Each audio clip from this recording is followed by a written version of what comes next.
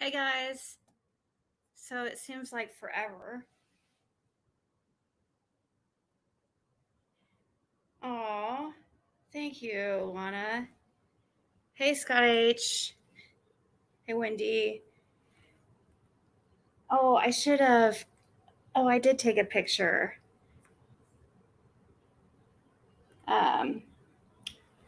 Wendy made me some little makeup bags. They're really cute. Let's say like getting Ziggy with it. Uh, Ziggy true crime and discussion. Ziggy's piggies. Yes, I'm live. And you guys, I am so sorry. Like, I guess I was not even paying attention to the calendar. And I just kind of lost track of yesterday being Taco Tuesday until today when until this afternoon, I'm like, oh shit, I missed Taco Tuesday. And totally didn't even realize it until like today. Hey, Julie. Is there an echo still? I have a fan on, but hold on. Let me turn it down, I guess. You didn't even notice? Yeah, because, yeah, nobody noticed. I guess. I'm surprised like nobody got a hold of me and it's like, hey, who are you having for? But I don't know. I guess I didn't really like check either to see if anybody really messaged me about it. I haven't been in Discord or anything. No echo. It was probably the fan.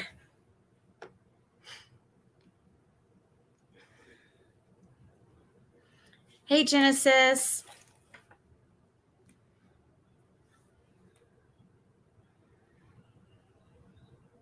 Just call it What Did I Miss Wednesday? Hey, Lip Block. Oh, shoot. Speaking of, I think. Hold on.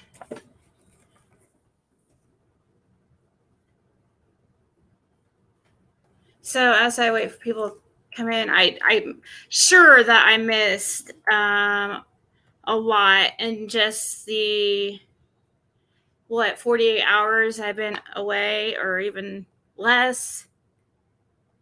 Let's see. I'm checking something on my PayPal real quick.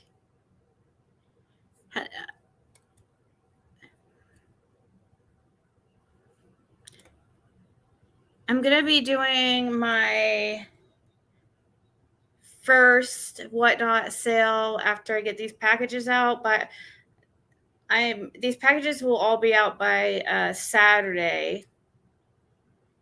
But I want to get that done first before I, focus on having to get any more packages ready. Then I can move forward. I need an address for Skilo. I have Danita's and I have Matt's address. So just Danita. And let's see.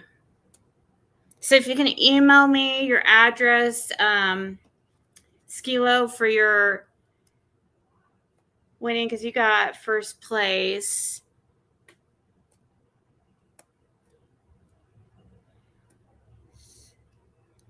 Let's see, today's the 20th. Okay.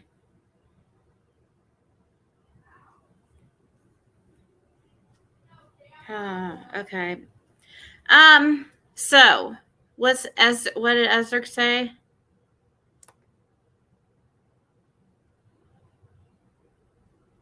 Are you serious? Almost ran down the street pulling your hair and screaming from Ziggy withdrawal. Hey, I noticed that there's like the reason why I didn't go on like an hour ago is because there's a few people on, so I got tired of waiting though, because I figured I'd probably be going to sleep early tonight. But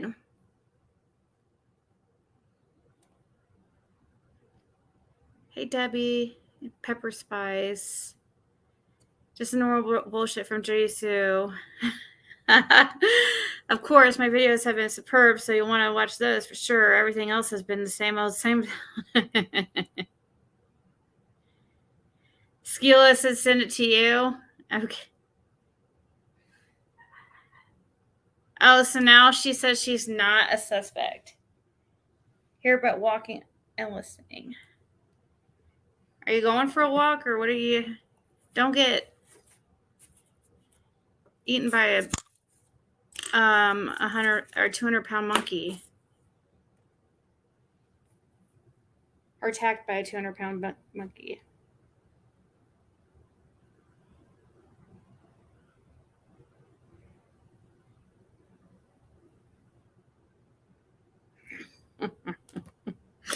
Oh, sorry. Walker.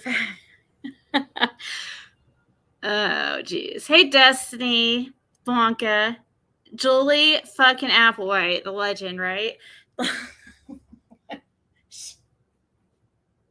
Poor Julie has to deal with us crazy like ladies. Like she's one of the only normal ones of the bunch.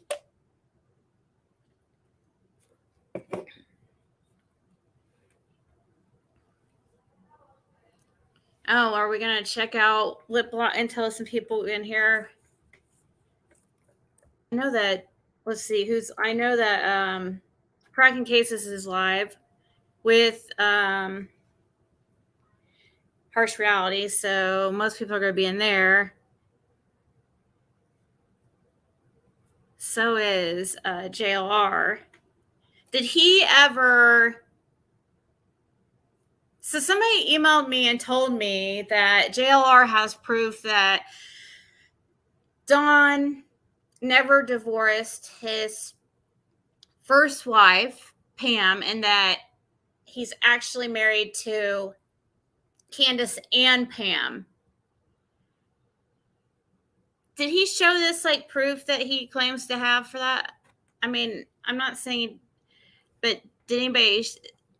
I swear I could probably find where the divorce is right this second, because I'm pretty sure I found it at one point, but I haven't checked since I heard that whole thing. But I think I know where to find the divorce if this is actually correct. Yeah, Sky, you were entered though. We did figure though, if you ran it or if you won like one of the spots, that you would be telling them to, or doing a spin or giving it to somebody. There was a lot of skincare in there though. Small and Cracking Cases when you come on. It's a good live, but I miss Ziggy so much I had to come over here. Aww. Hey, with Cracking Cases, I was watching over there a little bit too.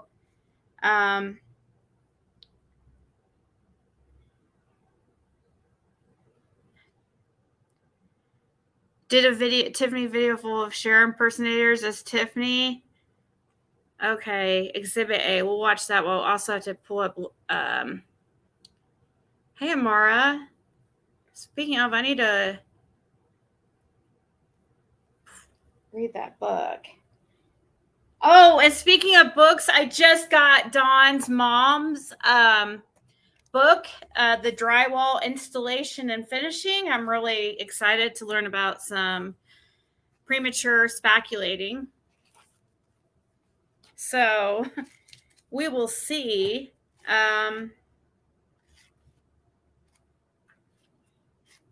Thank you so much to I don't even think she really talks here in chat. I thought she was a guy for the longest time because her username, but I think it's like unit 649. I don't think she talks much in the chat, but thank you so much, because she said it was creeping her out, so it was kind of like a Ouija board. She had to give it away. So I guess I have the evil object now, I suppose. It's I haven't had much a chance to read it, except I did read the preface, I think, preface or whatever, however you say it. Now, where it says that she's a veteran, was she actually in the military? I think that's a new one. When she says she's a veteran of 23 years experience. Okay, hold on. Let me read her little preface thing, or however you say the word.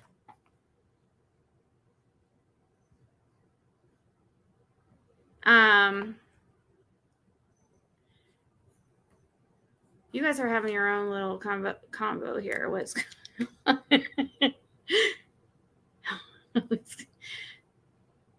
Yes, every day I'm spackling. Yeah. Saw that JLR video, but I didn't see proof really. Yeah, I will pull that up. Actually, let me take a note here on my little post-it notes, because now we take notes again like grandmas. Wow, that's what my grandma did anyways. All right. Because I'll forget, because I want to. Okay, first of all, first on the agenda, premature speculation. Second. Now, what did I get the pin out? See, this is why I have to write notes. I'm not even joking.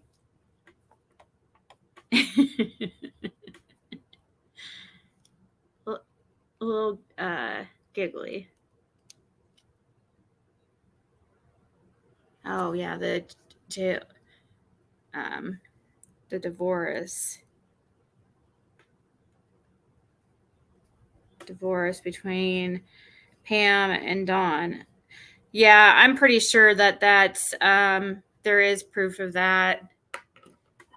Otherwise, I would have totally been thinking for sure. I mean, honestly, like if I didn't think, I'm pretty sure that I saw it, which I'm going to check here in a few, but I'm pretty sure like I'm at like 90% that I did see some court documents on that divorce.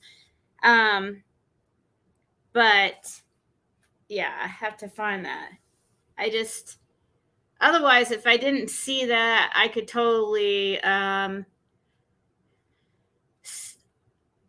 mean, I'm like the one that's always saying how I believe that in Don's family,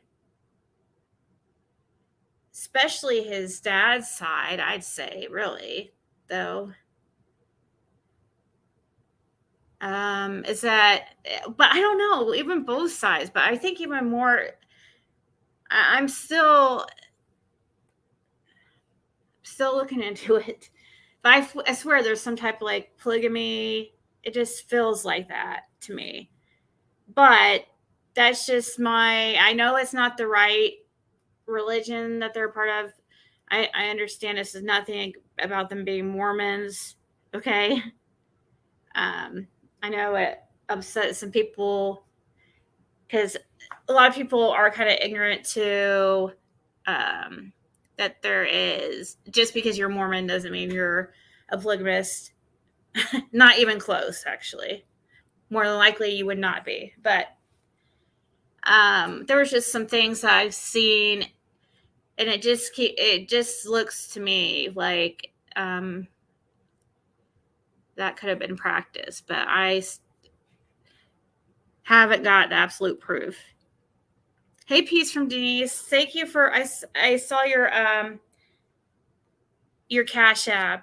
Did you send me your address? Did everybody make sure that I have your address for your products. Oh, did she send a message through? I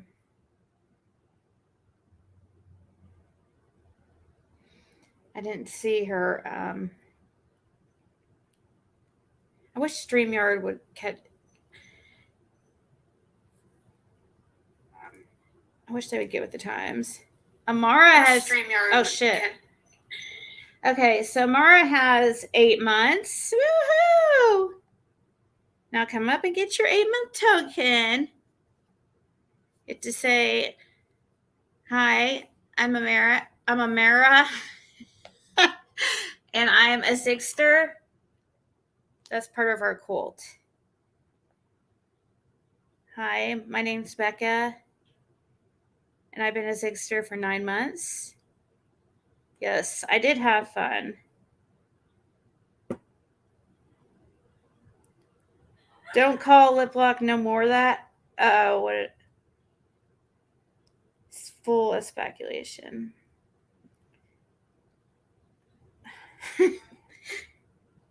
Hi, I'm TJ Coffee, and I've been a Zigster for 7 months. Oh gosh, that guy, he's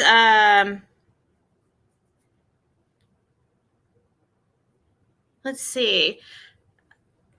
I'm getting an email that's saying people are blocked. Oh my gosh, now you guys are gonna all put your I'm not gonna do okay. Scotty, I mean I'm glad you guys are loud and proud Zigsters, but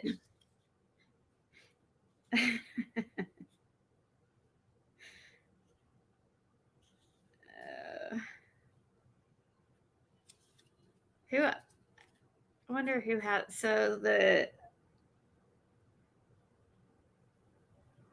how many what's the most months that we've had? I think 8 months or 9 months. Becca, wow.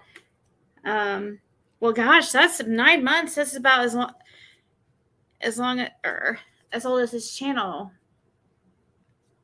Not quite.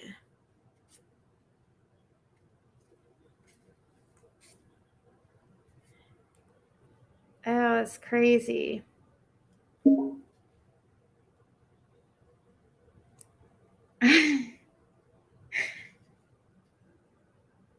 Nine months, is that the most anybody has? I don't know. I had my monetization like right. I was qualified like pretty much right away, like within the first week, but it takes them a while to catch up. So let's see, that was September. I would say for October, people would have been able to get memberships. I would guess. So that means like for 10 months, that's probably the longest anybody has.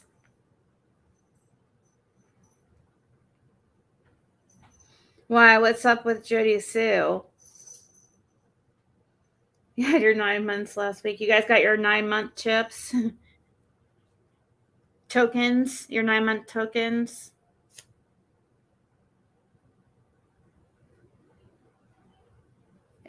It's more important than a birthday.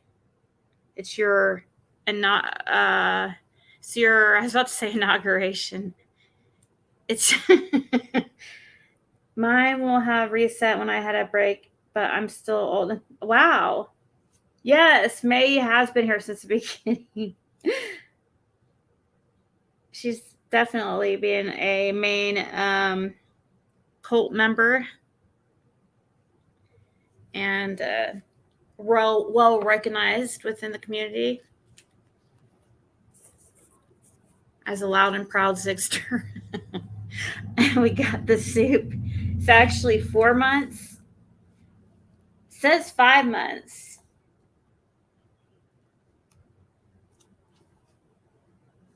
And yeah, for some reason they're not saying the right amount of time on them. Got a new phone today. Oh, somebody. Well, I have your address. No. As I say, somebody got you something in the sale, but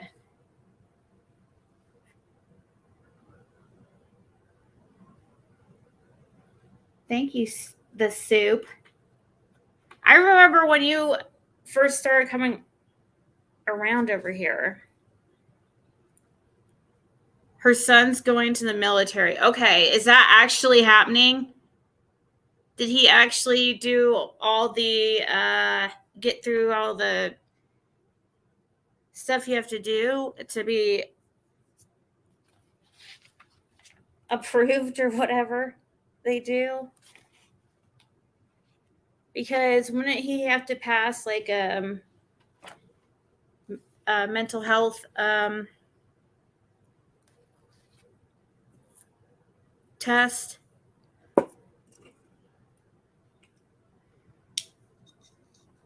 Oh, rouse up. Yeah, she did. Cindy did get you shoes. So I finally found the shoes that I thought Cindy had been looking for this whole time, and then I showed her, and she's like, not my size. It's like, oh, I thought you.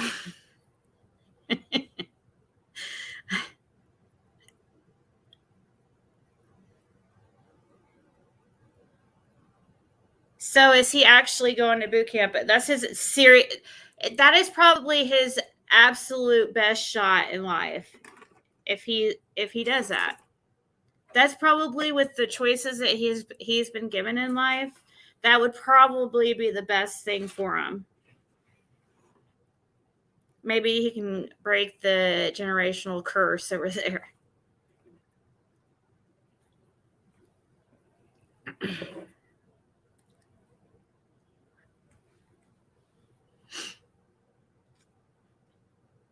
So yeah, I have this book made by Karen Goad, which is Donwell's mom, and thank you so much to the subscriber that sent it to me. Oh, shoot. I'm glad you got in, Brittany. I'm sorry, because now I just saw that email. I went to go check. Yeah, you have to be logged into YouTube to chat. For some reason, when subscribers only mode is on, it causes issues for people sometimes. That's the thing that sucks about it, because like even certain subscribers aren't even able to chat. He saw a job that involved running through the forest and sneaking up on people and said, "Sign me up." Yeah. Jisoo is totally pissed at Sniffy. Oh, I did hear. Okay? I'm sorry, and this is no shade, but why is Tiffany all of a sudden? I've noticed a pattern with her. Every time that she has a fallout with somebody, like that person suddenly is all bad. You know what I mean? Like, and she has material for days to go on and on about that person, because all of a sudden, when they piss her off or they are no use to her anymore, they suddenly are all bad. And she then goes around like shouting from the rooftops everything that people have been trying to tell her for so many months, and that she's been arguing for Jody Sue and is supportive, and now she's completely the opposite. She just completely changes. It's not her still standing up for what she believed Jody Sue was treated unfairly on. It's just like an all or nothing type person.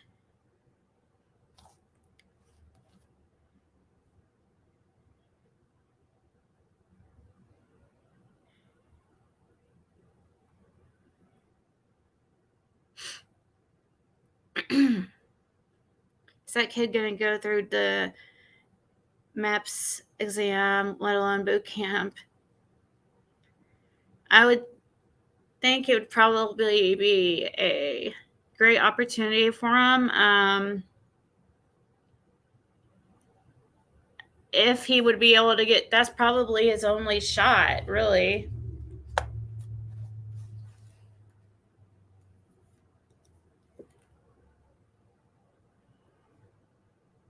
Oh, is she still live?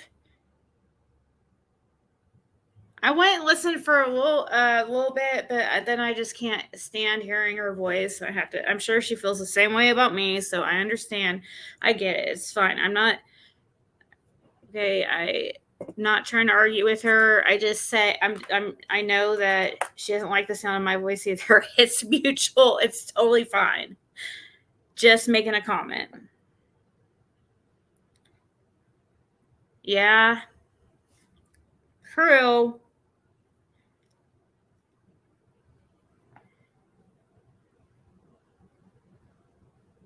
I guess that is kind of true, but it just seemed like to me that um, Tiffany was really, really going hard. Like, but that's true. I mean, it does. It's not just like Tiffany that's done stuff like that for sure. Hey, Dara. Hey, electronic medium. First time she heard it. Now she gets to listen to it again.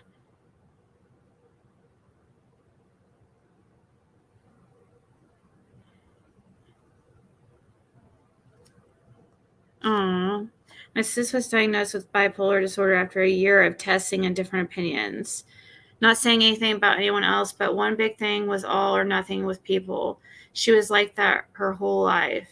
Oh, really? Is that bipolar or is that borderline? Borderline, you mean? I'm guessing not BPD. That right? Yeah, that'd be borderline. Bipolar disorder would just be BD, I think.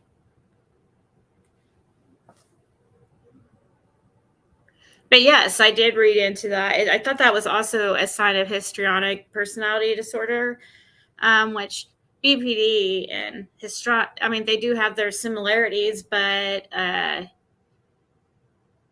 I only know this because these are things that came up during the Johnny Depp Amber Heard trial, and we heard a lot about histrionic and personality disorder, and also borderline personality disorder came up kind of a couple times. Get him out of time. Tell me this is his decision, but I'm obsessed with everyone potentially. Right? Some people are worried about that. That maybe this is him trying to get away or something.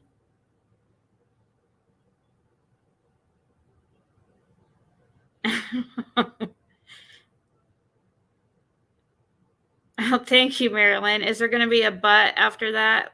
Is there a big but? But I listen, Ziggy, I love you, and I don't judge you either. But that's what I feel like I'm waiting for. Did any of you watch Leave It to Beaver reruns as a kid like me? Wally Tony Doe passed away today. Oh gosh, I wouldn't even know who that is. Oh, Amika Cream, yeah. I'll look who that is here in a second. Leave It to Beaver. She said, "Hell no, there's no buts."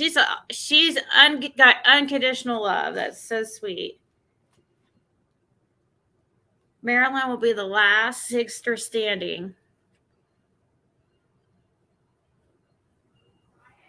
Way too young for what? Oh, Leave It to Beaver.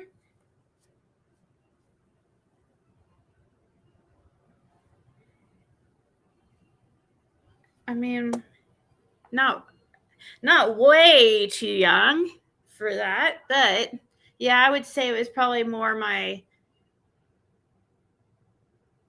the generation.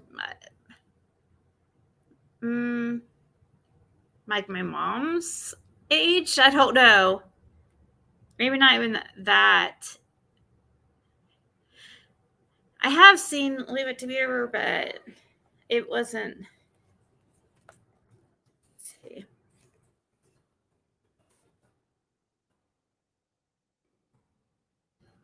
Oh wait, maybe I haven't.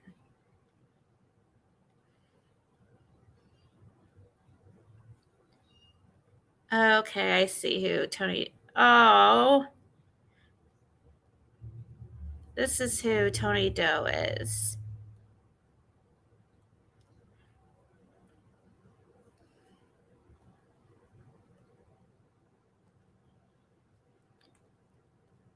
Okay. Tony Dow.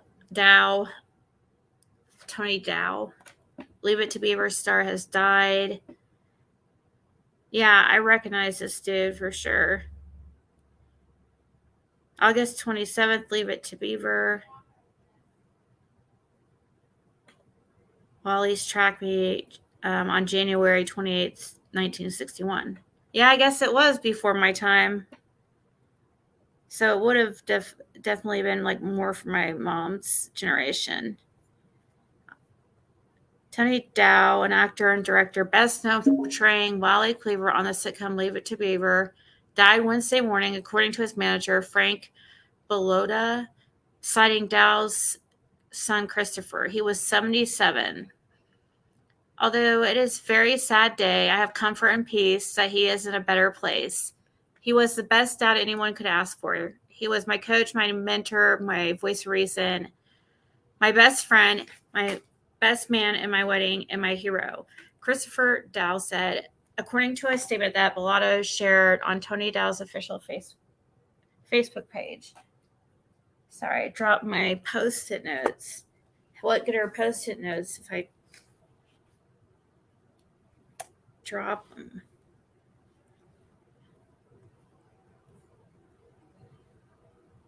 Wow, news of the actor's passing comes one day after a premature announcement of his death.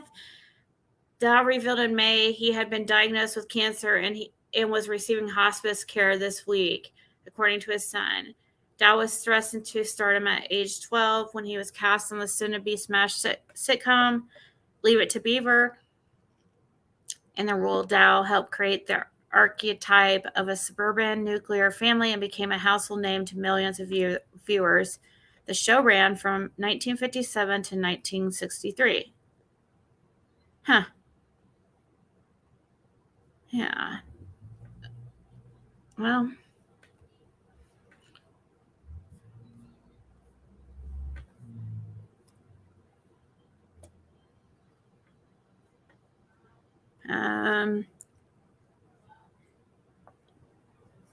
what's awkward? Oh, shoot. They embalm people to make sure you're dead. What?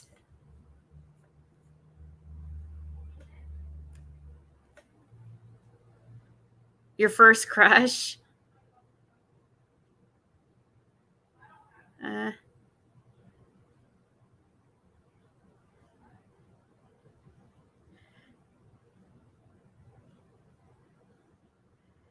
they said he was dead, then said he was in respite, then said he is dead again.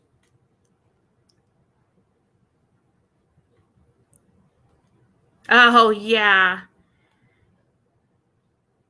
BPD or I Love You, I Hate You. This is a great book. There's a great book called I Love or I Hate You, Don't Leave Me, explains a lot.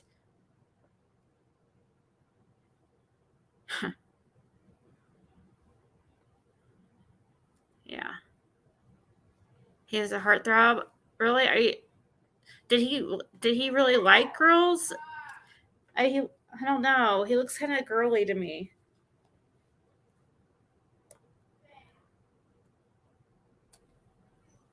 Um, my three sons. No.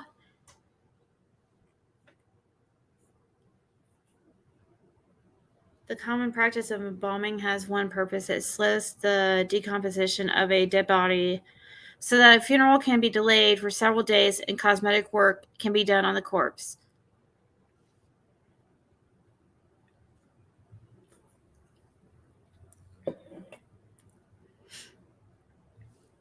They all look like that back then?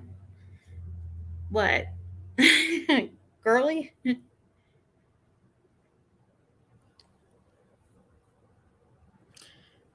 Everyone was throwing out histrionic personality disorders on everyone after that. Oh, on everyone's prescriptions?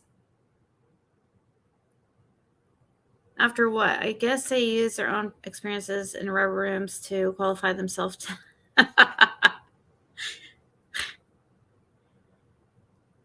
Remember when one of my sons would bring home my friend, and some of them would say, "We have an Eddie Haskell on our hands," and my boys would be like, "Who?" Aw.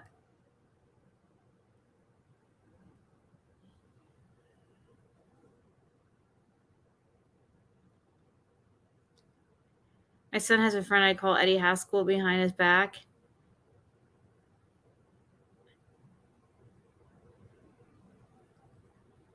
Yes, I knew who James Dean is, and he's girly looking too.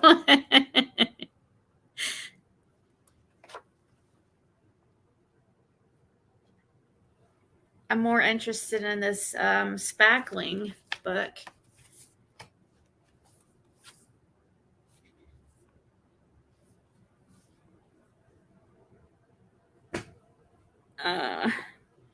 You despise Eddie Haskell.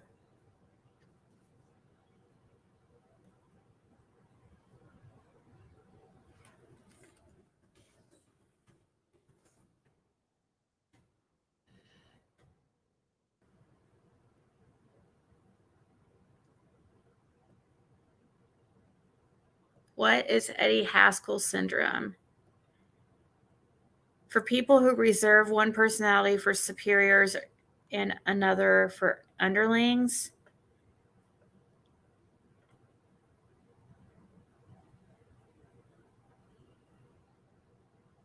Eddie Haskell is one of the best archetype television characters ever created.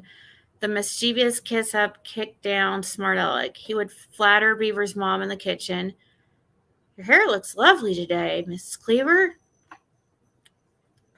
Then go upstairs and verbally abuse Beaver. He was always over solicitous to adults who invariably saw through him, but once the adults were out of sight, calculated which of his peers could help him, and so it paid to be nice to, which weren't worth the effort. Everyone has encountered someone like that.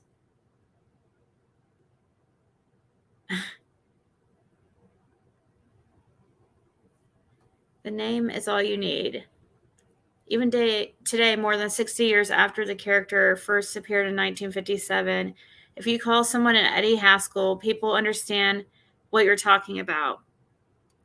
The Weasley character in The Office or the suck up in school. In the history of television, how many archetypal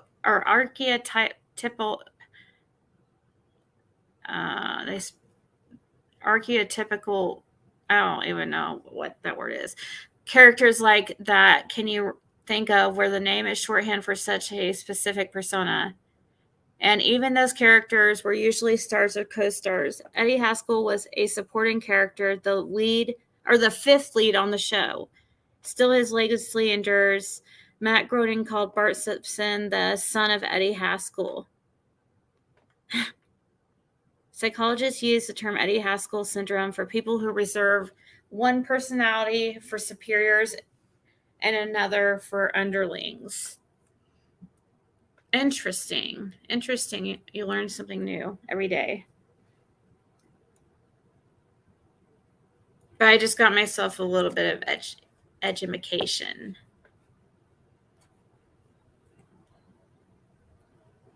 Because I didn't really know that.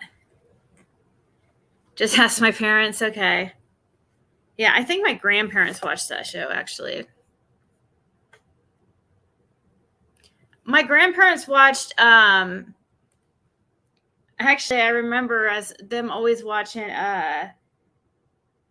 The golden years and MASH. Golden years and MASH. Oh, and Tim the Toolman Taylor, that show. And yeah, and I remember my grandma did not like Tim Allen. She did not think, she was very traditional, and she didn't think he was good.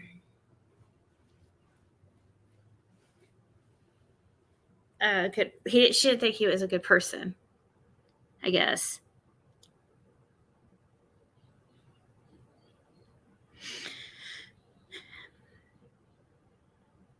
Lawrence Welk, I hated that show. Never heard it. The Wonder Years. Yes, you don't know what the Wonder Years are, or not the Wonder Years. What's the Golden Years? Whatever that show is. Did I say the Wonder Years? I meant the Golden Years or whatever. Oh my god.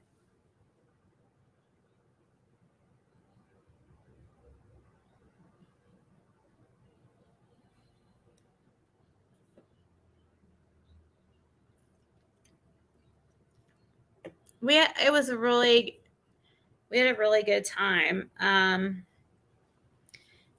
Never, the hot tub didn't work the whole time, but I got, like, supposedly they refunded half my money. I don't know. I didn't go check.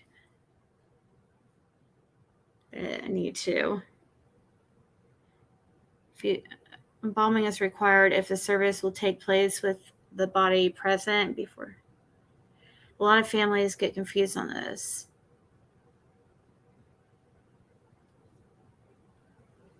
Nine 210 Melrose Place, Golden Girls, or Golden Girls, whatever. I don't know.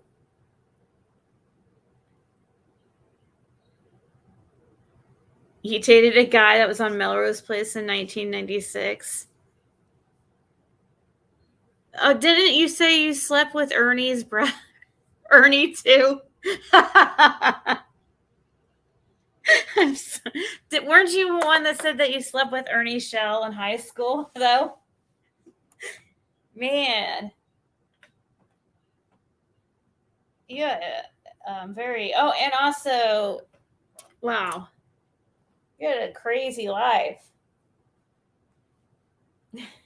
She said I did. Oh, it's funny. She's shouting from the roof. She's loud and proud. Like, she's not ashamed.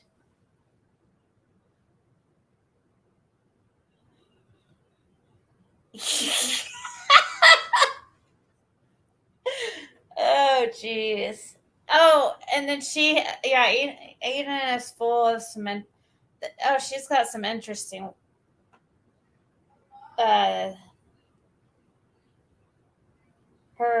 One of her relatives, I won't say who because, or no, maybe I won't say it because I actually, never mind. I better not say it because I think she might have got hate for it from some people, so I better not. I don't think she wants. Never mind. Scratch that. I was going to tell you guys another story or another situation that happened to her a while back, but I think she was trying to separate herself from it.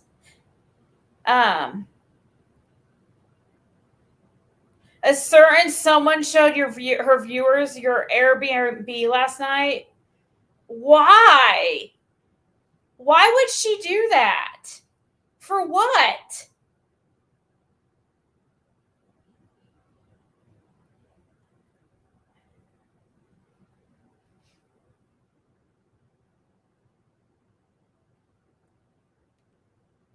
Why would she do that? It's so creepy.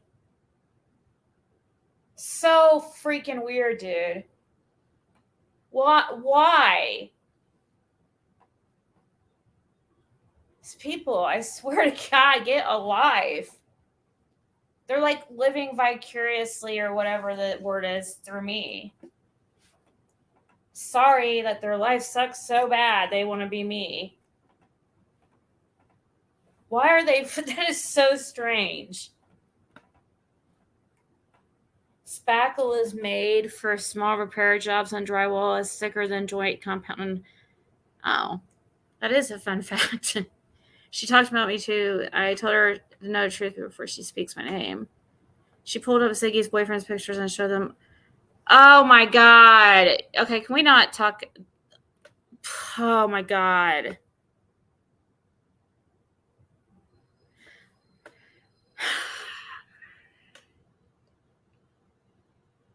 Yeah, and I shouldn't even be talking about it right now because, like, if I do, then it's gonna just add more fuel. Like, I've been doing good, just ignoring it.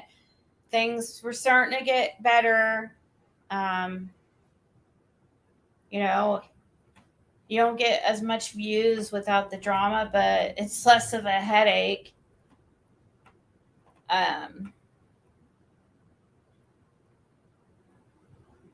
I don't mind a little bit of the drama. These people go like beyond anything I've ever heard in my life. Like, who talks about the same person who is really not that interesting for 8 months every day? Like, that just is so weird.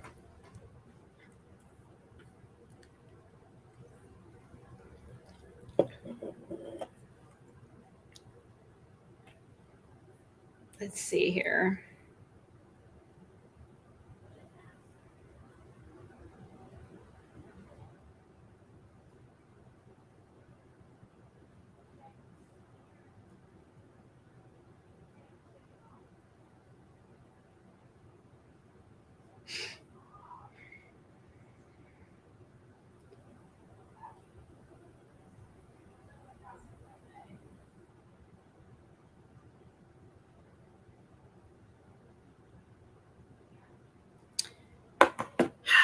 Why do we need to learn about spackle?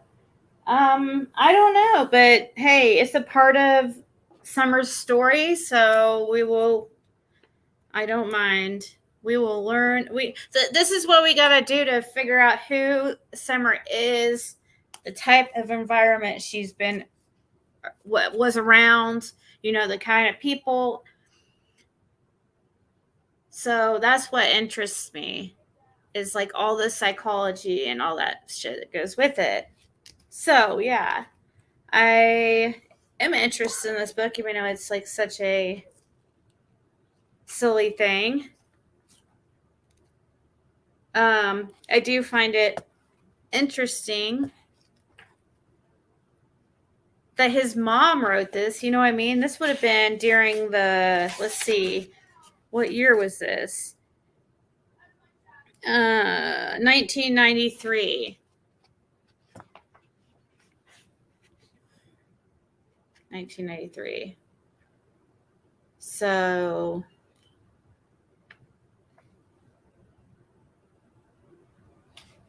did she graduate from a college? I found a Karen Wells that went to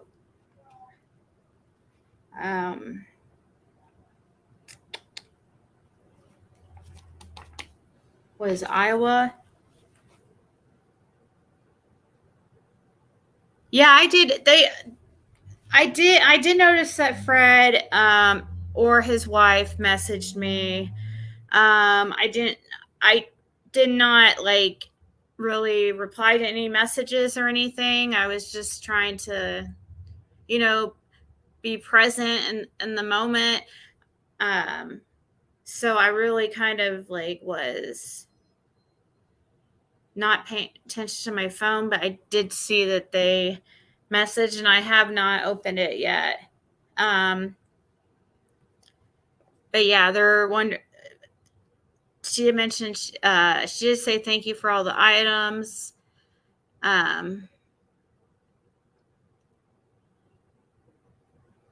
Then I saw something where she's mentioned about the phones. Because I'm like, because I did get those. I was thinking about getting them phones, and I did get them. And then I started thinking, should I? So I kind of never sent them. I have them right here. I'm like thinking, should I do it? Should I not? I feel like I should have to because I told him, I was, but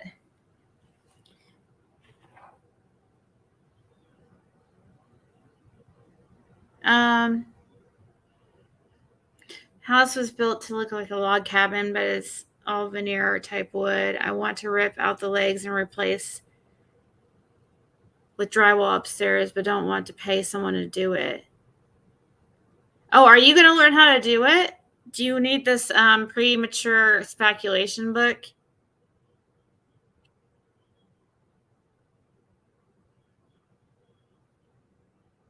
If you can learn to premature speculate, then maybe you can do it yourself.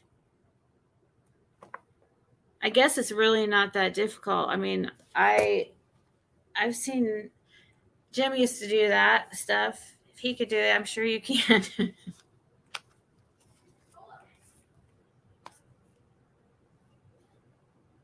Makes you wonder why Dawn Wells' mom didn't have her own. Right. It does. It makes me wonder too, like, this girl, she's got like talent, right? Why is she over on Ben Hill Road? That's what's not adding up to me.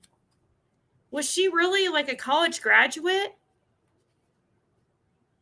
In her day of time, like it wasn't really a thing for women to have college degrees, really. And then she's on Ben Hill Road.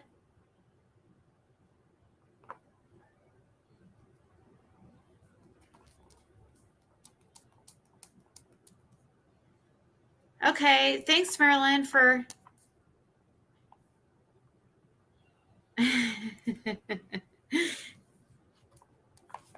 Well, you go give them a bunch of shit. Then, well, if it will be, who knows? We might still be here. I don't know. It's cutting the sheets.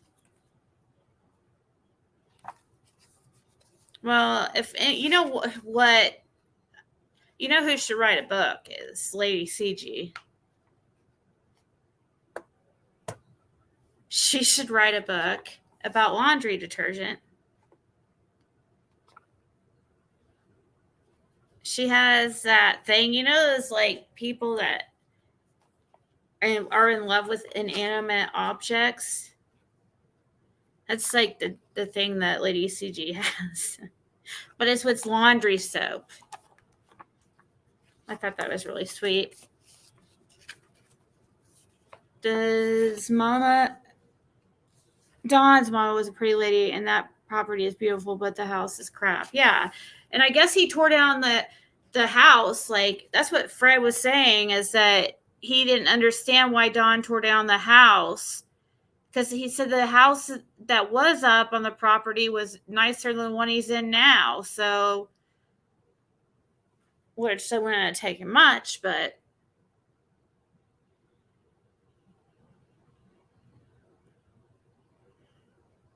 really,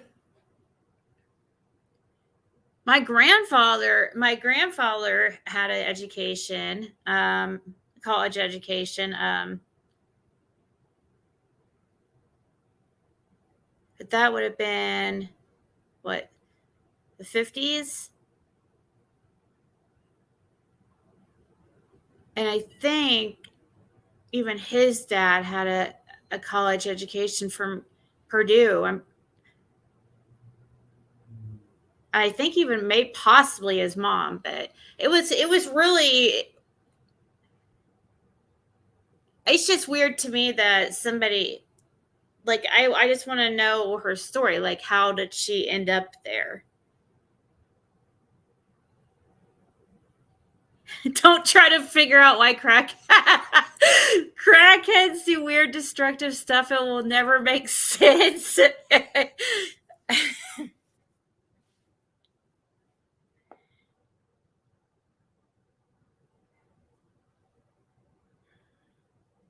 Strange love. You know all about it. That's your thing you have.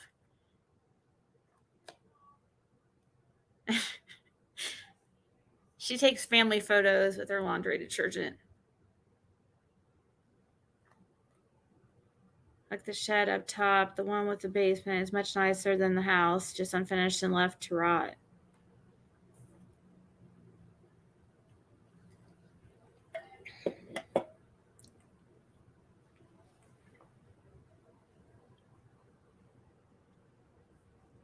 He managed a grocery. Aww. Exactly. It's huge. That's exactly what I was gonna say. Eden knows her drugs. She knows her drug symptoms or the consequences of certain drugs. I was gonna say, to me, destructive behavior, that would be like a meth head over a crackhead. Because meth heads, like, they take stuff apart, and sometimes, they'll put them back together, because their mind's just so focused at that time. They'll put it back together if they are still high by the time they got it already taken apart. As if they could figure it out. But yeah, crackheads just they're always looking out the window and paranoid. And picking through the carpets.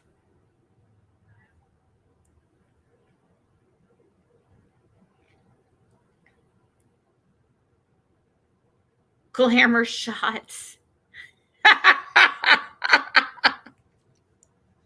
It was glamour shots you took with the laundry detergent. What? Oh, Lady CG cracks me up. Exactly. That's the thing. It's like, it sucked because it is, but it's so true. When I was spending all that time, like, getting, going towards that bachelor's and stuff, I can't believe it. I was working on that since 2017, but I can't believe I just stopped that. I mean, I can always go back, I guess, but then I started thinking it would just get discouraging because I'm like, man, I'm spending all my time on this and I'm putting off other things in my life to get this degree. I did get the associates, but at my age, is it really at my age and at this point in time,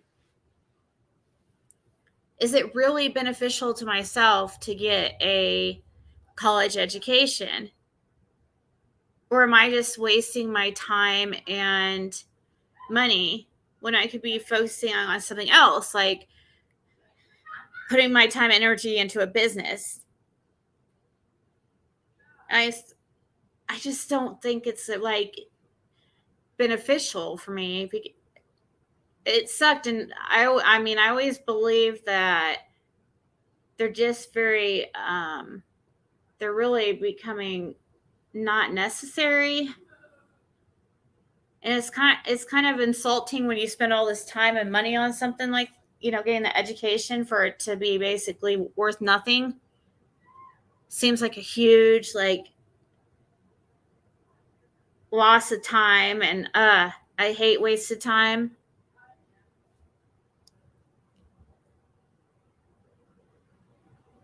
It is a great accomplishment. I thought that's what I was going for. I've literally got like 20 credits left to get.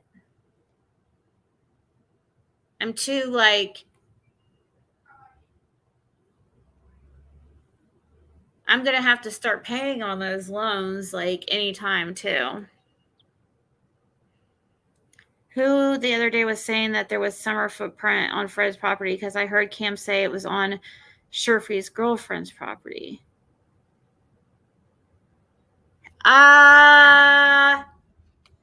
Who was saying that?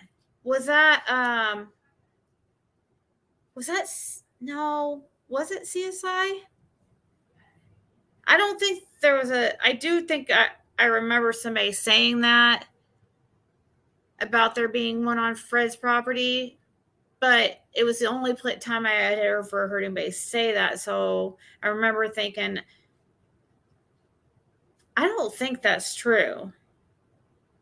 And it does bother me, like, why the dogs sit over there.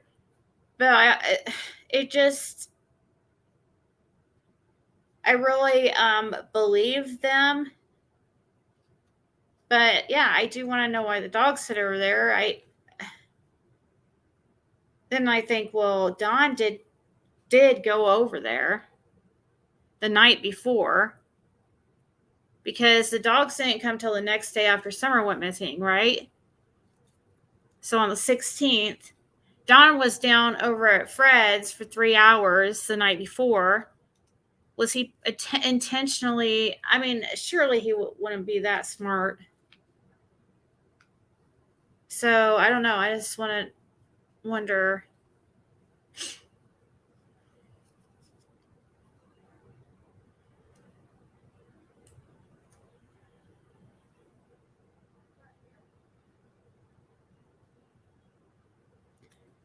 Yeah, learn something and just be good at it. Learn one thing and just master that skill. That's what I'm trying to get my daughter. Like, I'm trying to get her excited into learning how to, like, make money, how to run a business. I'm trying to get her to want to, actually work with me, and where she would be paid, but that way she could learn at the same time. But I'm not going to pay her for her to just, she won't. Basically, I don't care if she gets a college degree, but she needs some type of skill. Something she's going to focus on. You can always fall back on it. It looks great on a resume. Interestingly, my daughter only has a high school degree, but she makes nearly $150K. Aww. Well, as long as she's happy, to me, that's like the most, that's worth, I mean, I've never, I think it was because growing up and seeing what I saw, like, in my family, I found it kind of like, that's just, I mean, that was their thing. That's what drove them, was, being successful financially or whatever. But it's important, but I don't live to work, you know what I mean? So I'm going to work to live, but I'm not living to work. That's why I really hope to never have to. I just don't like working for somebody else.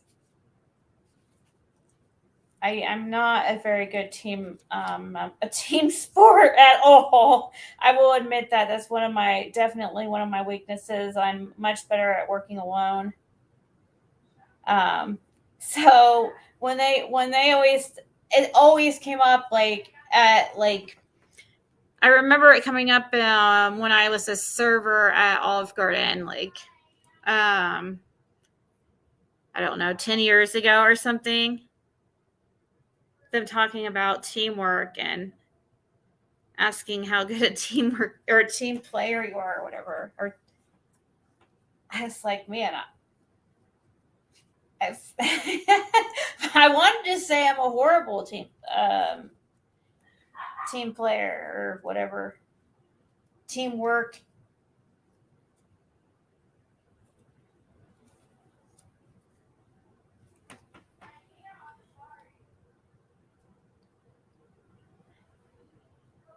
Yeah, but that's good that he retired at 50 though. See, that makes it worth it where he's still, see, that's the thing. My dad was so frugal growing up, okay?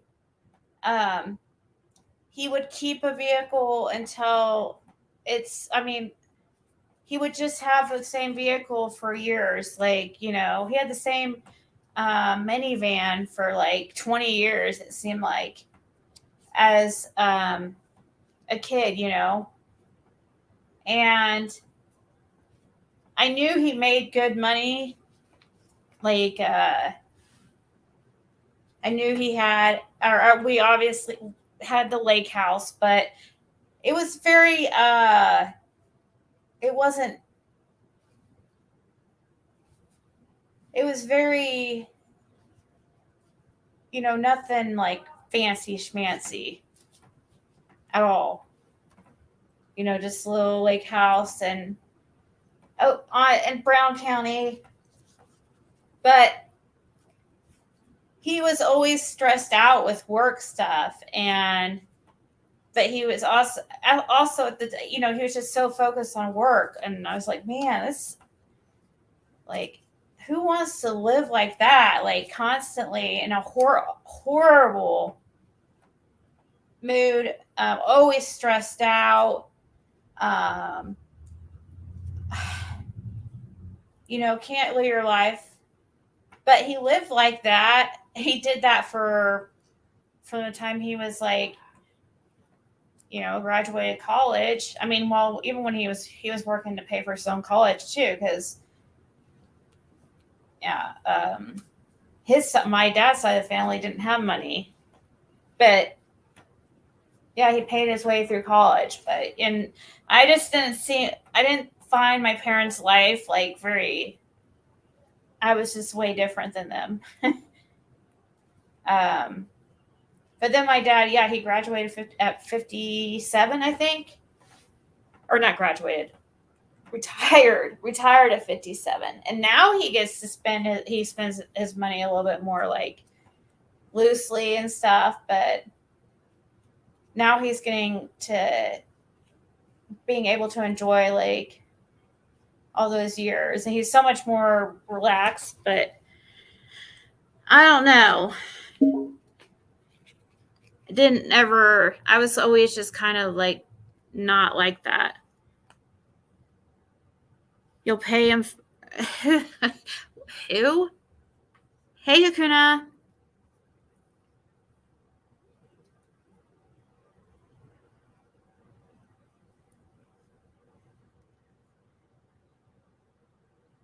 No, I think it's obvious that money does not equal happiness. Look at all the people who do have money or seem to have it all that,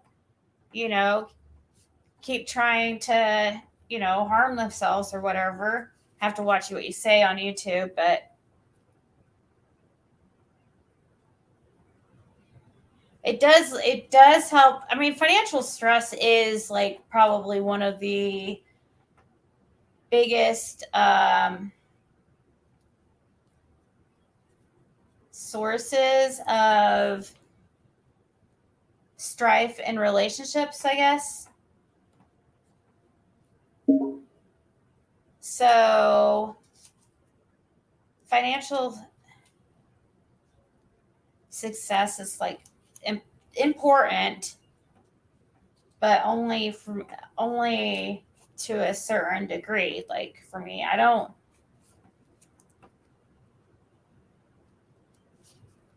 It's not to buy more stuff. It's weird, but it truly is to help other people. I want to be able to give more.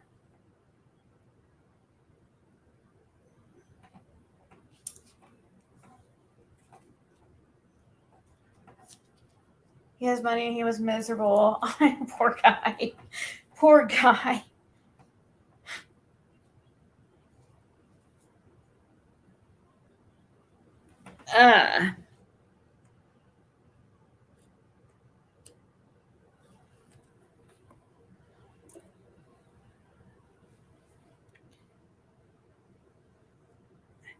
I would say, I'm definitely the minority in like a lot of my thoughts and that stuff. I understand.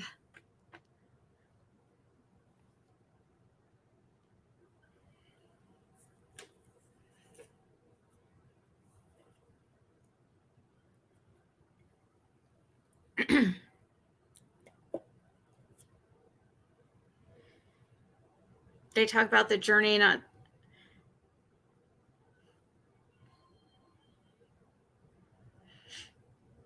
Yeah, it does give you a certain amount. Success does give you a certain amount of. It's kind of like the same. Releases the same type of hormones as addiction.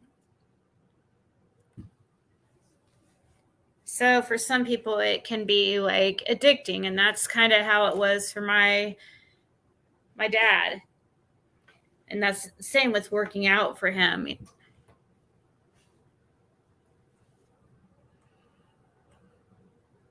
Hey, Cindy. Cindy, Bobendi, Banana Mana, Fofendi, Fee, Five, Fofendi, Cindy, Vet, Bobet, Fabana, Fina, Fofet, Me, My, Moment. As long as my bills are paid, my kids and grandson are happy and healthy, we all have. Yeah. Like sometimes I can't.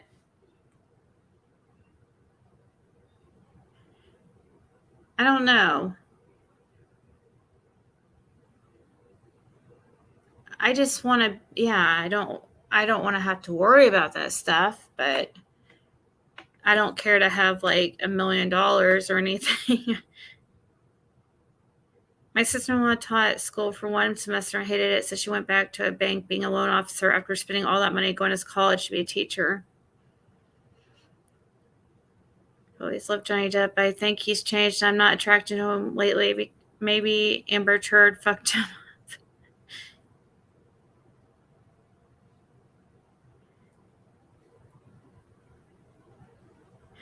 Health matters the most. Yep. If you don't have good health, then you can't enjoy the other things. Raised 4 kids. We're always strapped. We did buy homes. Always had nice cars and a couple vacations per year. And now we've downsized into a mobile home and a 55 and over, happy as can be. Mm-hmm.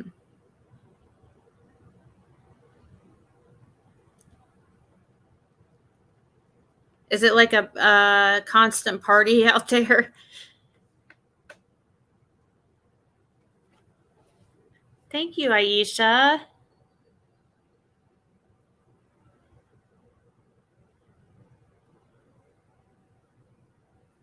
So sweet. Oh yeah, for sure, Jamie. I wouldn't give it all away, but I'm sure that I'd want to. I would first like definitely invest some of it. That would be definitely my first thing, and then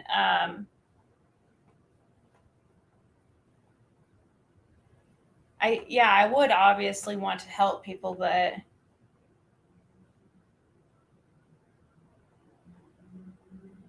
I'm gonna try to think of ideas on how to make it last longer. That's how I think. You can turn in a very small amount of money into more money. And it does take money to make money, unfortunately. You notice how it just becomes easier and easier for the rich to become richer and richer and richer.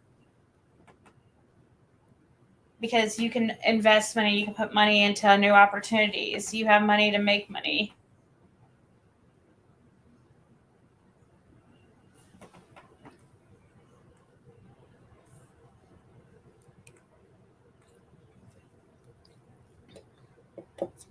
Lottery is up to 1 billion. Wow.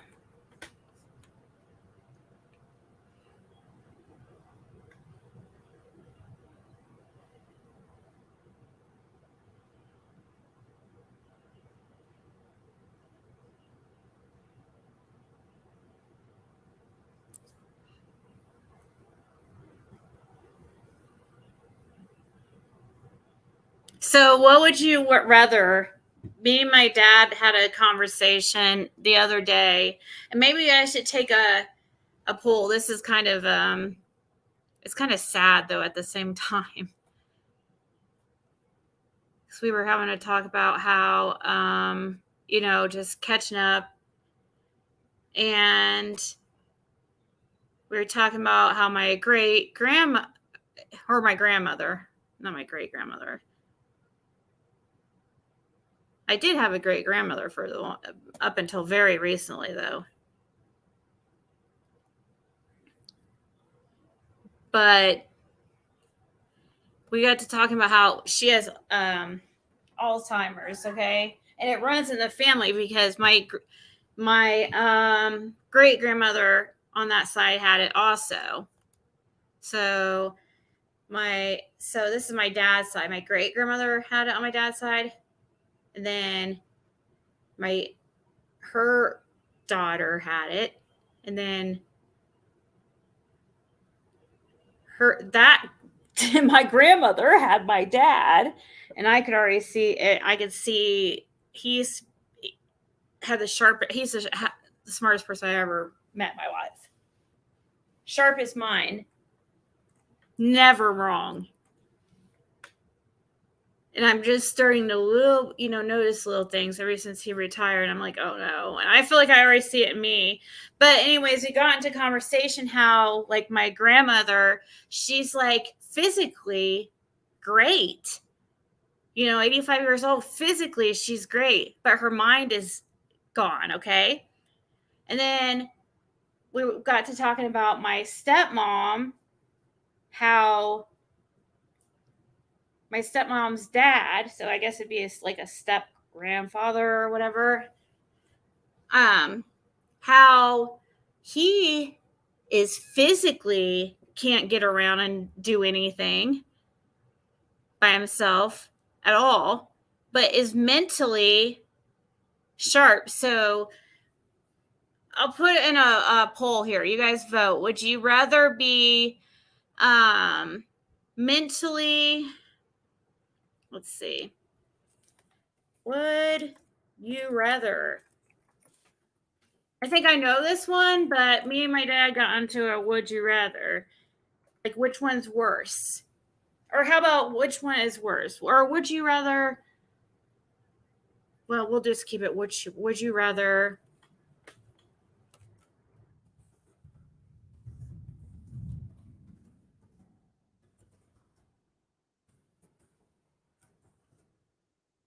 I'm trying to. So, would you rather have or I'm going to have to put this in simpler format. Would you rather lose mind, have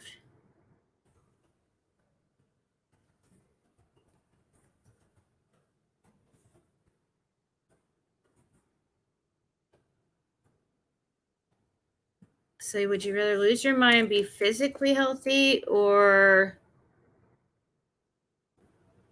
come on,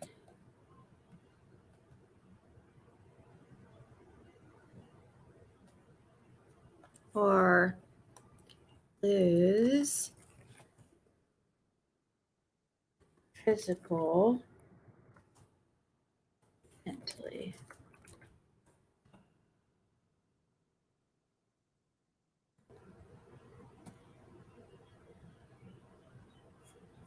So would you rather I think, well, I know what everybody would pick, but I'm just curious what you guys would pick.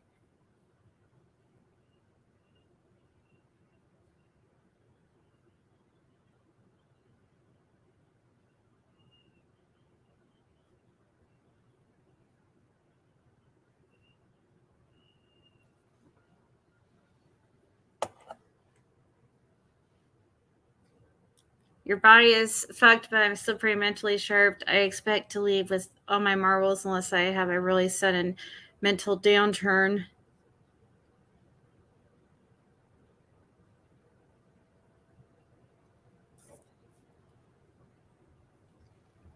Me personally, I would definitely rather lose my mind and get around great. For sure. Like, it would be horrible to be mentally sharp but not be able to move. But as long as if you lose your mind, then but you still physically get around, like you don't know what's going on, so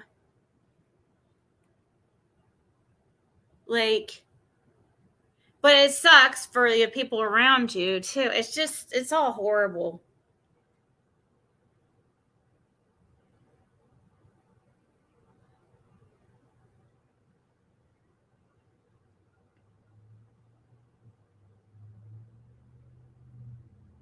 It is. I know. I'm really worried, like with my dad. It's gonna be horrible. Can you I just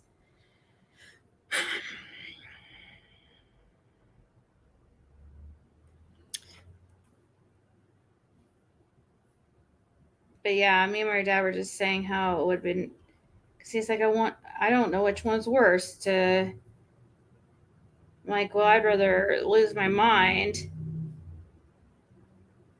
Here, let me show you guys. I was gonna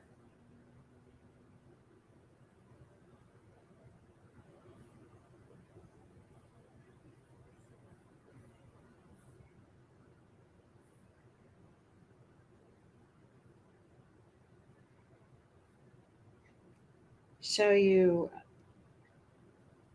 these makeup bag things that Wendy made.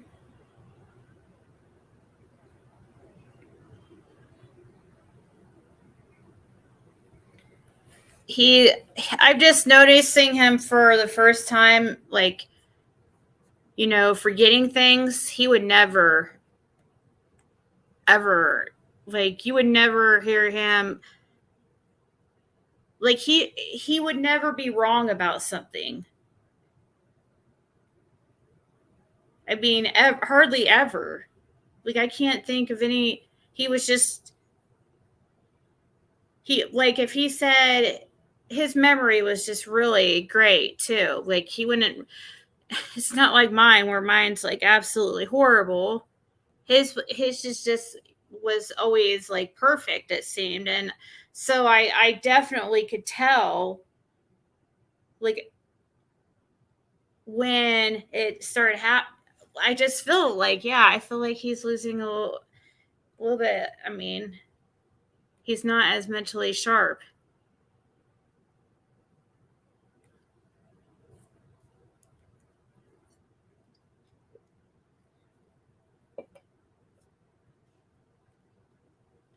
13 years dementia saying, but he died of lung cancer in our home on hospice. It was rough.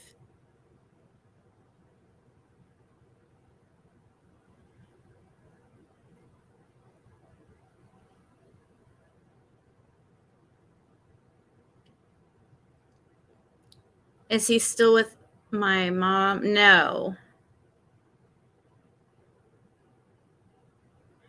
No, but he's with my stepmom, who's a great lady.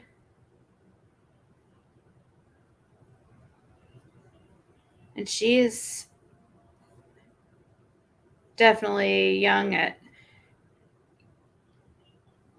are very healthy too. I mean, he's healthy. I just feel like he's not quite as sharp as he used to be.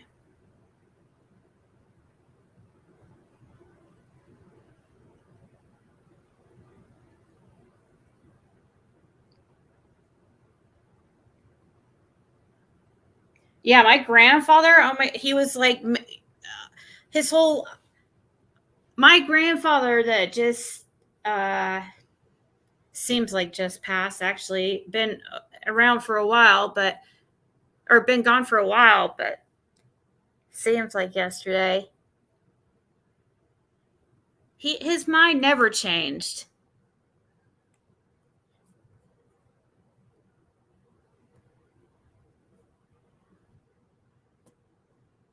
He was always as, let's see.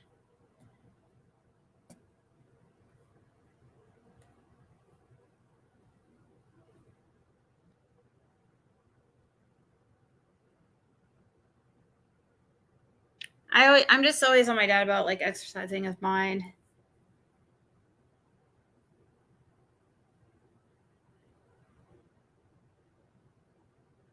Lady CG is very sharp.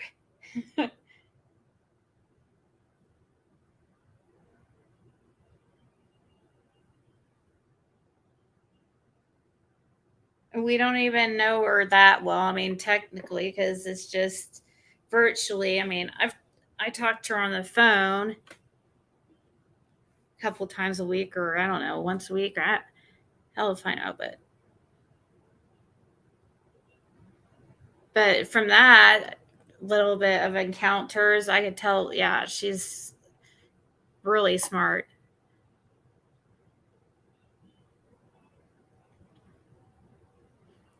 I put the bowl in the cabinet, left the container with food on the counter. Runs on both sides. We need to tickle our minds so they don't get lazy, even doing word puzzles.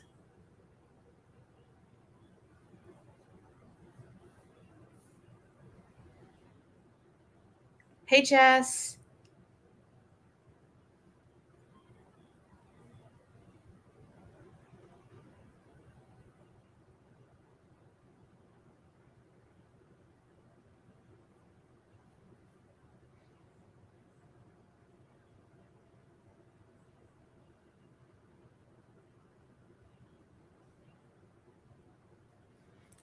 Was one of the greatest men I have known. I am so thankful his mind never changed. He's mine was sharp till the day he passed. Oh, I'm like I've I've always been kind of spacey. I mean, I am I guess book smart, I guess. Like it's weird talking about myself like that, but I am very, very, very airheadish. I know. It's okay, you can say it. I know it.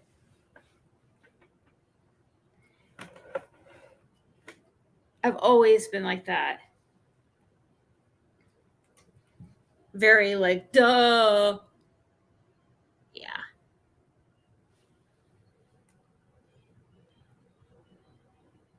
Sometimes I don't think about things before I say it.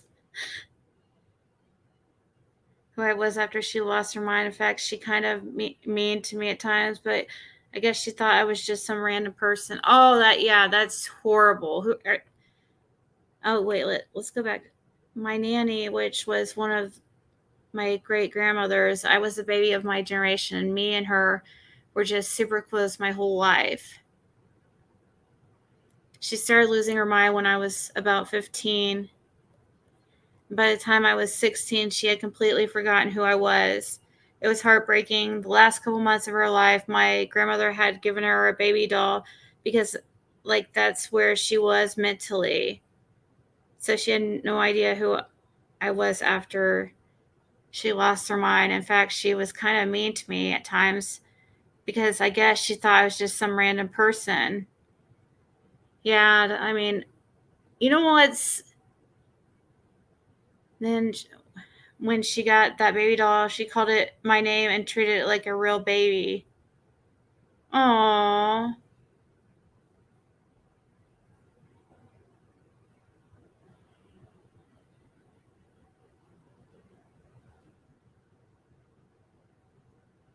Ziggy is incredibly smart, but second guesses herself and goes blank. I second guess myself a lot because I speak too soon. So I'm used to kind of having to backpedal because anything that comes to my mind, I'm saying it right then. And so sometimes like things are coming out and I don't even, before I even know like really what I'm saying. And then I have to like be like, is that right? And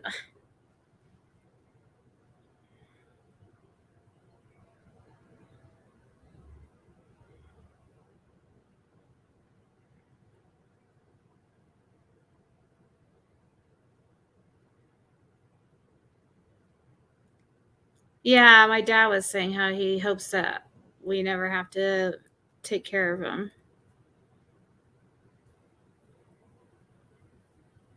I do.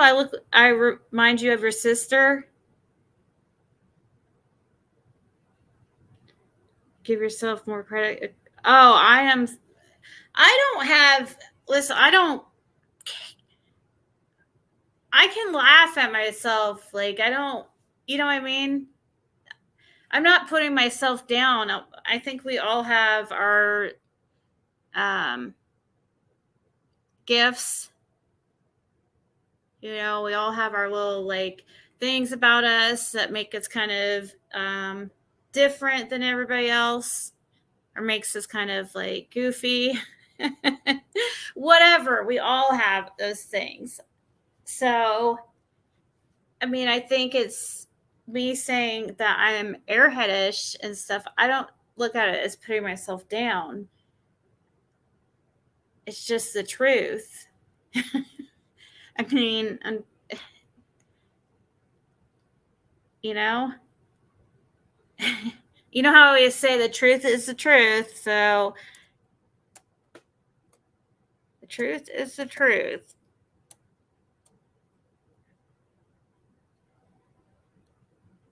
The universe robbed me when I was assigned to your uterus. Uterus? What? Oh my God. You shouldn't second guess yourself. You're so much. You're very intuitive. Yeah, I wish I did go. I wish I was able to go just by my intuition. If so, like my life probably would have worked out like way differently and way better and have a lot more going for me at the but I do always second guess myself and then I'm like, yeah, your intuition's I would say it's probably how it is for a lot of people, but I do have a I'm definitely able to tell like how somebody's feeling kind of.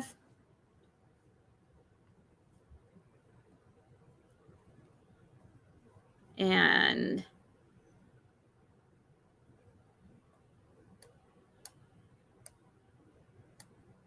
she couldn't remember who I was in her life, but then she thought that that baby doll was me and she would just pet that baby and worry about the baby. Oh,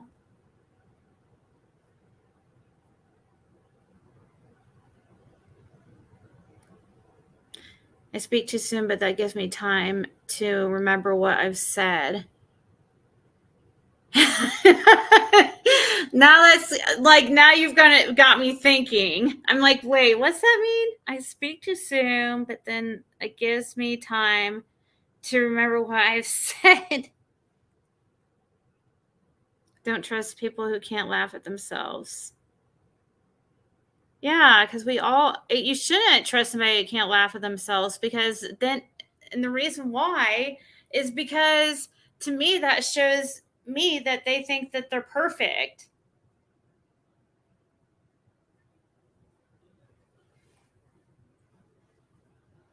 There shouldn't be any shame in being imperfect. It's because that's like everybody. I don't get it. But there is people that are like that can't laugh at themselves because they'd have to admit something being wrong with them when it's just not really anything wrong with you.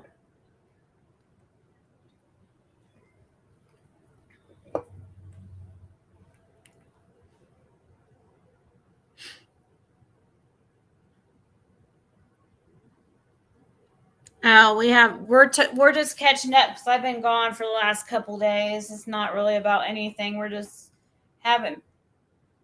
We were talking about dementia or Alzheimer's and stuff like that, but we're just kind of bullshitting. Died pretty early of awful illnesses. It was so hard. Thankfully, I'm one of the 6 who all took care of them until the end. I was robbed. They were only 74 and 75. Best parents ever.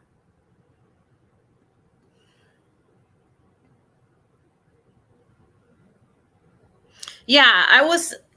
So, Brown Skittle, are you in here?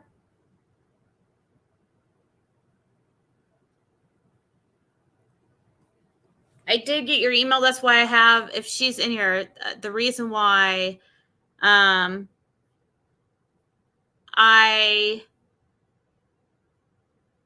have this live stream pulled up is because he goes over it. He pulled the 911 call right off of Broadcastify. Like, so the whole, not the whole 911 call. I'm sorry. He pulled it. He pulled off a certain gap of time.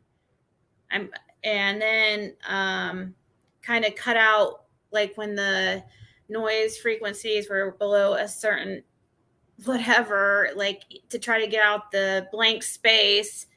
I don't know. He did a bunch of stuff with it, so you don't have to listen to like the whole thing. You know what I mean? But this is Gray, right? What's this channel again? Well, this one's so mean, allegedly. That's with Gray Hughes and Chasing Truth. Do they still do videos together?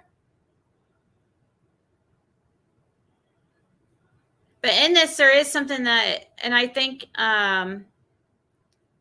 it was interesting why Brown Skittles sent it to me.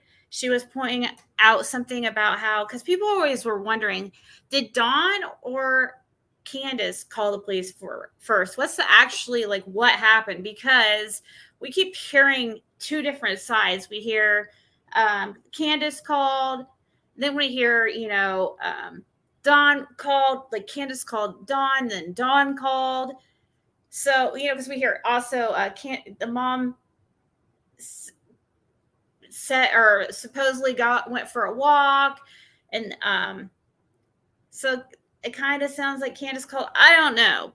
People go back and forth, but there was something in the call that makes it pretty much shows who actually made the call first. It actually tells us right in the call, really, if we go by this dispatcher. Does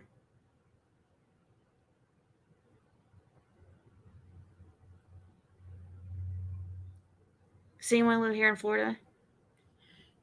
Yeah, we could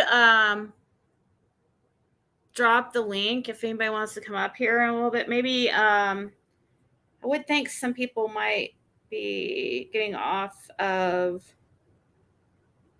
their live soon, and probably will have more people coming in. It's the most heartbreaking thing since you guys are group moms.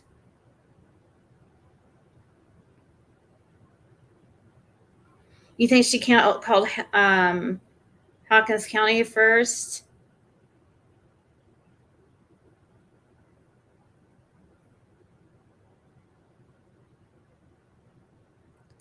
It is 9:53 p.m. Eastern Standard Time.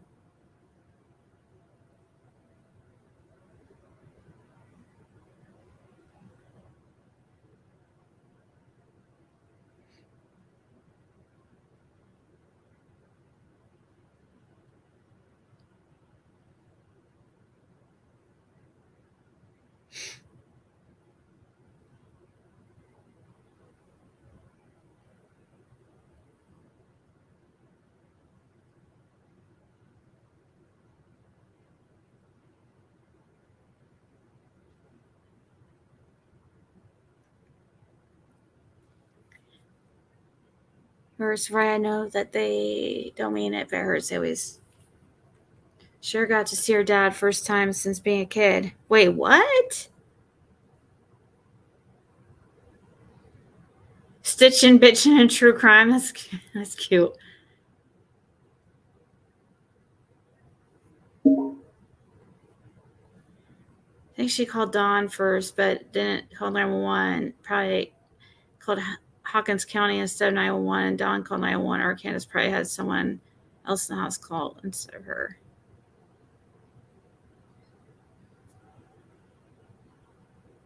Yeah, I guess technically, even though no matter what this dispatcher says on here, I guess technically they both could have called like pretty close to the same time.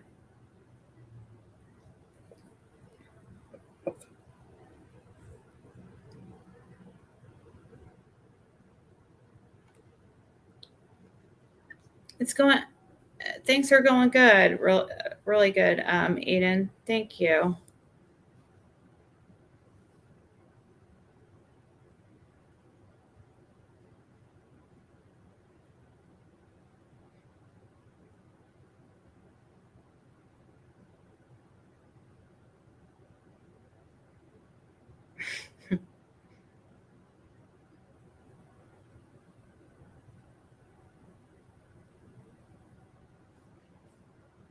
Tell us more about your.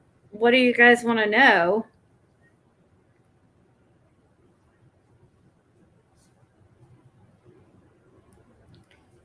Um,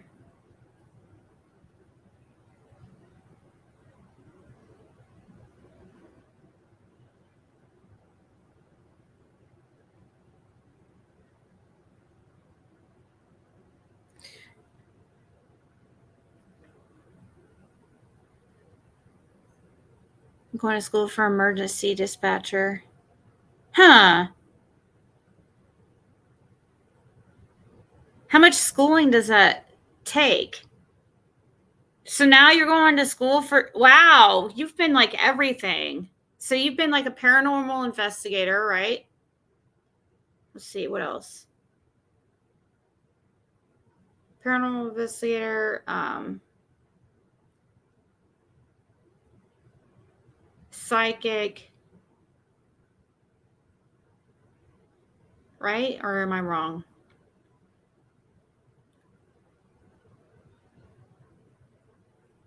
Ziggy is back to being Ziggy. Yeah. Brian Fair. I don't know who that is. I'll have to just look it up.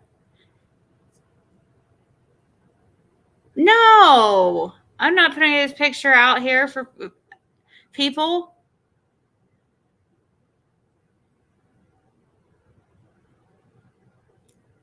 Yeah, that is true. They sometimes don't repeat the right stories.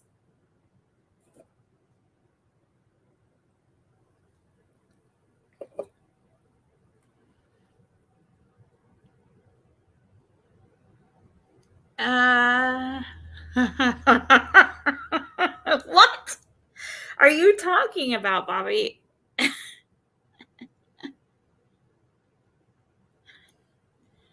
Is he? Oh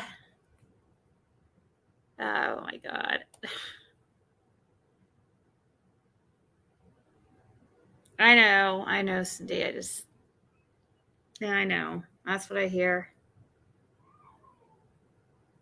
But so you could get a job with law enforcement doing forensic genealogy. She's been on a roll lately.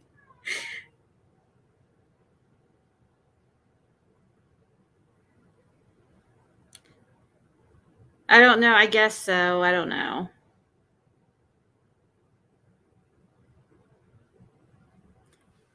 I mean, I'm really. I guess my life is so exciting. It's like a reality show for them. I'm very honored. Um, but I should get paid or something. If I'm going to be the star of their show and they're going to make money off my life, then I would like a little bit of a cut, please.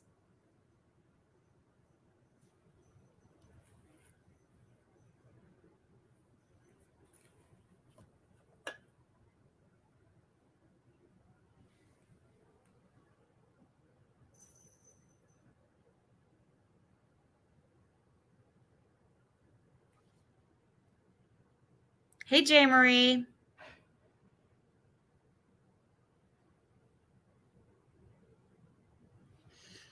I don't know. I think he probably passed out.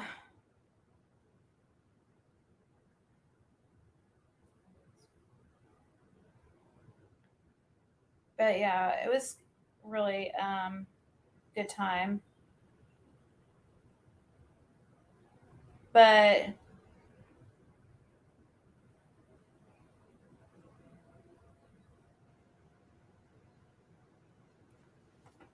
always sucks when it ends, of course.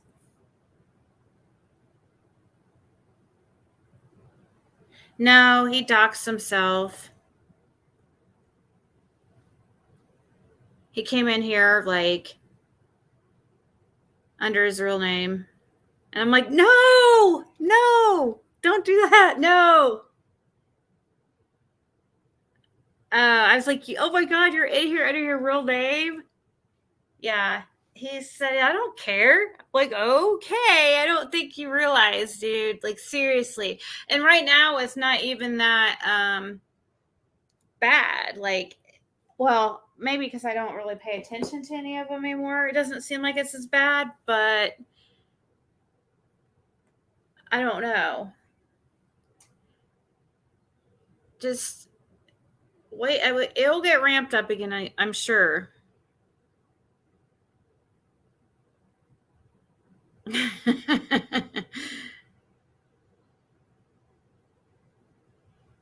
Yeah.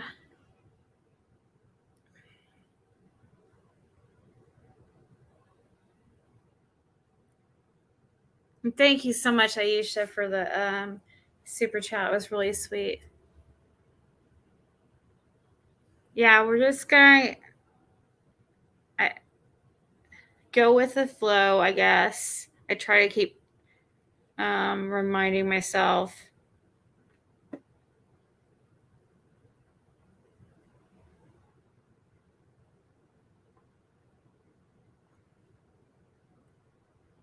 Country girl, can't you put it in the chat, or do you not want your email in the chat?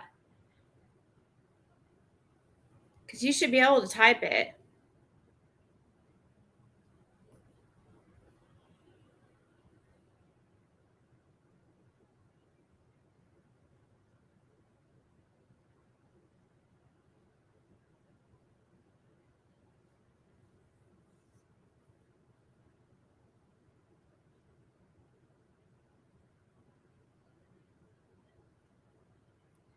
Can I go put my email in chat for her? Yeah, you can, Lana.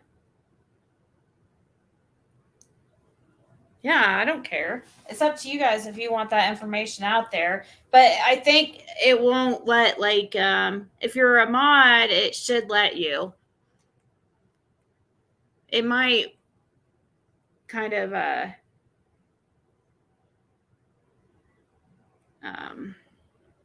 mask it or whatever if it's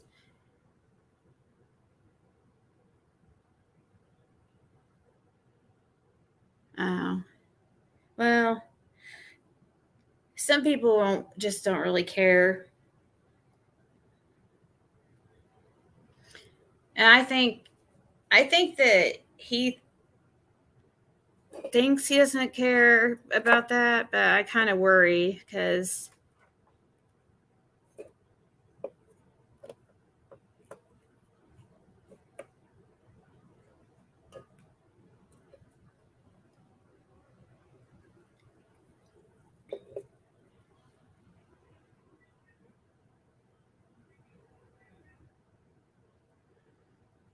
I didn't have to phone into Dolly to save Ziggy last night. She was under the radar.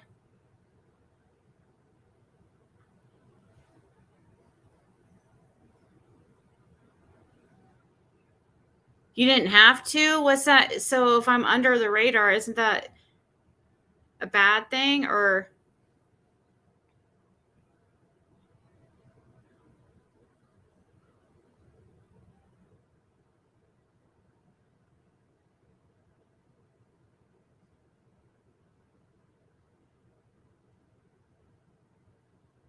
I've had creepy stalkers for a freaking long time. It's insane. That's why there's protective orders.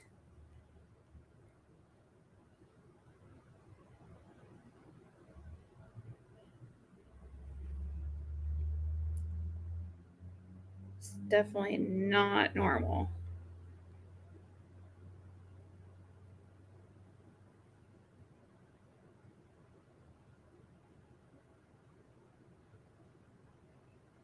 Okay, so I got it to this like clip right here.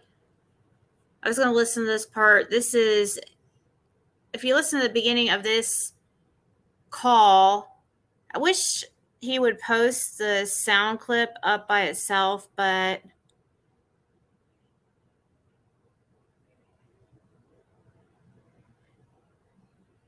he has a new drama channel. What's it called? The Ziggy cast offs. Oh my god, I swear I just saw a freaking mouse. Surely there was not a mouse. Like, oh my god. I've never seen a mouse in here. It's too hot outside to be mice, right?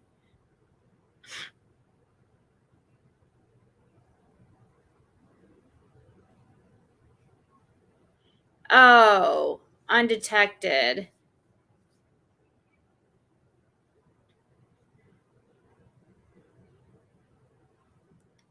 Can someone explain to me how all these clip channels and obsessive say Ziggy is the worst person in true crime? And yet every other creator is getting voted off before Ziggy? It's a puzzle.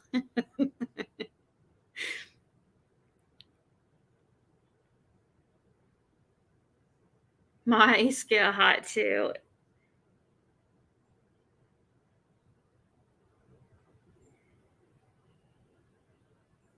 Oh, speak about mice.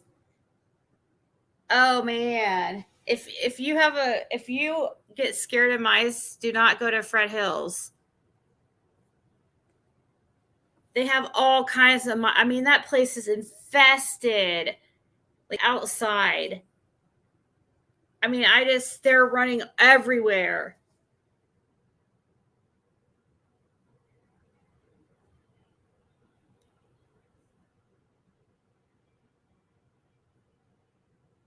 But mice don't really like bother me, but I still don't want them like living with me.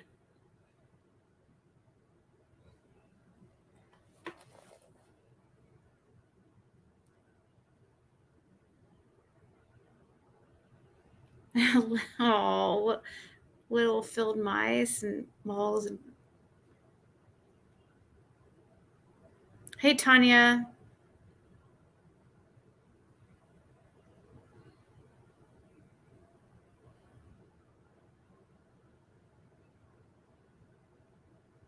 Oh, yeah, I know. They think it's a gift. Like, your only phobia is mice? Snakes are, yeah, that's no.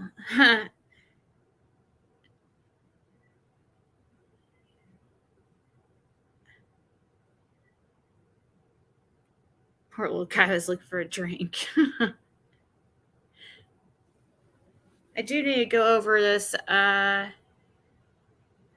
story out in Kansas City about this lady who got ran over by a truck before I go, because it's Samantha Krugman's sister.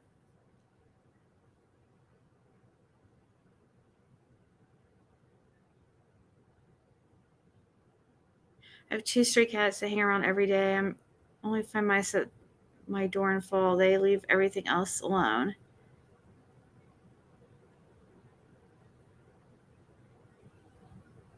Mice are cute.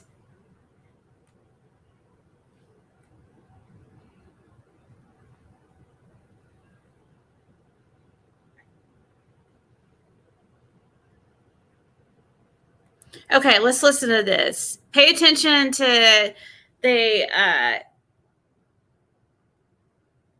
gender that is, that is being used, like, whether they're saying he, she, him, her. Um, but at the same time, I guess it doesn't really mean. I mean, technically, it doesn't have to be the first call that went to 911 just because we hear it first. I mean, possibly could, are all 911 calls put over the little speaker things, the little walkie-talkie thing. Had a rat run across my numb pregnant belly. Oh my god! I screamed like a bitch and moved out that day. Oh my god, a rat!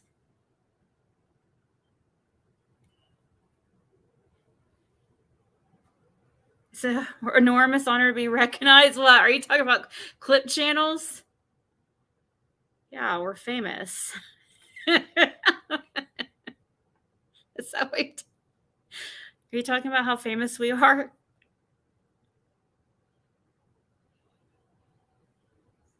Say that don't surprise me one darn bit. I've always said the Wells property is a mice, a snake trap, and here's the thing: critters don't recognize property lines.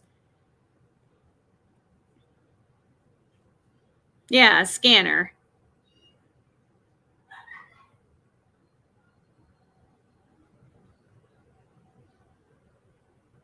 Aw.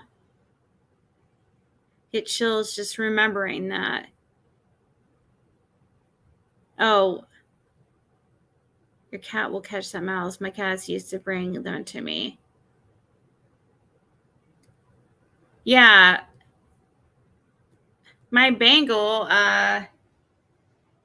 would, but he wouldn't kill them. Like, he would just like play with them. Like,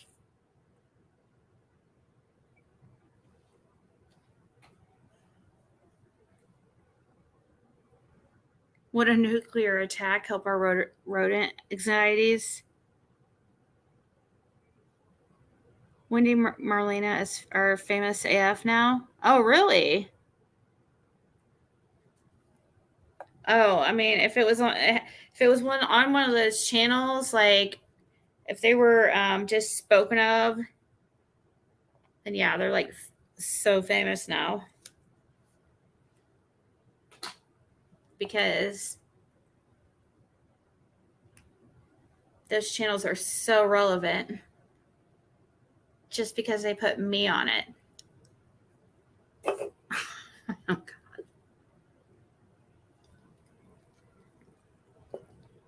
Why? I don't get that.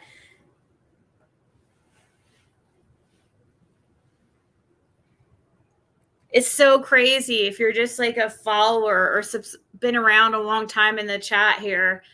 You're suddenly targeted by people with nothing better to do.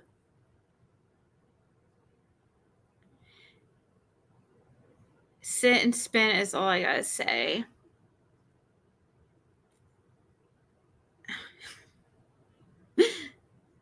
Cripple things and then sit and watch. Aww.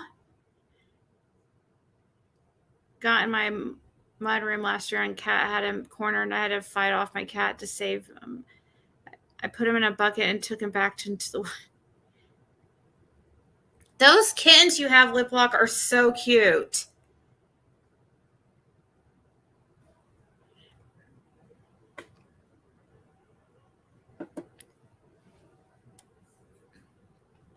Rats used to come jumping at me, moving my boxes for the eggs. I made homemade traps and exterminated them.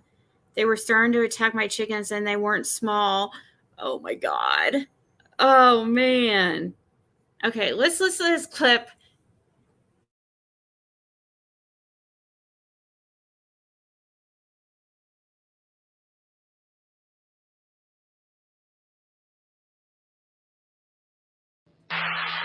Stand for 29 cents. Go ahead. So far. Great view. Fire, please, or search.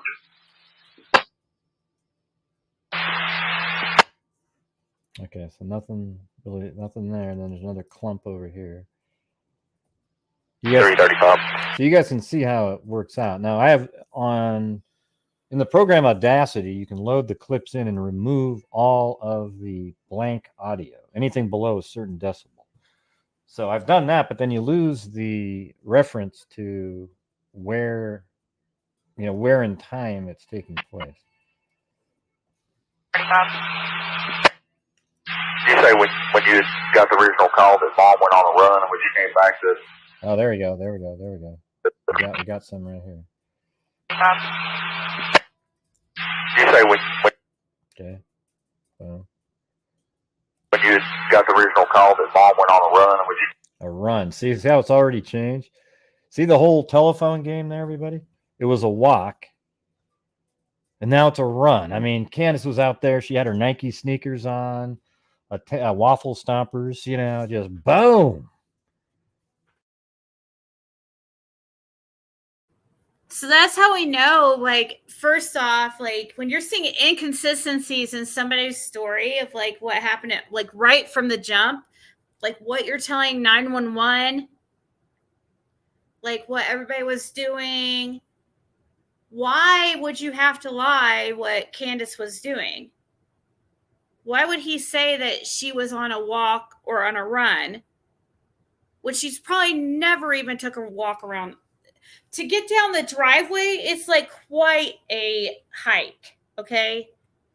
Unless she drove her car at the bottom of the driveway and then walked those, I don't know, but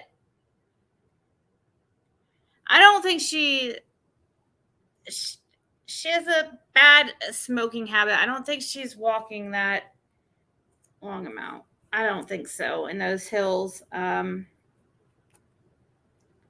But still, my whole point, whether or not she does walk or not, whether that's something she would normally do, that's not really important. What's in my point right now? My point right now is, why would you have to lie about something like that? The only time that you would have to lie in a situation like that is if you're hiding something. Why did Dawn have to lie about what Candace was doing?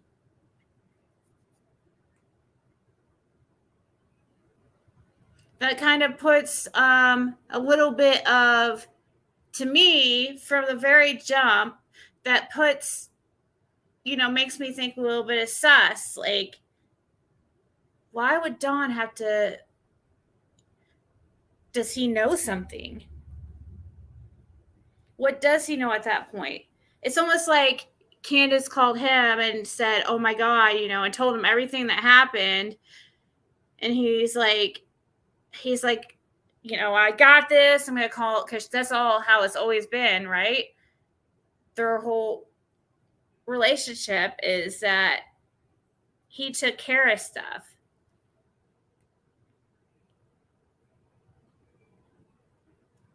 Like, he was the one that was just, right? Who was talking about the other day? And it's very true. Like, of the relationship between Candace and Dawn definitely, like, was the one that would probably be better at handling, like, crazy situations.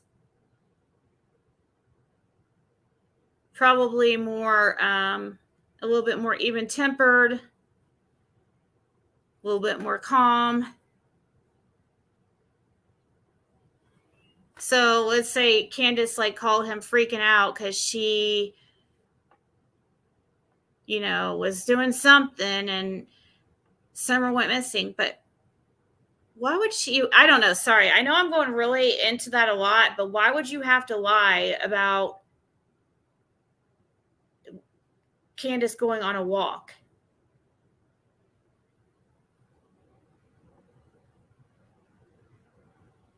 And didn't Candace say later on she doesn't go for walks because of the bears? Right.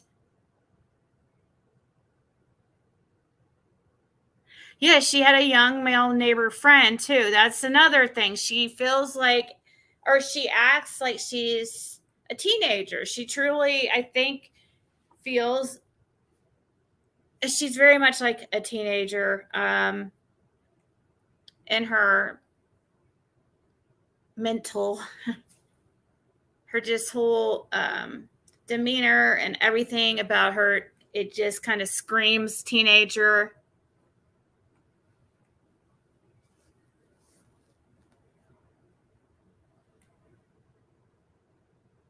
But I did hear about it was, who was it that said it? Oh, it was Marlena Crawford. Marlena Crawford, who was a girl that was living with Candace and Dawn, I guess, for a pretty decent period of time, right up until like 3 days before Summer went missing, according to Fred Hill. And he's the one that people say, he claims that she's the one that people need to be talking to, that they're not talking to. But now I guess she won't really talk. It's, anyways, check out Lip's channel if you want to see any clips, like, to hear from her. She's the only one I think successfully really talked to her. So, but supposedly, or Marlena said in one of the clips on Lip's channel that Candace had a thing going on with, that she knew of for sure, with the teenage boy that lived right on the corner of Beach Creek and Ben Hill, who is now of age, but at the time wouldn't have been. Oh, Jody Sue knows something, is my opinion. It's like not even a,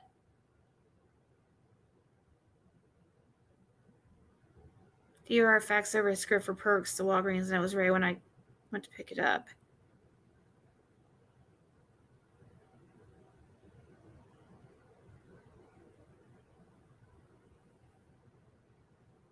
I had a big party.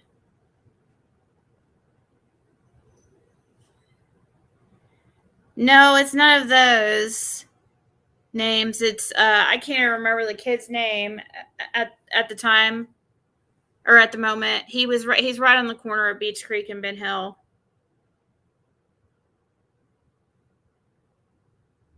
I did try to contact him, but I don't think he's, I mean, who would admit to that?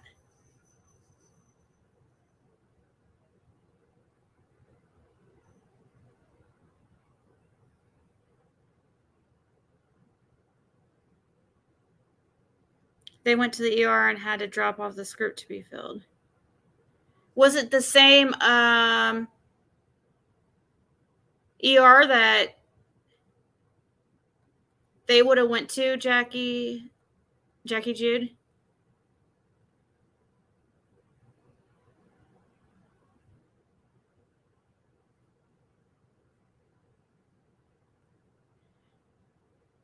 I just don't think that. No, see, I just don't believe that that's how. No, I just don't believe there's any way that Candace did not know what happened to Summer. That's why I wouldn't believe like that Damien, or Andy, aka Damien Jr., or aka Jody Sue's son. That's why I don't think that he just snuck up there and got her, because that would mean that Candace didn't know. And I just can't believe that story, because, I mean, the first clue is this recording right here, where they state, where Dawn tells 911 that Candace went on a run or walk, whichever one it was. It was a lie nonetheless. So why? Unless you're a pathological liar, where you just are a compulsive liar, where you just lie to lie. Why would somebody have to lie about that? Here, let's continue this a little bit and see what.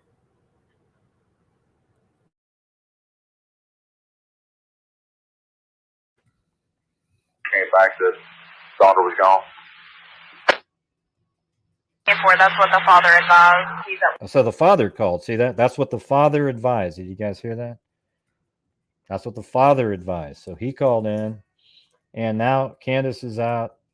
I think what he probably said, yeah, they went in a run into town and did some things, and they came home, and then she went missing. You know, something like that, right? But isn't it weird? She even said 10-4 when the guy said run. Well, a minute ago she said walking. So man, she perpetuated the misinformation forward. You say when you got the original call that Mom went on a run, and when you came back that Sandra was gone? 10-4. That's what the father advised. He's at work about an hour away, trying to make his way home. 10-4. Yeah, but here's the thing: is the drive, just regular speed, according to Google Maps, is 37 minutes. Now, if he was hauling ass, he would be able to get home in probably 30 minutes, I would think, or maybe actually maybe a little longer, because those roads have absolute, they have switchbacks on them. I mean, just really sharp turns. And I learned the word switchback maybe 2 years ago. I never heard of it in my life until the Schnee Oberholzer case. All right.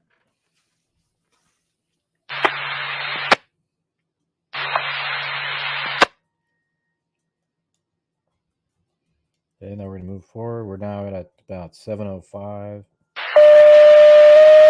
But as you can see, this call here, this one here was 7:05. So it was about 30-something minutes later, and people are still, and we don't know if they're there yet at this point.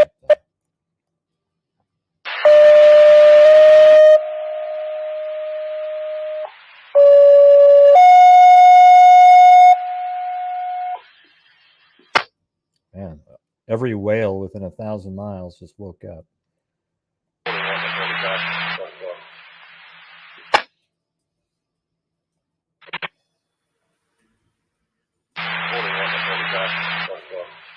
I can't make that out. There.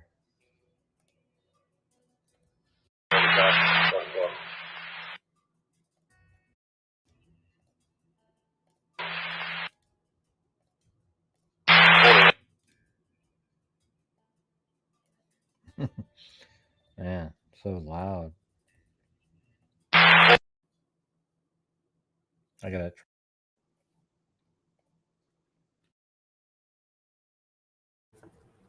Really wanted to just hear that first part, anyways. So I was surprised on that poll that we did.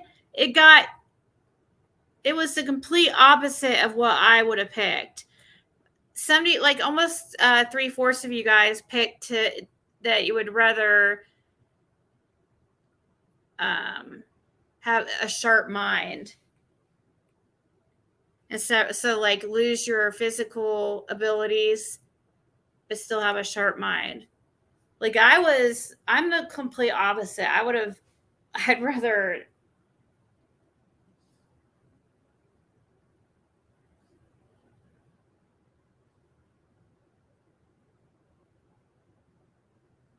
I would rather not know what's going on.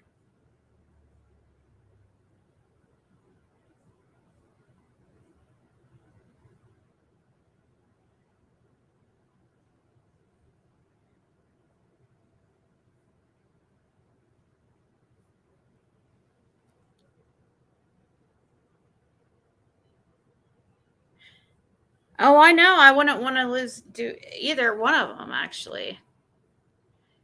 Okay, so flip locked.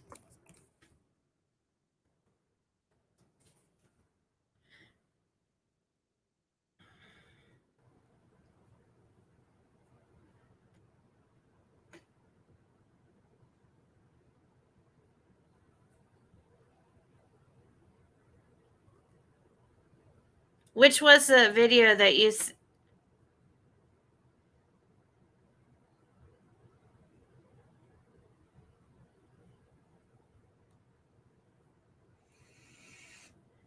I was pulling up your video real quick. One of your videos, live log. Mentally gone. That's what I was saying. Oh shit. I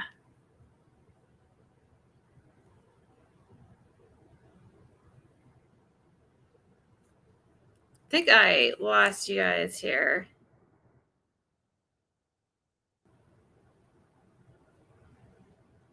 One second.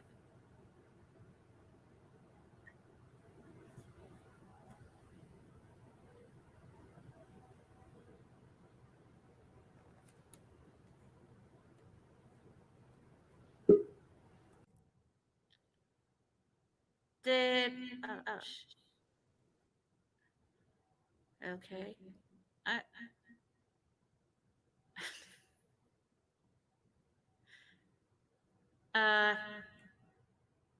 all right. Hold on.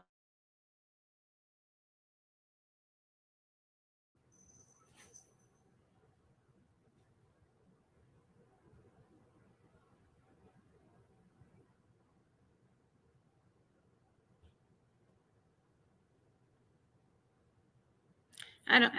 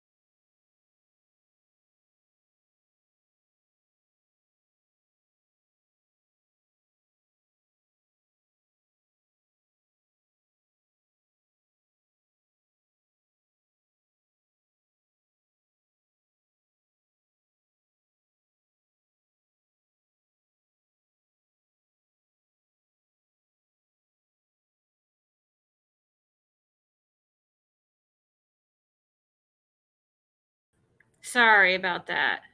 I figured out what was going on.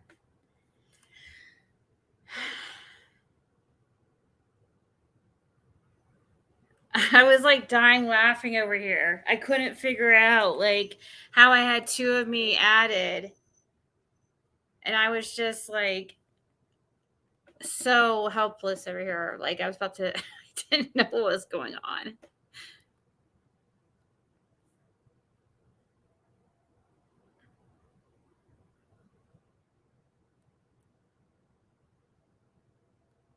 Let's see. Liplock said to bring up her videos, so I don't know which one she was talking about. Like, yeah, I know, I accidentally added two of me.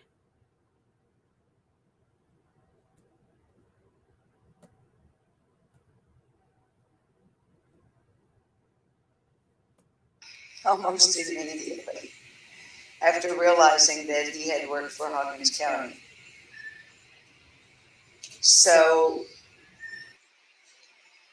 Cam and Allie are really doing an outstanding job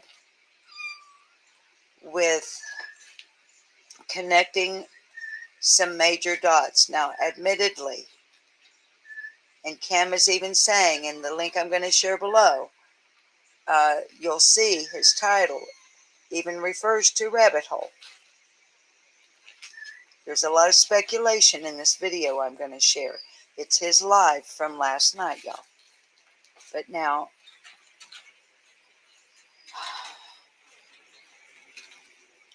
dot connecting is important, especially when we have coincidence after coincidence after coincidence after coincidence. And I got to thinking about that thing. I'm going to sound like a fool talking about it because anytime I talk about something I don't really know a whole lot, if you go back up there and start chewing on that, I'm going to get your belly. Okay. All right, what is that phrase? 6 degrees of separation? Something like that?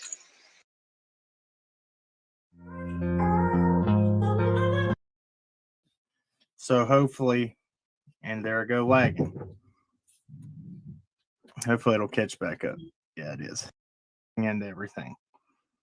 He has a family member, and what John Allen Biggins was arrested for was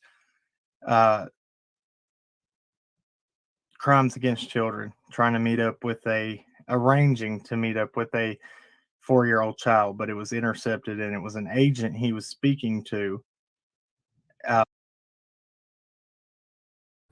Okay, so now I see what you were talking about. I went back on that. Yeah, she's like a little monkey. So I pulled up that article the other day about the Sullivan County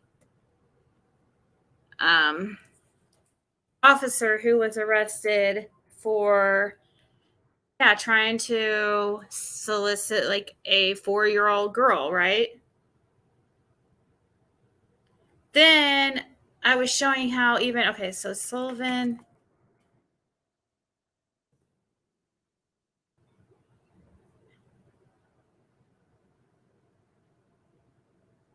Okay.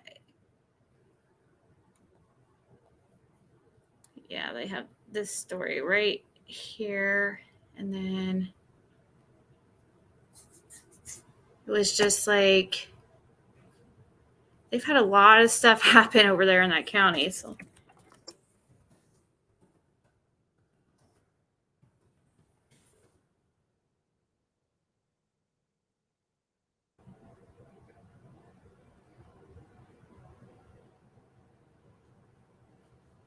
here's the story he's talking about.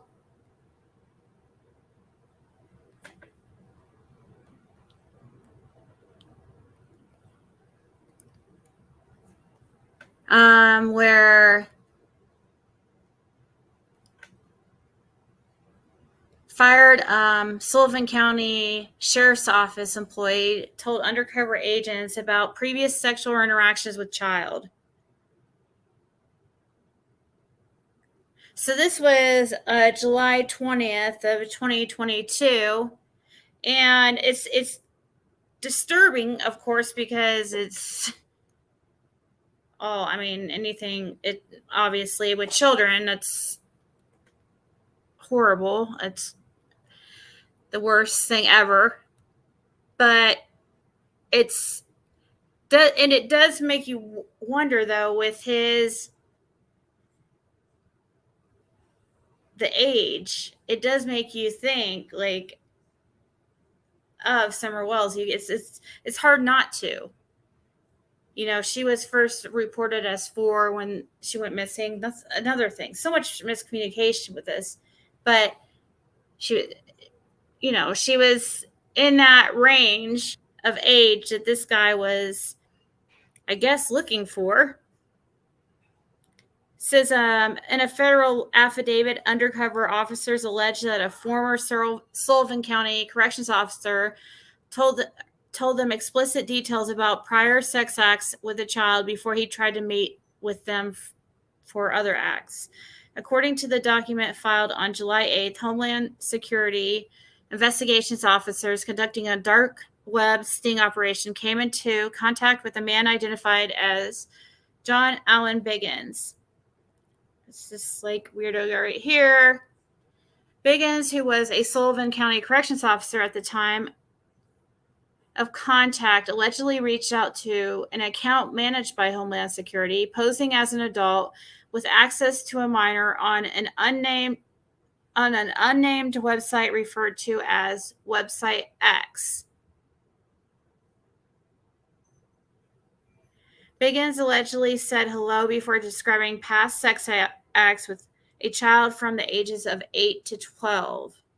After moving from the dark website to another application, the affidavit states that Biggins continued to describe the acts to officers before speaking out about a fictional 4-year-old mentioned by the undercover account. Describe this acts. Undercover officers with the Homeland Security say they conversed with Biggins from June 14th to July 8th, and that during the conversations, he allegedly made plans to travel and meet with the fictional adult at a predetermined location. When he arrived at the location, a hotel in Hendersonville, North Carolina, the affidavit said he further discussed past incidents with another child. When he left with the undercover officer to go to a nearby vehicle, he was arrested without incident. When searching Biggins, officers say they found a loaded handgun. According to Sullivan County Sheriff's Office spokesperson, Biggins was immediately fired from his position as a corrections officer when his supervisors were made aware of his arrest.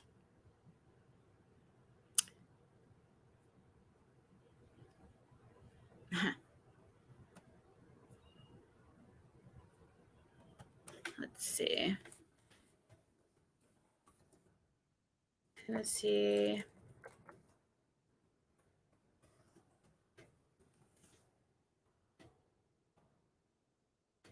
Then about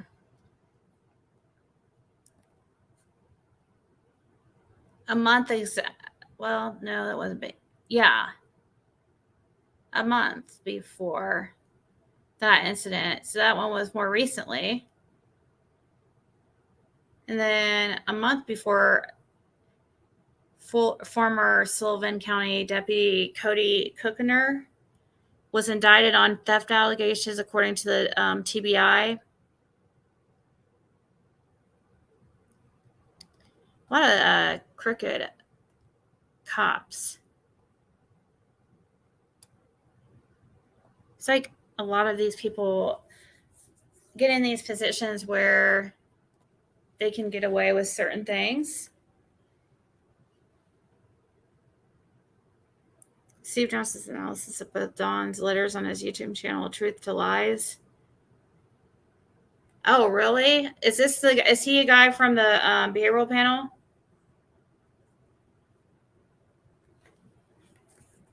Truth to Lies.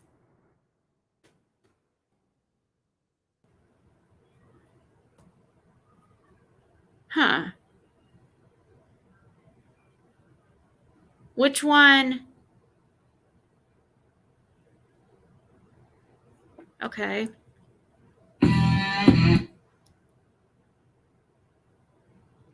We'll have to watch some of that. I like listening to him. I didn't know he had his own YouTube channel. I just have seen him over on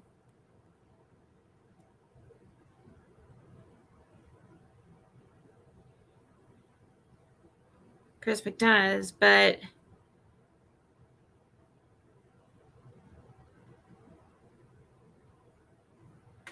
yeah, I don't think he wrote that letter.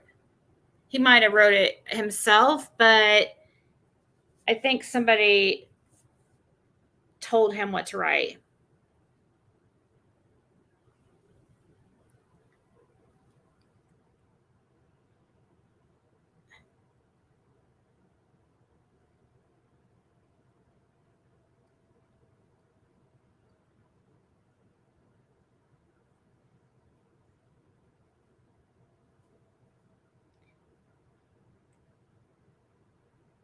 Being so blessed to be. Okay.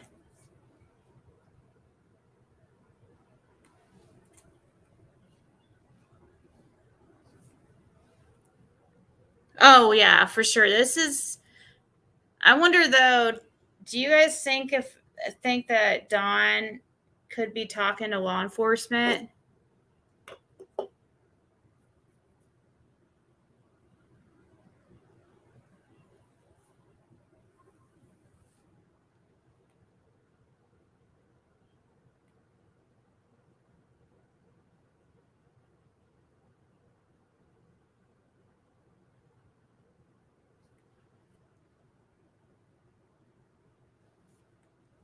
Okay, let's listen to this a little bit. Hopefully he won't strike me if I play it too long, but we'll find out. Now, when I get a letter like this, if I have, especially if it's a handwritten letter, if I have a previous letter, I'm obviously going to compare the two letters and see if it's the same type of verbiage and look for consistencies or any inconsistencies. I want to see that the two letters are consistent and congruent with each other. And I want to know what the priority of this letter is. What's the purpose of writing this letter? I think it's very appropriate for a parent to address the kidnappers if their child was kidnapped. I think it's very appropriate. And there's certain type of language that we expect to hear in a letter like this. If you haven't seen what I posted on the first letter, go back and take a look at that after you watch this video. You'll find that pretty interesting. As I look at the verbiage in this letter, there's some things that stand out to me and come to my mind. What I want to do first is I want to read this letter in its entirety. And as I read this, I want you to think about what is it in this letter that stands out to you. After we read the whole thing, what is it that stands out? What do you remember about it and why? That's what we're looking for. And so what the letter says is, to the person or persons responsible for kidnapping Summer, not only have you broken Summer's heart and taken her away from her mother and father, whom love her very much, but you ruined her chances to become educated, ruining her life. You have also broken the hearts of her father and mother and brothers, and in the midst of all the commotion, ruined our lives. You see, the public blames us. I don't know if will, spelled W-I-L-L, ever find employment again. Nobody will hire my wife, and I've been fired from a job I've had for 13 years. We may end up losing everything. He's putting exclamation marks, whoever's writing this. When you took our little girl, you took our very lives. Why don't you give our little girl back before God's wrath descends on you? You've broken many hearts, and more especially an innocent 5-year-old girl's heart. One day, God will hold you accountable for this crime unless you do something to make this right. Please do the right thing and turn our daughter over to the authorities. We're begging you with all our hearts, please do the right thing. Summers, and it's signed, Summer's father. Okay?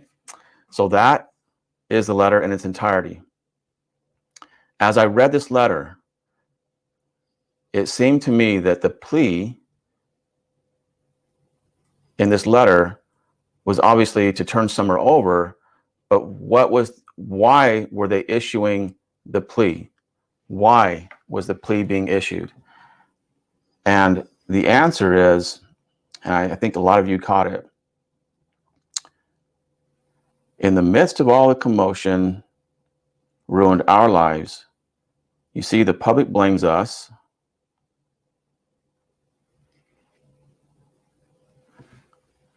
I don't know if we'll ever find employment again. Nobody will hire my wife, and I've been fired from a job I've had for 13 years. We may end up losing everything. When you took our little girl, you took our very lives. Why don't you give our little girl back before God's wrath descends on you? That is in relation to their lives being ruined. How much of this letter is a plea for their lives to not be ruined because of employment issues versus care and concern for Summer? Now, I know that someone watching this is going to say, well, wait a minute. He mentioned that a plea for Summer, and let me address that. He said, you've broken Summer's heart and taken her away from her mother and father, whom love her very much, but you've ruined her chances to become educated, ruining her life. This is something that has finality in the language. You've ruined her chances at becoming educated. In other words, it's done, it's over with. And what that tells me is that the person that wrote this knows or believes that Summer is not going to come back. She won't ever have that chance at having an education. Okay? The plea is not there for Summer. The plea is for them to be able, for the public to view them in a better light so that they can be employed, that to have to soften their hearts, for the public to soften their hearts for the Wells family, for Don and his wife, so that they can be employed. the language still is void of concern for Summer. What do we know that's going on here in the current moment that they're experiencing? Well, employment issues. Where's the concern for Summer, what she's feeling, what she's experiencing right now?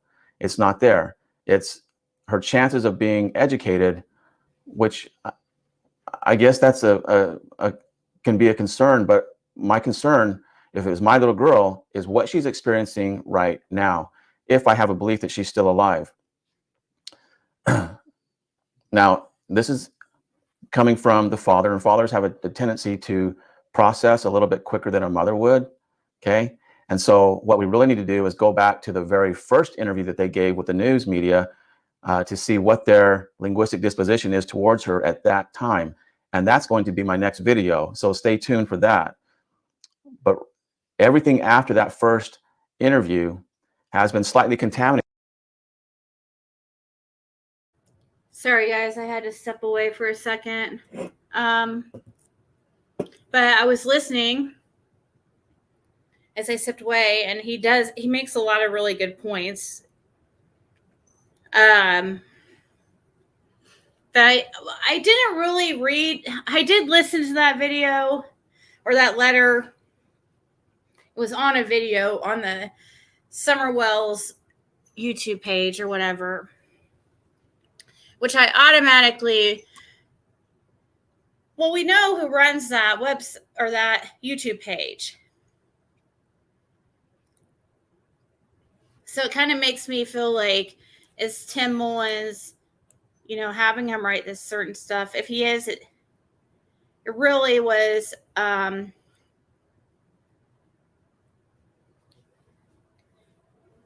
it doesn't put any type of, like Steve says, it doesn't put any light on what Summer's going through.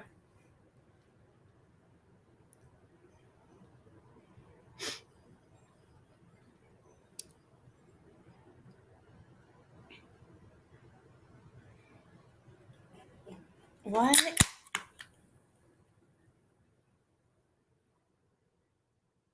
No, he didn't write that. That looks a little bit too, like he got the words spelled. I'll have to look at between me and his text. Let me see here. Let me see how well. I don't remember him being a good, let's see.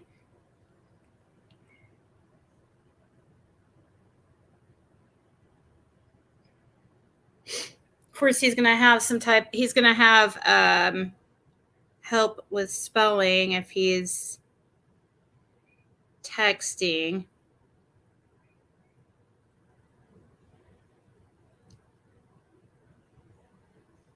He didn't use, I don't know. It's hard he uses, it looks like he used text or speech to text. Hey, Sandra.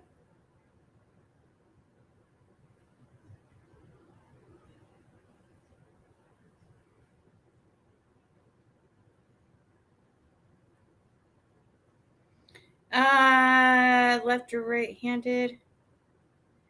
Well, the way that's written, it looks left-handed.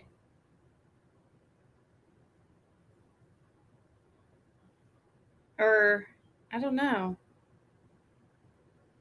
Learn calligraphy in jail. How much is this? Of this is left. It's okay.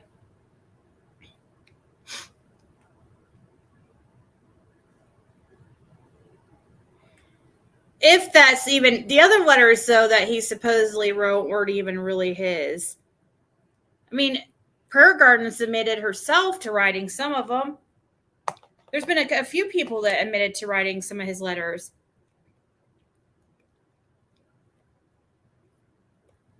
Because they have received criticism. They've been asked questions by the police. They've been asked questions by the media, by Dr. Phil.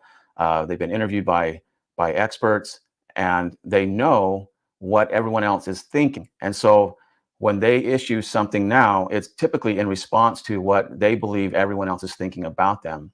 So it's a little bit contaminated. That's why if you want to know what the really is going on in their mind, you want the purest snapshot of what's in their brain, what their perception is of summer, you go back to the very first interview that they gave, and assuming that they were asked clean questions, and a clean question is simply, tell me what happened. And their response to that will be a clean statement, and it will accurately reflect their perception of summer. And so that's going to be the next video. I can't wait to get that one posted for you. This letter here is a plea for the return of employment. Okay, that's what this one is. That's what stood out. And as I read through the whole letter, that's the part that stood out. And I know that a lot of you are thinking, yeah, that stood out to me too. Why is it that the other part about the things that he said about summer aren't really sticking that much? It's because they're unnecessary, they're repetitive, and they're not needed. It's already assumed that a parent would love their daughter so much and that their heart would be broken. It's just one of those things that we already assume, and so we're just going to go from there. And we expect the language to reflect that in the plea for taking care of summer at this point in time, right now, what she's experiencing, what she's going through, make sure that she loves swings, she loves being outdoors, so make sure you get her a swing, and make sure that you take care of her, and that you're loving her, and by all means, turn her over, bring her back to us. Please find it in your heart to bring her back to us. We love her. We want her home. And I know we have a little bit of that, and that's natural. And I expect to have a little bit of that, but we don't have the majority of that. That's not what is the overall plea to the kidnappers? It's, you've ruined our lives. We're not employed, and the public blames us. And so we want our lives put back together. And if you don't believe me, well, we love her. That's why that's there. If you don't believe me, we love her. You've broken many hearts, and more especially an innocent 5-year-old girl's heart. Yeah, I agree. A lot of those things is not stuff that you would be like, it wouldn't be normal to sit there and talk about and worry about in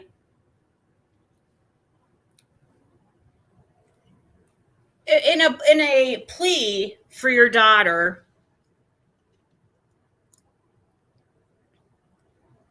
Why would you add in the hard time that he's going to be once he gets out of jail? Like how difficult it will be for him to find a job. Like priority would be your daughter.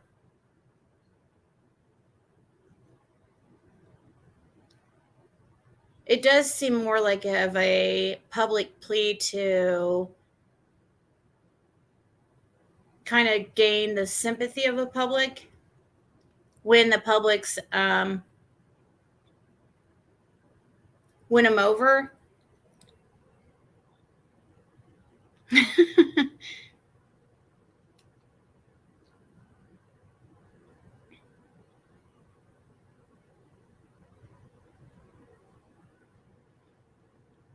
They have this email type program.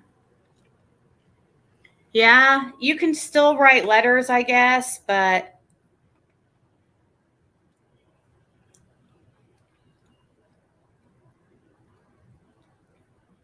I think, can't you?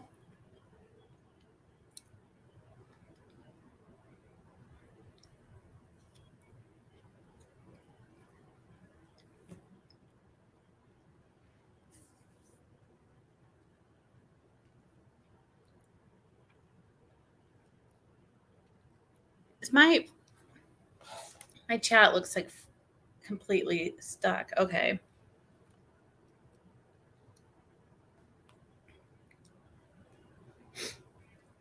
Gave it to Tim during a visit, but I don't know. He said that on Facebook.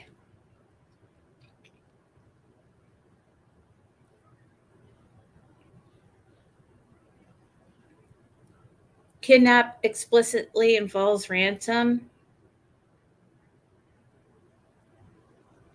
This guy says that Dawn is innocent.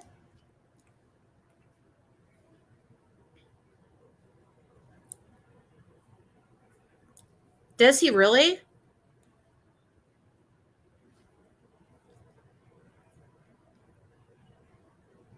Huh. I don't remember him saying that.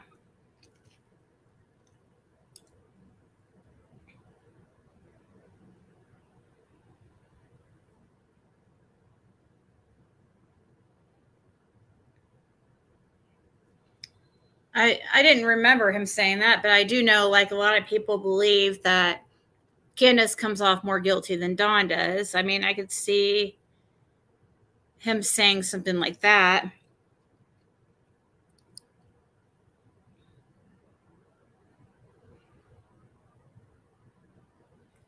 Isn't he the behavioral guy? I thought for a second that that's who they were talking about, but no. He does do behavior, or he tests, or he goes by how people, like words they use and stuff. Yeah, I guess he does that, but he's not from the behavioral panel.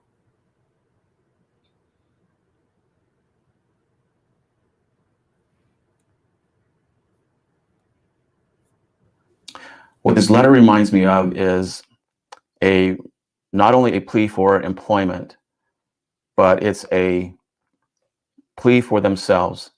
And that's what the overall petition to the kidnappers is. It's a plea for themselves, not necessarily Summer. There's a little bit of that in there, and I expect that everything that they issue from the get-go, from after the first thing after that first interview, will be in response to what the perception that they know the public has. And so it's going to be a bit contaminated. And they learn. They're on social media all the time, and they learn from shows like this and Chris McDonough in the Interview Room, and several others. They've learned from being on Dr. Phil.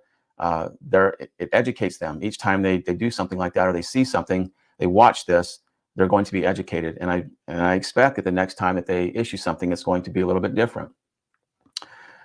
Now, I want to take a moment. I want to compare the two letters.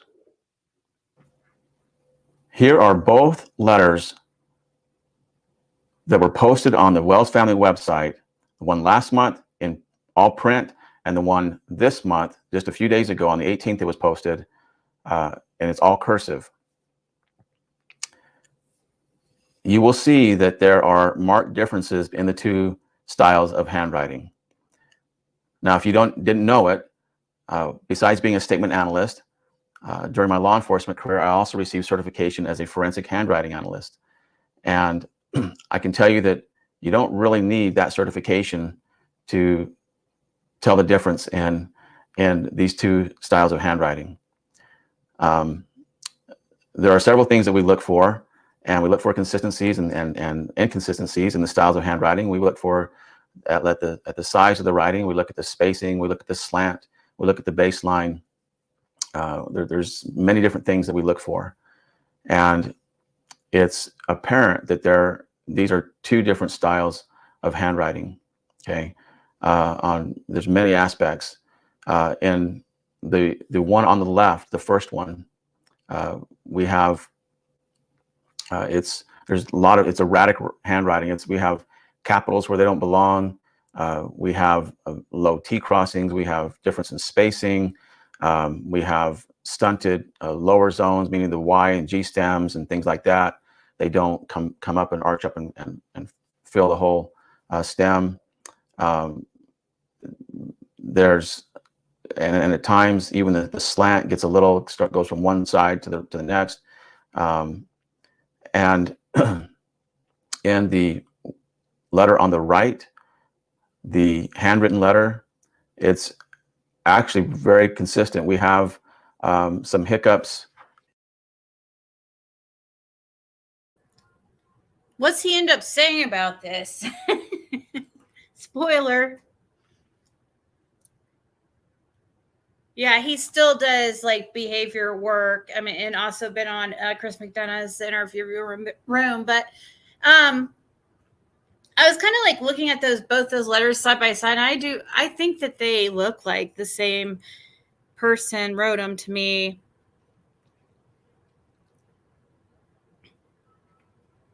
I mean, because one is in,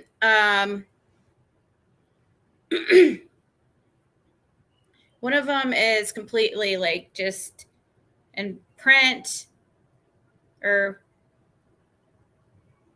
well, isn't print considered like cursive? Whatever. One of them is cursive, one of them is not.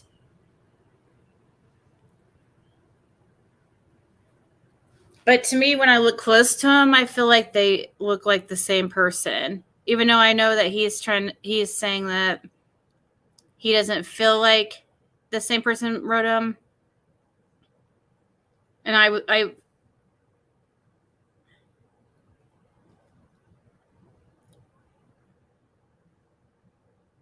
don't know, though.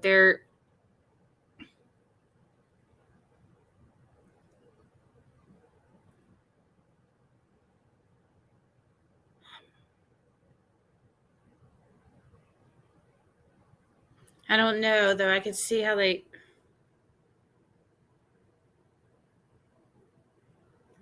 I don't believe it's his... No matter what, I don't believe it's his thoughts. In the handwriting,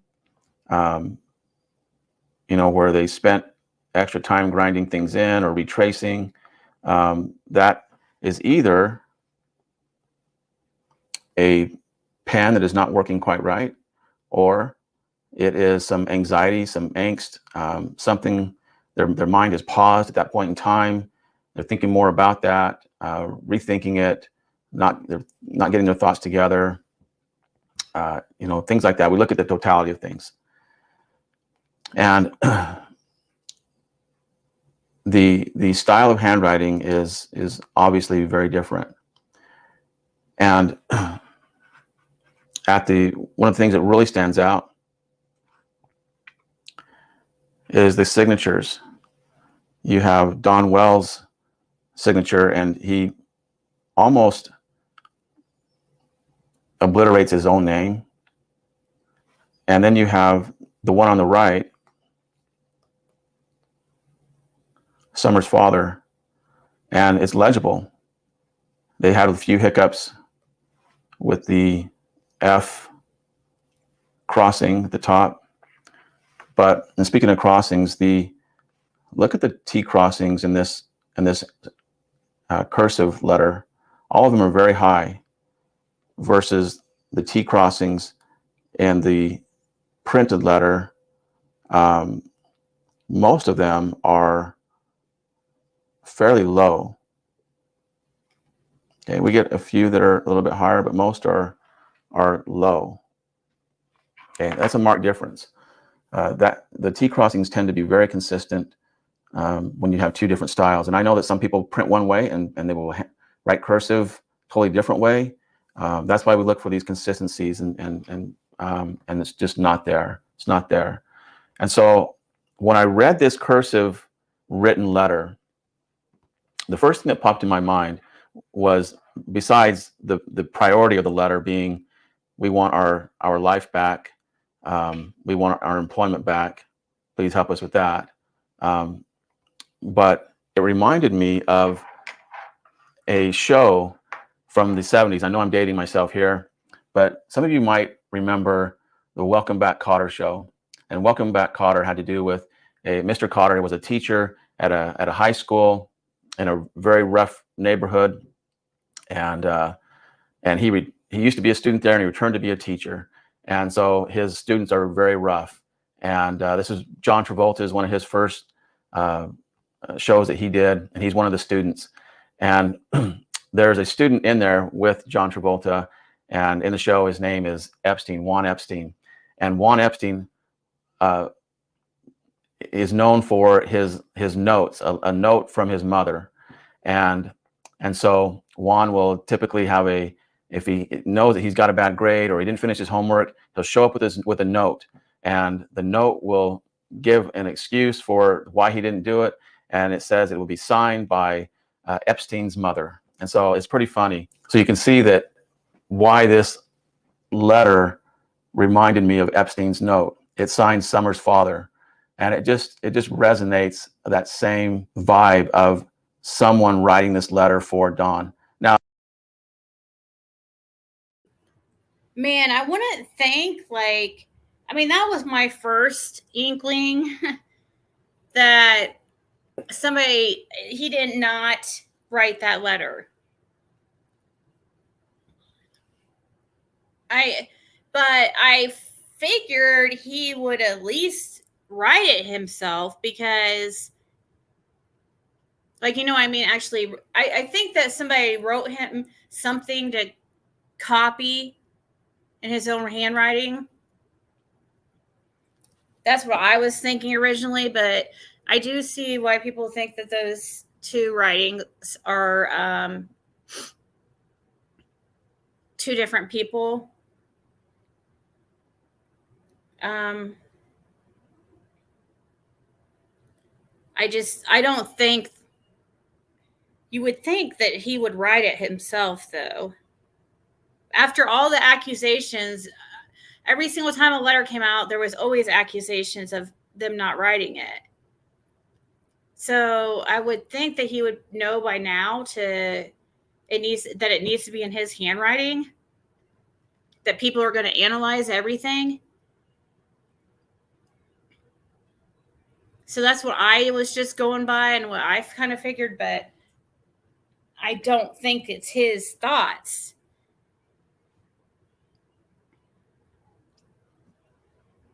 Hey, Crystal.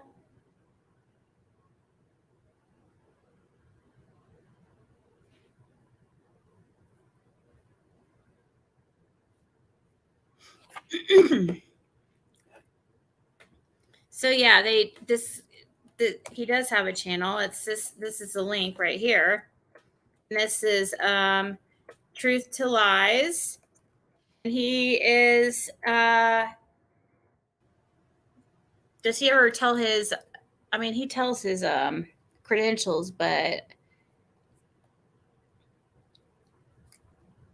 I'm not sure of them. I think it's he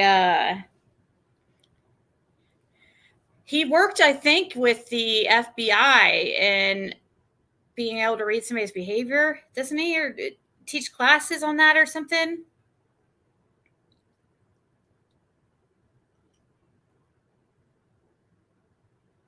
That's a good point too. I wonder if him being off the drugs and alcohol, that maybe his writing style is different with a clearer mind. Hey, that seems likely. A statement analyst. Okay.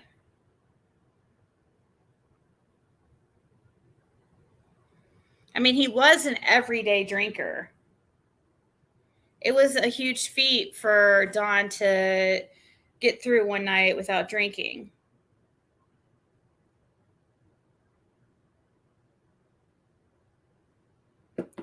I say, why not take an edible, but we're not all the same.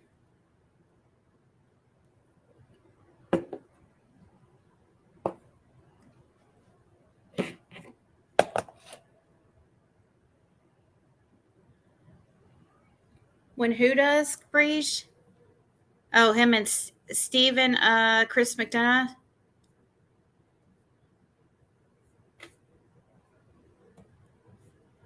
Where's this phone call here? I'll look for that while I play this just a couple more minutes. It may be that Don had some say in this letter, that he dictated it, what he wanted to go into it.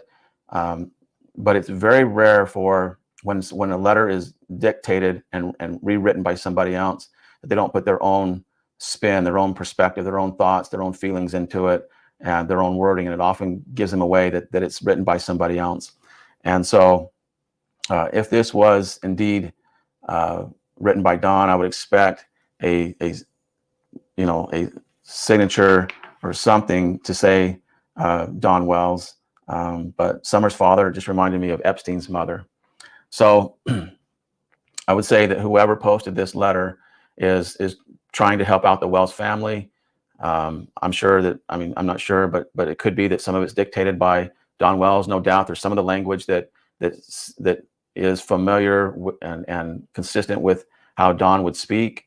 Whoever this is definitely has the same mindset as Don, and so you're going to get a little bit of the same type of verbiage, especially if he's speaking to him on the phone and then writing this letter out. So I'm curious to know who actually hand wrote this letter and signed it Summer's father, just like Epstein's mother. That's my take on this new letter. Like I said, the next video I'm going to post will be about the first interview that Don and Candace did with the media, and that's where we're going to get the true perspective, uncontaminated perspective. It's contaminated a little bit because by the time I don't think they did that interview for, I think it was a couple weeks, may have been even longer, but it was a few weeks later. They wouldn't speak with the media, and they finally did. And it was obvious from what Don said, and I'll cover it in that video, but it's obvious that Don is addressing some things that people posted or people said to him. And so I'll address that. So it's a little bit contaminated, but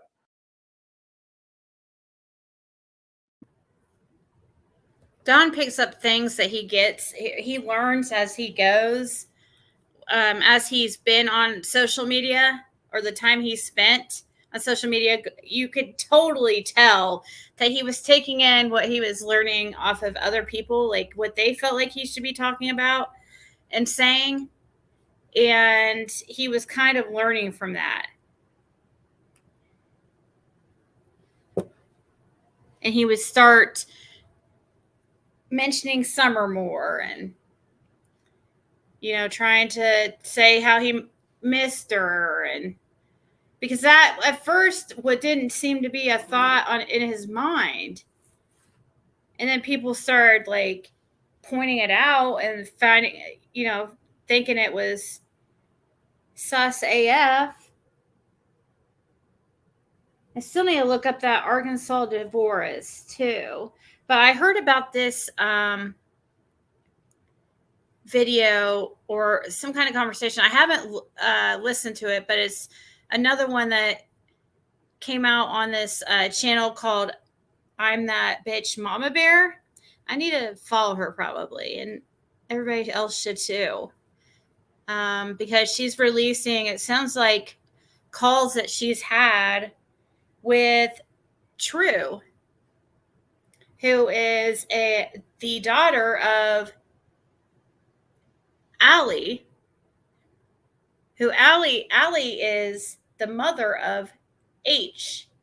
So H and True are sister and brother, half sister and brother. I think they both just have the same mom, which is Allie. Which I don't even know what has happened with this whole thing with CPS supposedly taking away Allie's kids or what that entails. I have not even been able to look into that.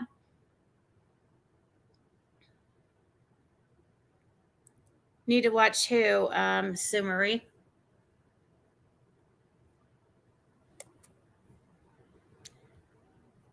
Because we're going to watch this real quick. And there. I did hear the thing about the Summer getting into the meth or whatever.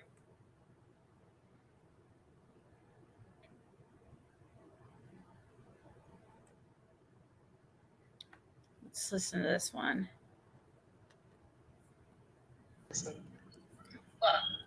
Honestly, do you think Summer was alive that day that they brought H home? I mean, did you see her? Did she look like it? You can call him Hunter. Yeah, I don't even know why. I can't honestly say because them pictures don't look like it. It looks nothing like she does in them pictures, that True just showed us. That's why I'm asking. I remember that picture that they showed of that day that she was supposedly there, in that truck or whatever they were in. Her mama's truck. Yeah, and I mean, Summer had like no life to her then. There was no the glow. You know what I mean? The glow. I want to know why Grandis was allowed to leave state after her granddaughter went missing. Exactly. I mean, come on. I don't even leave state after her granddaughter went missing. I want to know why Grandis was allowed to leave state after her granddaughter went missing. Yeah. I want to know why Grandis was allowed to leave state after her granddaughter went missing. Exactly. What is she saying? I can't understand what she's saying. I don't understand why Grandis is. Who is saying that? Is that Allie? Allie is calling her Grandis?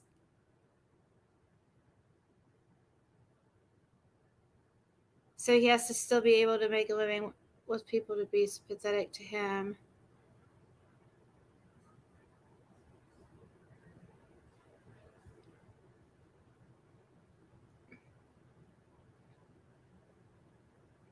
Is that what she says is leave state?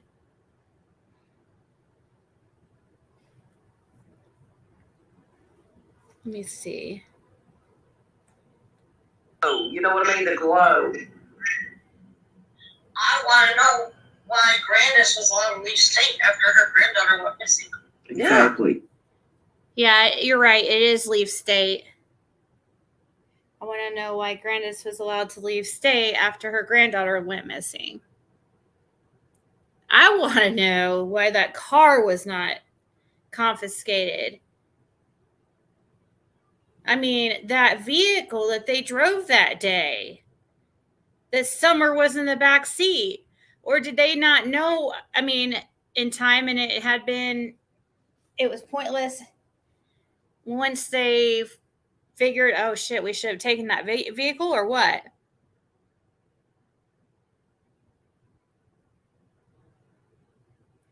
Okay, thanks, Connie.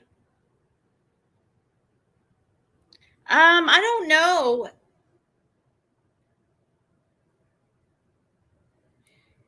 I'm not quite sure.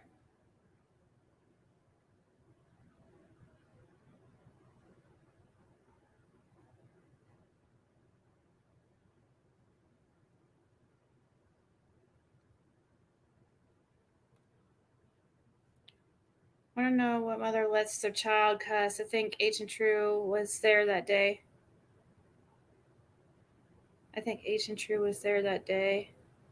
Why was she cussing?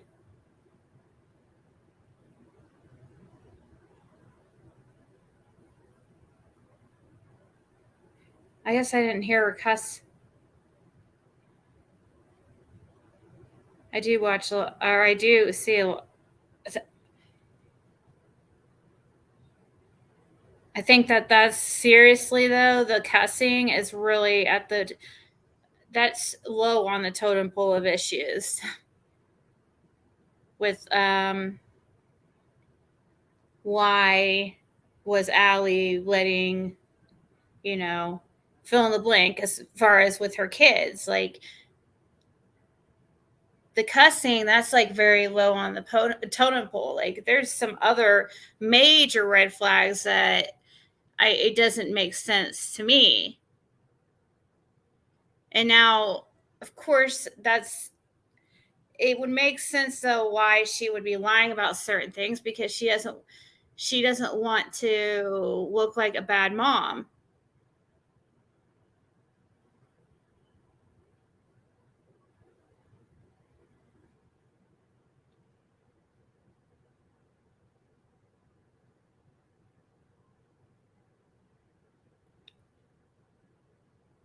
Send the damn house will alert.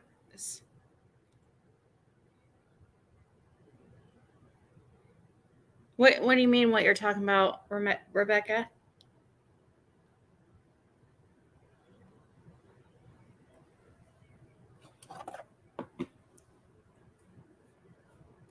Is it that fire thing?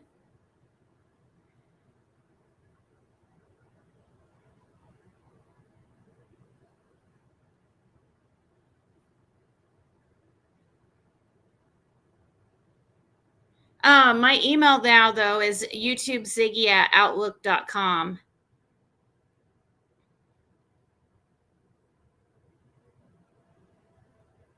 Or you can type !mark email and Nightbot should pull it up for you.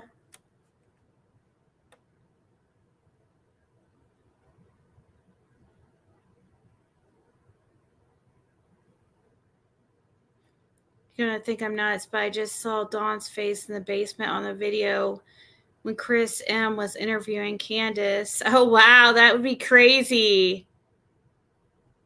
Yeah, send it to me. I'll watch for it. It's YouTube Ziggy right here. Nightbot just put it up. youtubeziggy@outlook.com. I mean, come on. I don't even know anyone personally who's had somebody missing in their family. They got 2 fucking people. Yeah, females at that. It's not like it's a male and a male and a female. It's 2 females.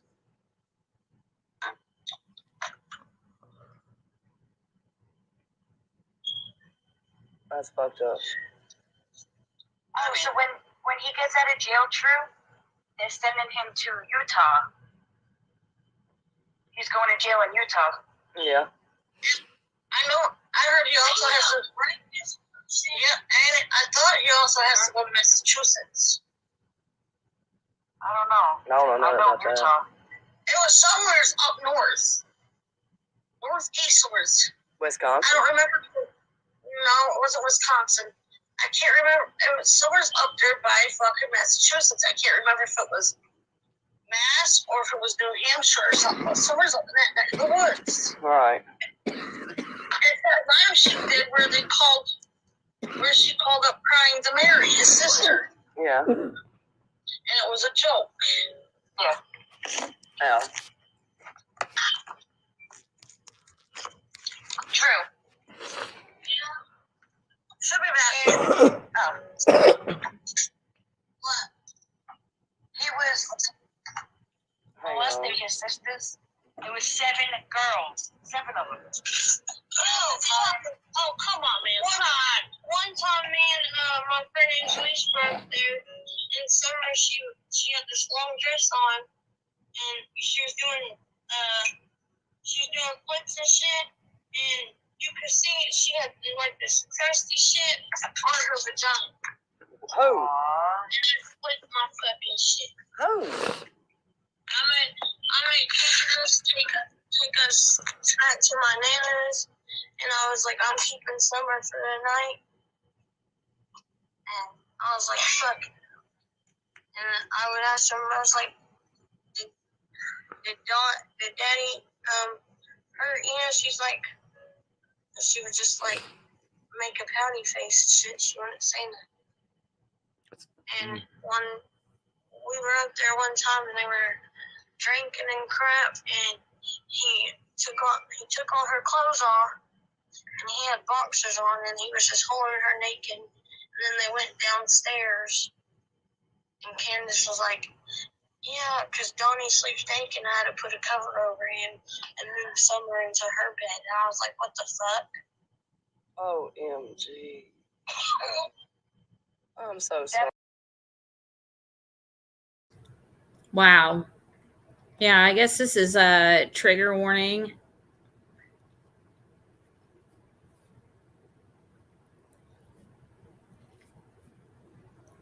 Wow.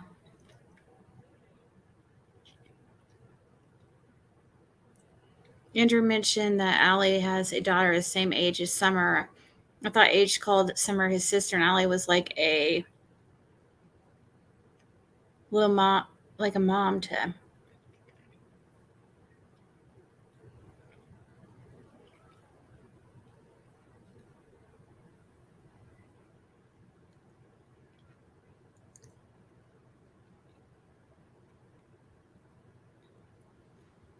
I don't know which one's. Yeah, I guess it is True Talking. I don't know how they got this recording or.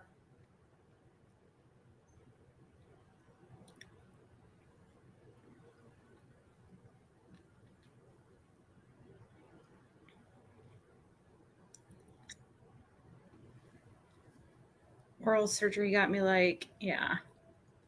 Yeah, they did fail summer.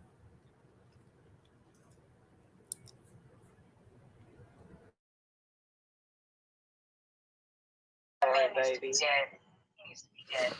Yeah, he does. And so does My daughter knows I eat white bread, y'all. She's texting me, Mama, all the... This is crazy. Sorry. He used to take a shower with the 3 boys and Summer. Like, what the fuck? Y'all, I'd kill a motherfucker quick. I'm sorry. I can't even think about that, man.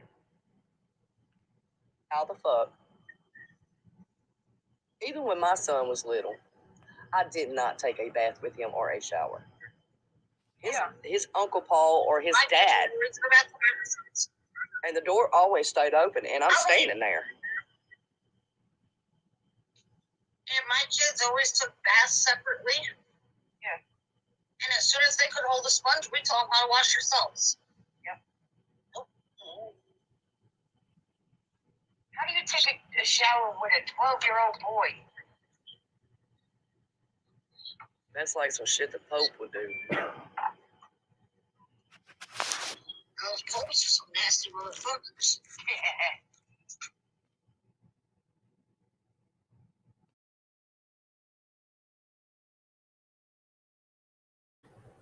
Have you seen and heard when Grandbuds shook her finger in Allie's face and said that the day Summer died in an interview outside Allie's home, heels on the ground interview? He's seen and heard when Grandma shook her finger in Allie's face and said the day Summer died.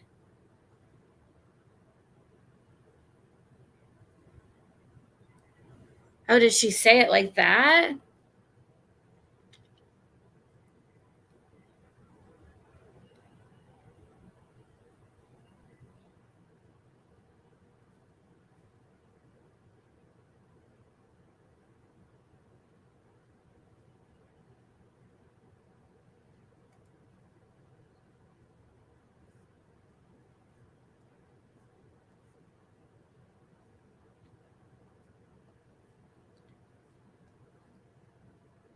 Huh.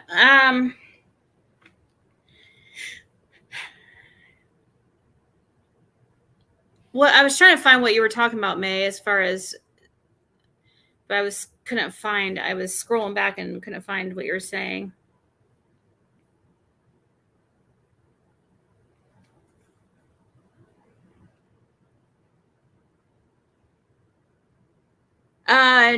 So True is older than H? Yeah, she is.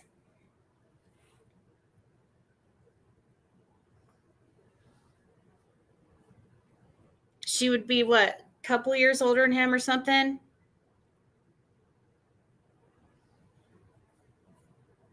Okay, I had something else. Okay, so who was it that just sent me this? It's a picture, but I want to find too where it the video that you're talking about. Okay, so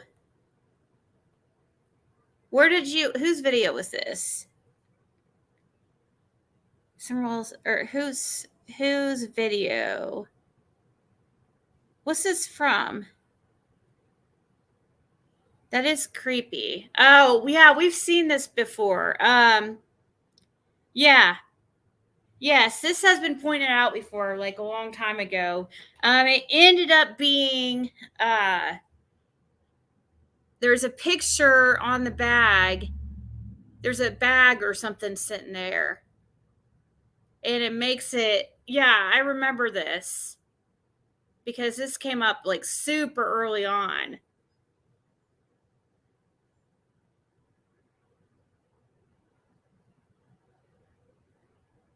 Oh, about Allie losing custody?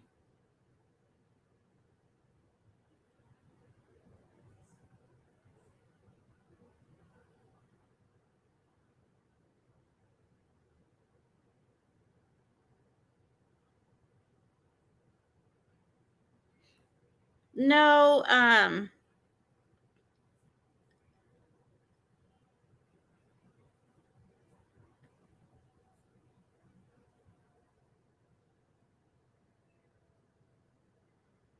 thank you, McBro. What's this about? Okay. Is this about, wait, what? Hold on. About the dog. Is this about my dog? Is she talking about, wait, what dog? Hold on,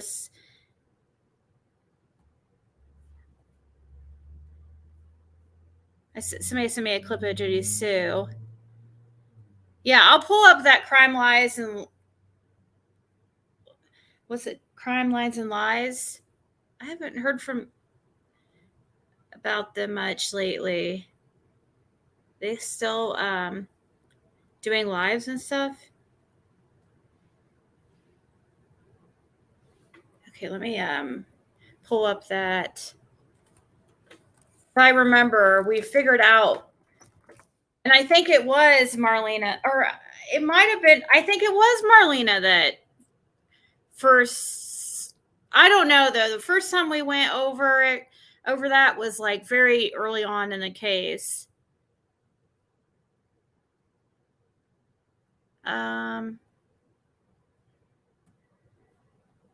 Let's see, what timestamp did you say of that video?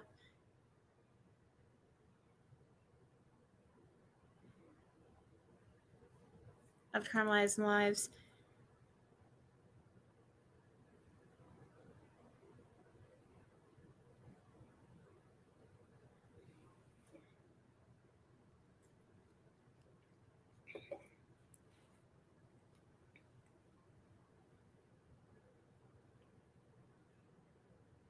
Seeing a clip, thought you'd get a kick out of it. It's, now you got the history. Oh wait, I'll scroll back and see what you said.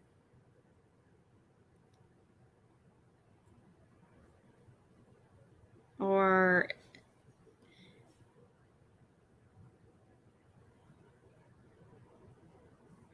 I'm still confused, but I guess we'll watch it and see what it is. 32:30. Oh, okay. I'll get that to that point too. 1:32.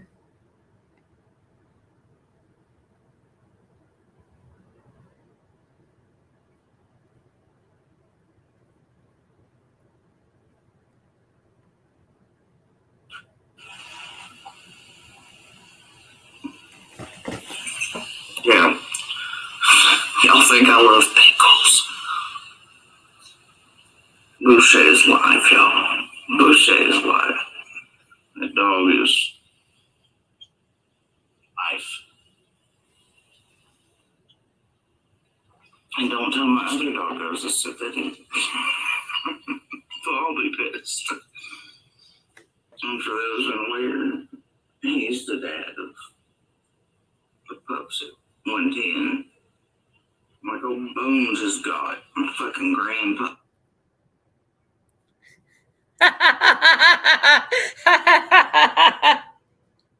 Yeah, she calls me Bones. Okay. No, and it's not, you just wish that my dog's dad is your dog, okay? That's what you just dream of. That's why you say that.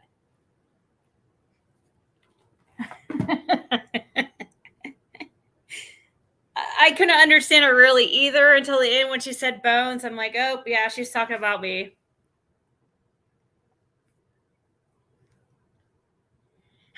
So wait, which dog's hers? Because I always was told Athena's dad was blue.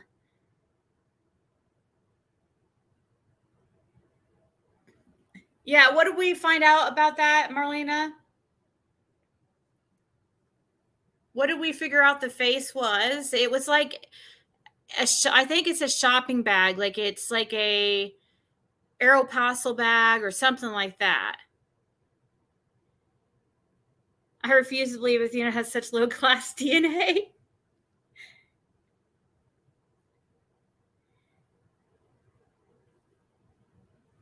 When was this video done?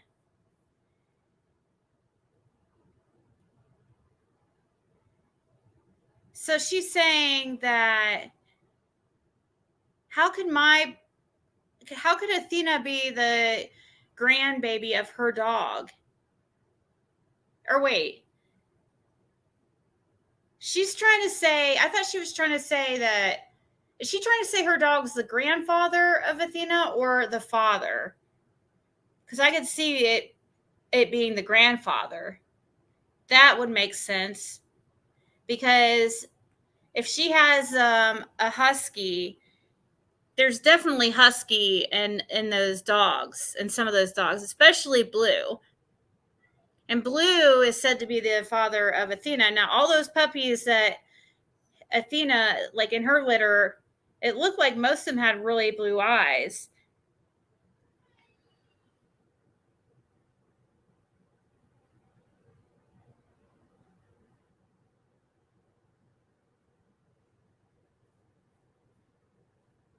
We'll watch it again just for once, or since it's only like a minute or so. So, but is she trying to say that he is the father, or? Dogs are imprints. Oh. Well, they fit right into with the people on that road too. Okay, that was mean. No, they're not all inbreds. There is a lot of they're not really considered. I learned a lesson though on what inbred means, and so they wouldn't really be considered inbred.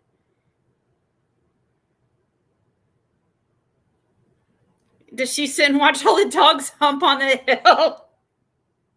That's her favorite pastime. Oh, just sitting out watching the neighbor's dogs hump today. What a nice day. Look at old Blue going at it.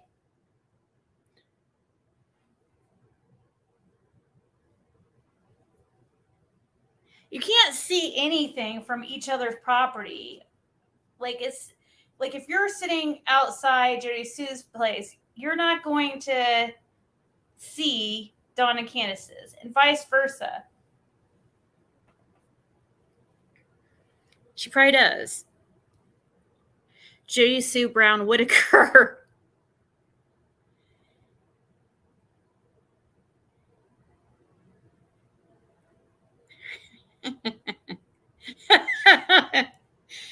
Oh man.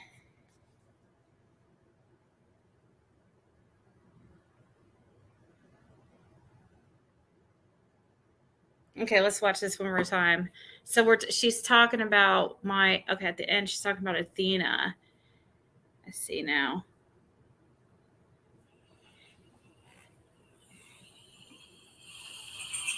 Yeah.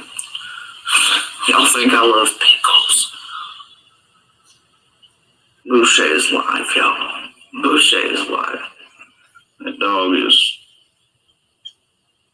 life. And don't tell my other doggos to sit that in. So I'll be pissed. And for those unaware, he's the dad of the pups at 110. Michael Bones has got a fucking grandpa. How is it her grandpup? Okay, so I have her grandpup.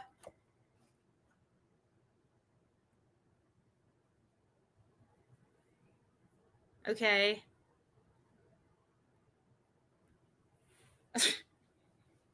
Why is she all of a sudden she wants to claim these dogs? Like, because it somehow like ties her to 110 or something. I don't know. She's so strange.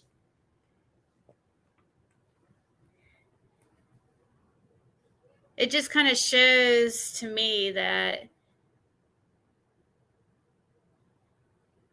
I don't know, just like what Fred Hill's wife said, that she's, she'll do anything and say anything for attention.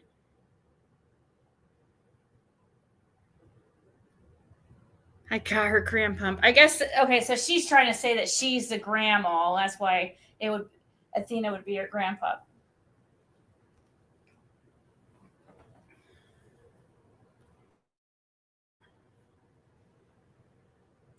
Oh, Andy wouldn't give her any dick. Is that what she said? Yeah. Oh, that's right. That's what her text would say. Dude, oh my God. I'm not even going to get in a conversation. I cannot imagine. Like, there's guys that do that. I mean, are there seriously guys that, like,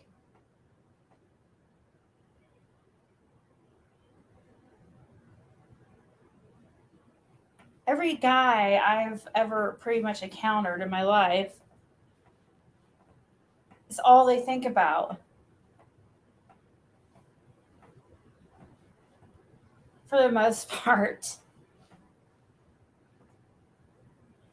So that's really strange to me to hear. Like, I've never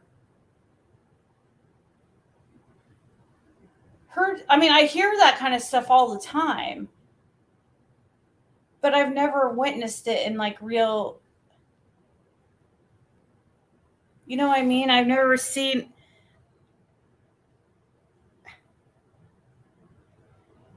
every guy I've ever seen in my life has been like, that's all they think about. So it's always just strange for me when I hear, oh, my boyfriend won't have sex with me or my husband won't have sex with me. I would probably be traumatized because I'd be like, okay, has to be something with me, because every guy I've ever known in my whole life is all they think about. That would be pretty depressing, I guess.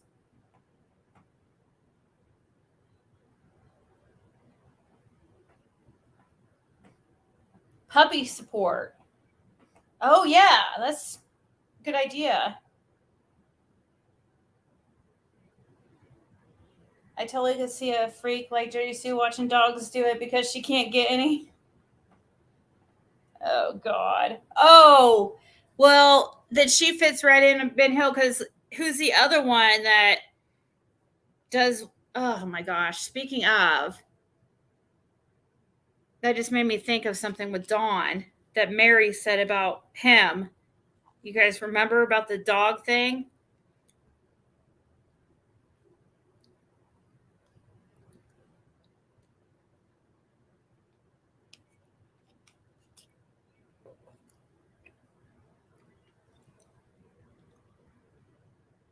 Oh, so when was that, McBro?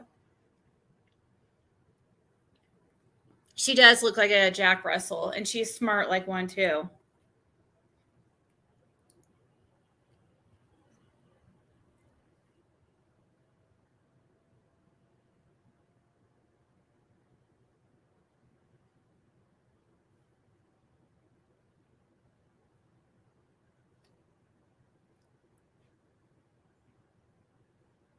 Oh, the dog diddler. Dawn, the dog diddler. It's like, makes me think of Tim, the tool man Taylor. Dawn, the dog diddler Wells. Dawn, the dog diddler Wells. I need to practice on that. Get a little bit better. How could I forget? Yeah, and who would make up that song, or the song? Who would ever make up something like that anyways? Like, that would take one messed up individual to make up something like that. And I don't think Mary is capable of, I don't think Mary has just like, got unnoticed as the weirdo she is, I guess. Because I would never, she seems like a really just normal person. So I have to believe that Mary wouldn't make up such a thing, because she doesn't look like somebody that would. Yeah, she said she witnessed it. And who would, like, that would even be so embarrassing to admit even seeing, if it was in your family, I would not. I mean, I guess the good thing for her is that she's not actually related to him as far as blood. So she could use that as like an out of him being family, like, oh, well, he's just my step brother. He's the dog diddler. We don't have any blood in common.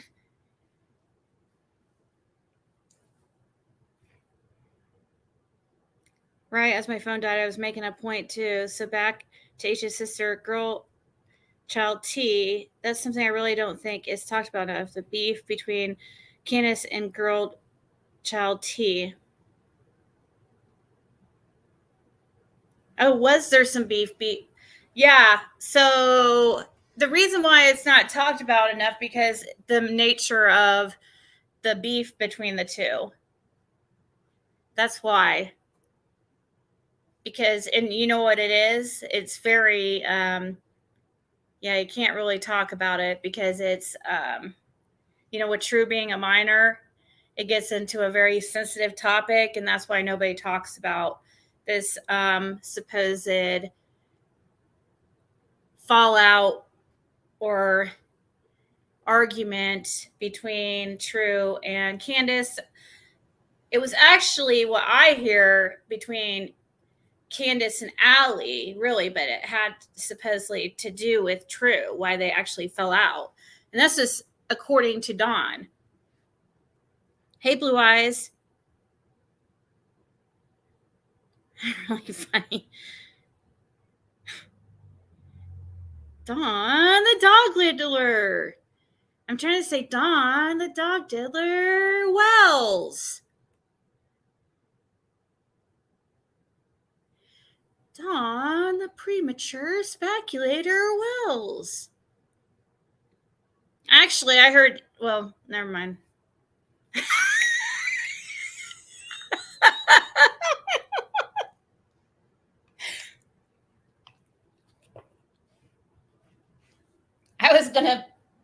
I don't need to give everybody like a mental picture. Anyway, pertaining to Don and his sexual sexcapades.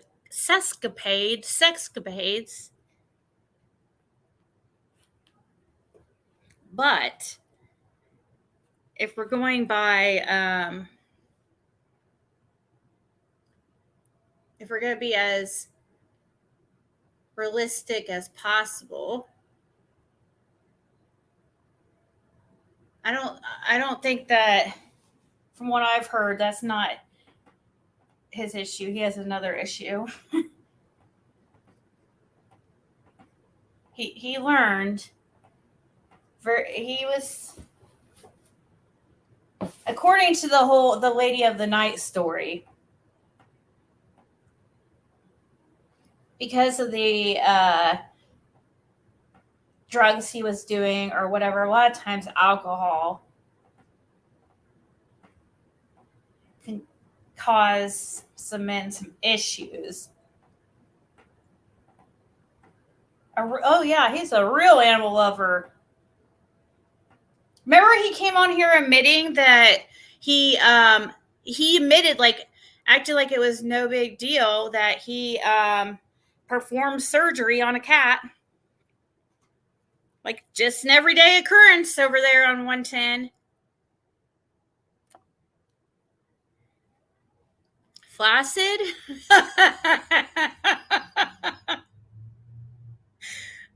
Oh, whoa. Will not want to make that child's life any harder, but just the fact that beef exists is highly inappropriate and odd all at once. She goes back to Candace thinking she's 15. Right? That's exactly.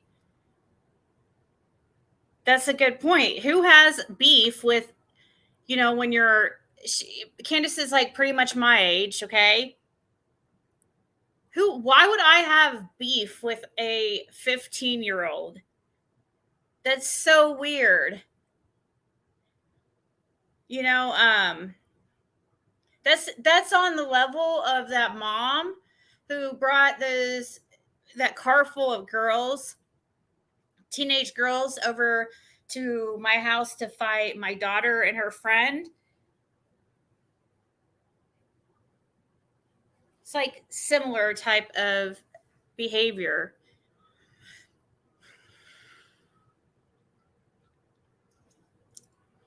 What kind of surgery? Actually, he what it was is, according to Don told the story, is that he saved the life of the cat because, I mean, he made it seem like, the way he told it was like, okay, I understand why you did it. I guess it makes it sound like not as bad, but he said something like the dog had mangled the cat, and its like organs were falling out, and that it was in so much pain that, yeah, he sewed the cat up with no anesthesia, but he claims because she was in so much pain, it really didn't make a difference. So to add to it, I guess, I don't know, but he supposedly saved the cat's life. So that is per Don Wells.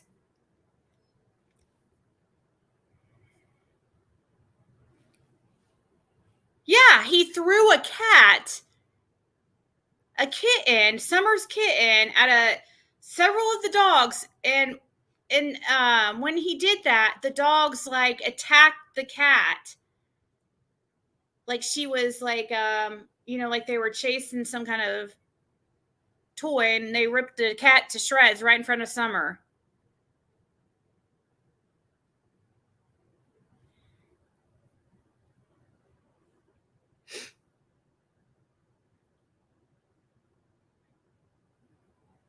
I find it important enough to mention in a news interview after her child went missing. That's incredibly just inappropriate. What about catching the barn on a fire with a horse still in it? Oh, wow. Did he do that? I do know. I do remember something about a fire, but I don't remember all the deets. I mean,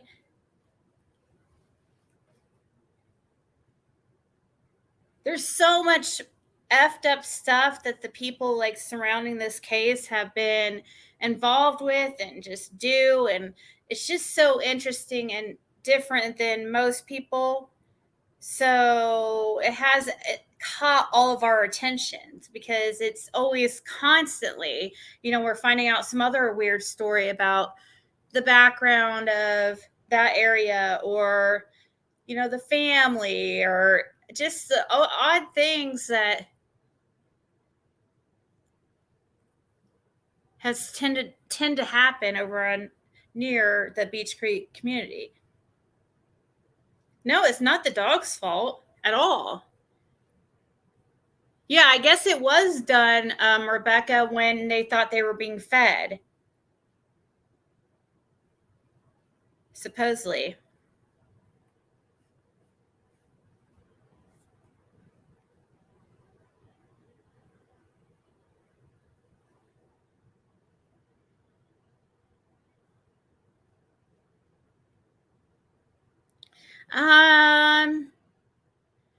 No, they weren't vicious, but I believe that story just because the way I could see like dogs thinking like it was food, because that's how they fed the dogs. They would be all like fighting over like a cup full of food is what who was it? I think it was Jody Sue. I mean, obviously we got to take that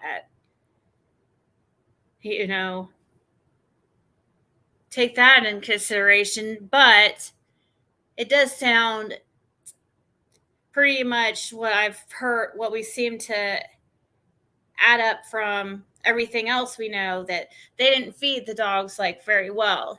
They'd give them, what was it, like a cup a day?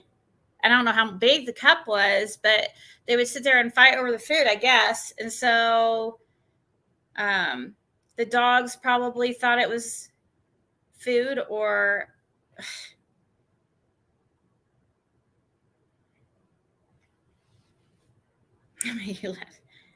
I just like to be really silly, Aisha. I crack myself up. That's kind of how that is one thing that is, in one way, I am similar to my family. We all crap. We all crap ourselves.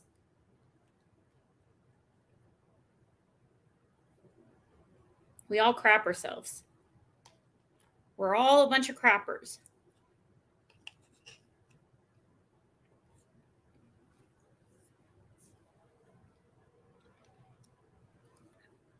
Yeah, that was Jose that said that.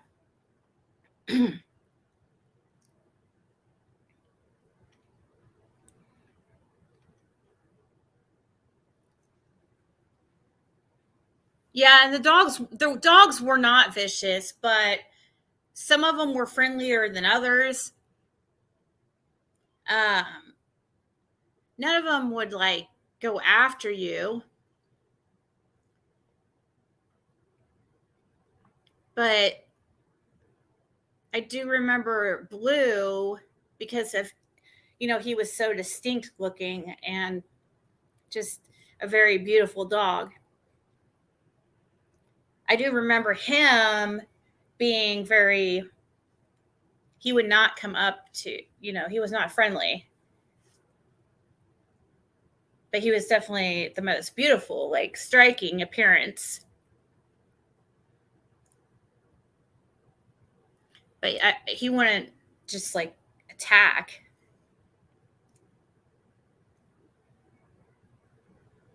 Oh, awesome.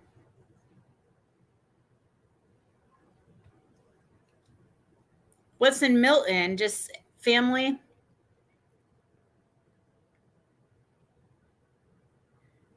Andrew showed a picture of the cat that he brought from New York and gave to H, which H gave to Summer. It was an orange tabby. Why are people bringing down more animals to take to 110? I crack myself up as well. If you want something funny later, watch my ELP. Our contract expired. I wish ELP wouldn't talk about you, because I know that I have like a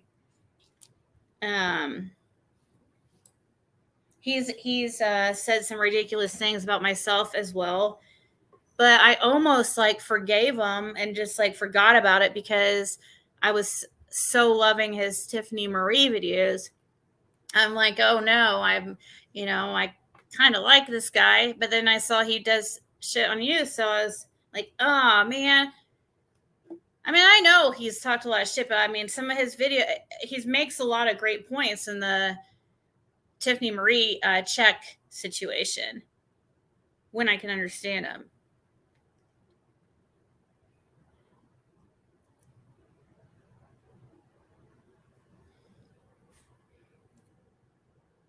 Smashing Pumpkins, yeah. I do remember.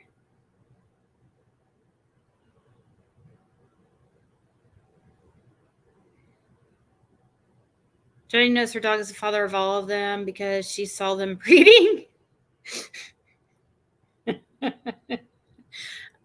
Yeah, that's what people are saying, that's kind of her thing.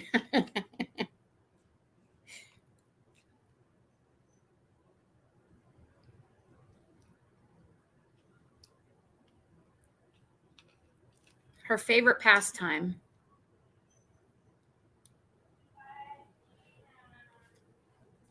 Didn't I get a video up here?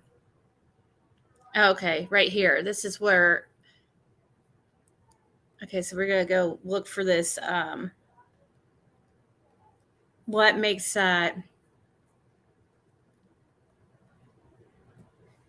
picture show up on that bag that does look like a face? I never said, or I never heard people saying it looked like Dawn, but I heard it looked like a person's face. Let's see here. Probably don't need the sound really on, but let's see. I brought that down here after the shooting. Listening to that in downstairs by myself. Okay. And then it's all hurt. I never caught that before. So she moved all the boys downstairs to sleep because she said after Summer went missing, she didn't want them upstairs by themselves anymore. This would be a very human statement if it wasn't for the fact that Summer went missing on her watch and she can't fill in the gaps for the 15th of June, 2021. But now, is she adding extra? Is she really, really keeping an eye on her son since Summer went missing? I don't think so. Yeah, she was adding extra because she even said that Wyatt's only 9. She put that right out there. He slept down here because he's only 9. Okay, is that because he can be in the same room with Summer? Or is she don't want him upstairs because he's only 9? I don't know. I think it's odd that she mentions that. Mm-hmm. They're all sleeping in the basement together. Her, Dawn, Summer, the youngest son. Yeah, that terrible man. Okay, we can see the face. Just I didn't even notice. You can see the face right there.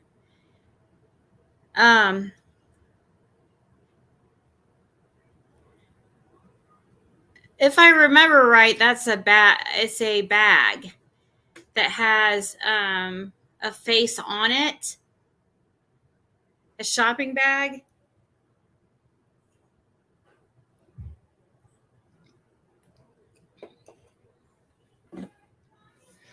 They caught the lie about boys playing games upstairs. Game unit is in the dungeon.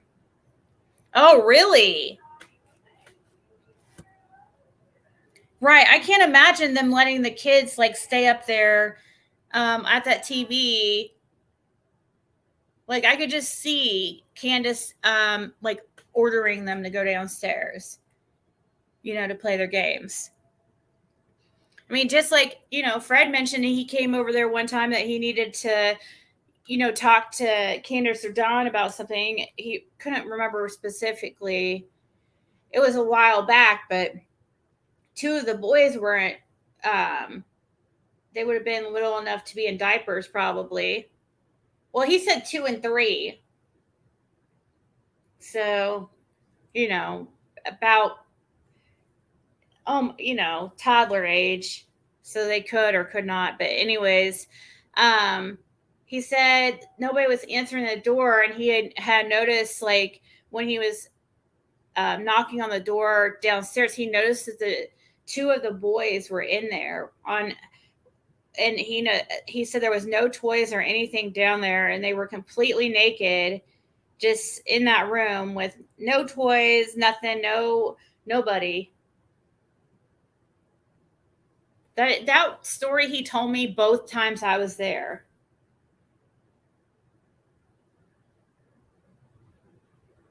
That's your brain making a face? No, it's actually, somehow we figured out what the bag was, but I'm trying to remember.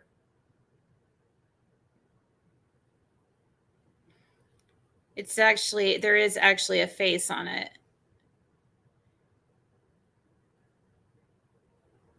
Mattress, yes. And personally, I'm with Real Rock and Robin. Why would you move all the boys downstairs where the abduction occurred? I would think everybody would be upstairs. Yeah. Yep. Toys. All her toys, all these toys that are down here are dang near all her, except for like the trucks and the Teenage Mutant Ninja Turtles in the game system. That's the boys'. Okay. But them are all her toys. And she's really into Paw Patrol. I see. Yeah, that. I've been collecting from day one. And these are all her little ponies that we've bought. And then these are them girls that she likes. Them new fashion, I don't know what they are, little princesses or whatever. She's like all kinds. Here's one of them bracelets. Oh, that's just. Yeah, you probably bought it yesterday. Oh, this is a little pony bracelet. Yeah, I don't know what they were really called, but she liked them, and so I just every time I go to garage sale, I buy her what she wanted. Okay. Whenever I got a little bit of money, I spend it on the kids. Yeah, this is her. This is. I still cannot believe she said that to Chris. When I get a little bit of money, I spend it on the kids. Yet we have seen their behavior that, hell, they've got plenty of money to drink and smoke and do their drugs. And you basically have, I mean, she's like, can I go to a garage sale? Which, hey, I've got no problem with garage sales. Love garage sales. When I get a little bit of money, I spend it on the kids. It doesn't look like it. Doesn't look like it. I understand her now. Go ahead. Sorry, Big T. No, you're fine. And And Chris McDonough also, I remember he said, don't think that these people are broke. What Dawn does brings in a lot of money. They're not broke. Poor people don't Nope. inherit land. Poor people have nothing to hand down to each other. They have land. They have a house. Whether they want to fix it up or not, that's their lazy ass ways. But it's cheap too. It's cheap. Bethy Cakes. Hey, Bethy Cakes, I haven't seen you in Discord in forever. Do you need another link? She said, if the boys were playing games upstairs, why is the game system downstairs? See, she had to have forgotten that because that's when it changed to they were watching TV. Then Dawn added they were watching YouTube. Never a specific with these people. Never.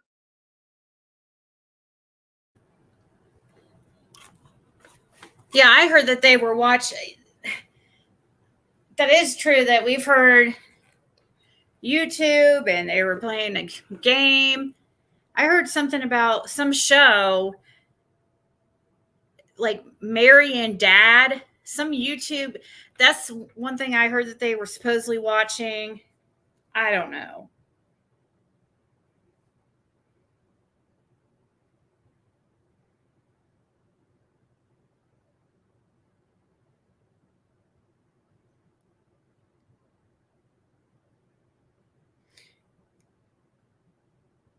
All right.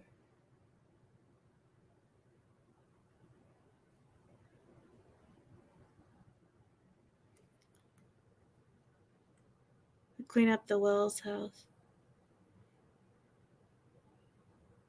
Dad and Mary. Yes. Dad and Mary play Minecraft. That's it. I got an insanely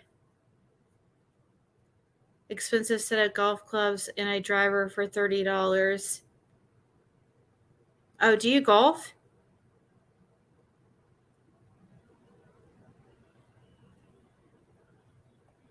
My grandpa used to take me to the driving range when I was younger. Haven't been for years. I probably can't hit a golf ball to save my life. Way behind, but I have often wondered if they told 911 that she walked over to her mom's and the dispatcher assumed she lived a house away, not on the same property. Therefore, she went on a walk. Wait, what? Wonder if they told 911 that she walked over to her mom's. Oh, and the dispatcher assumed she lived a house away, not on the same property. Therefore, she went on a walk.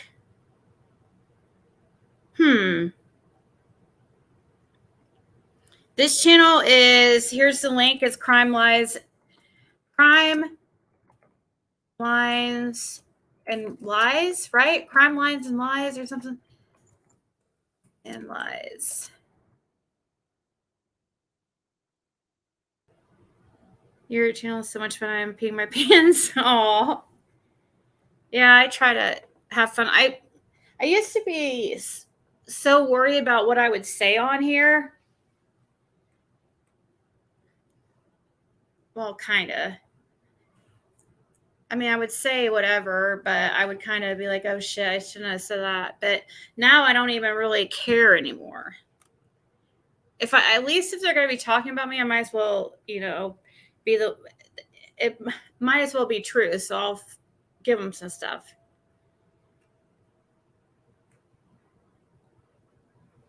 I don't golf. It was a gift. I hit yard sales for stuff like that. Like, people want used golf clubs. I mean, I guess they are expensive, aren't they?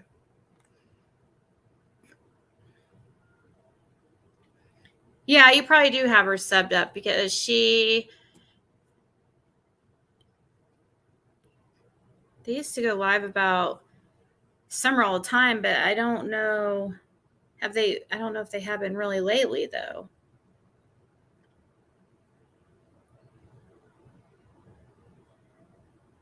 So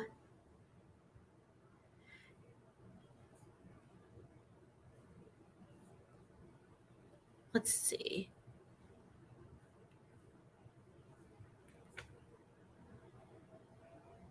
Maybe if they were spitballing and theorizing, maybe it was she ran over to the neighbors.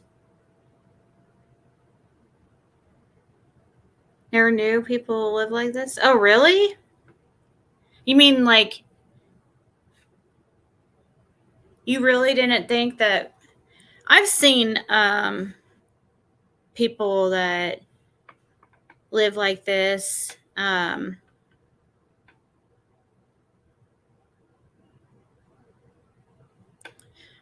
Usually usually they're involved in drug addiction, and that's why they get stuck in these areas. But I don't know. A lot of them, there's been generations and generations down there on Ben Hill. Ladies impulse buy 400 dresses, forget about them in the closet, and then sell them new tag for 50. Right? Golf balls they are worth money. Oh, I'm not gonna come on camera tonight because I have not taken a shower or even brushed my hair since I left the place today.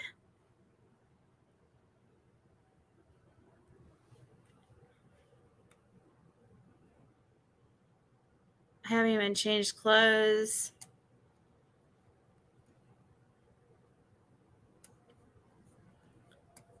Not that it's that big a deal, really. I really don't care, but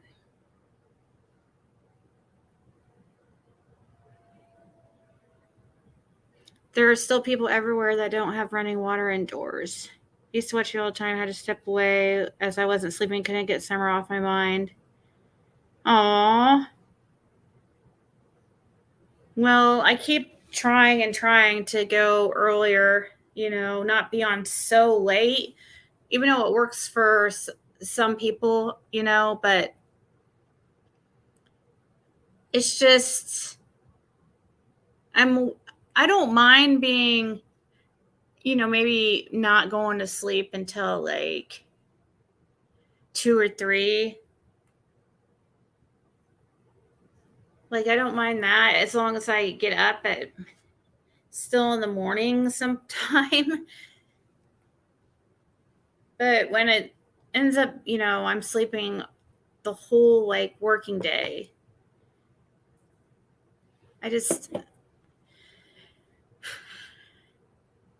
did you get the hot? Nope.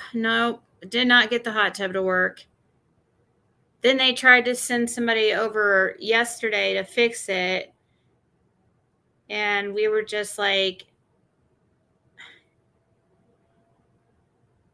no, it's fine. Because at that point it was like, I don't know, 7 p.m. or something.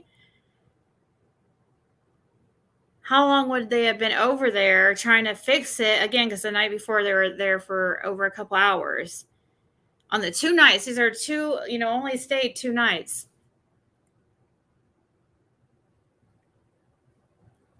One of the main reasons I got the place is because for the hot tub.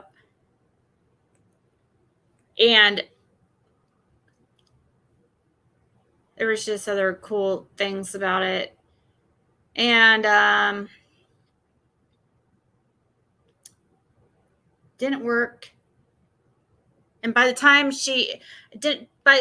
like they would have got there, okay, if they sent somebody out, let's say they got there at 8 and they worked on the hot tub, even if they got it working, they would have been there for probably at least a couple hours. Maybe get it working by around 10. And then how long does it take to heat up? Probably wouldn't even be completely heated until like morning.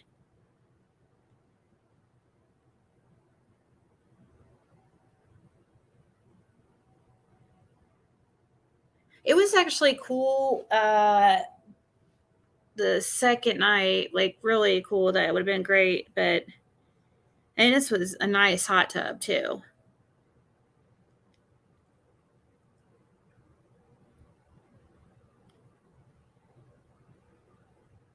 "10-foot tomato plants." But yes, I just love you, so we care. Yes, I still like him. Yeah, we had a great time.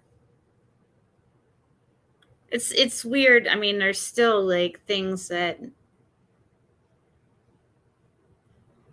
come up that cause issues because of being so out. I guess for both of us, like I haven't dated in 10 years or whatever, 9 years. So, and I've always been in long-term relationships like my whole life. I can't remember a time not being in a relationship for a long period of time. I mean, it was, and you know, he was married for 9, and he hasn't had really any relationships since, like his marriage. You know, just yeah, nothing serious. So yeah, it's weird for both of us. But I mean, I don't know. He doesn't seem to get as freaked out as I do. Like, at least he doesn't show it as bad, but I get freaked out to the point where I'm almost like, I hate it. I wish I could.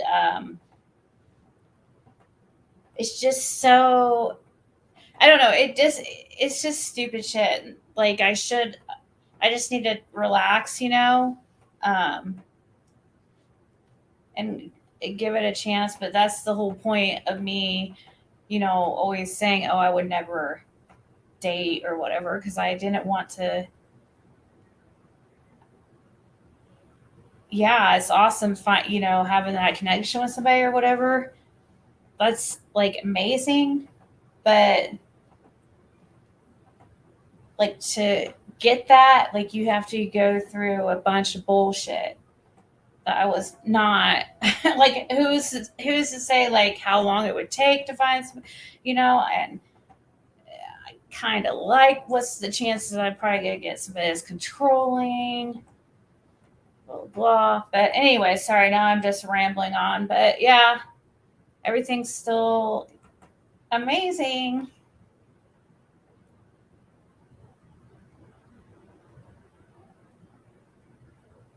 Take it one day at a time. Oh, thank you, Peace, from Denise.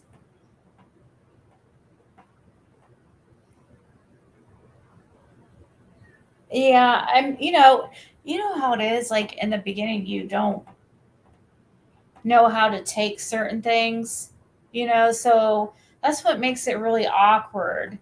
That's why I thought like, oh, if I ever would date again, it would have been like, I thought possibly this one ex from, I thought maybe if I ever did, because I didn't want to go through all that awkward stuff. Like I didn't want to have to spend like the year, that it would take getting to know somebody, to even decide if, what I mean? It's just, oh, it does not sound fun, but this just kind of happened. So I guess we're going with it. I absolutely do, Marlena. I do like seem to purposely do that sometimes, but I was looking, I didn't even know that was actually a thing. It's called like the push pull, like, I don't know. I totally do that. Because I sometimes think it would be just easier than like constantly like worried. You know what I mean?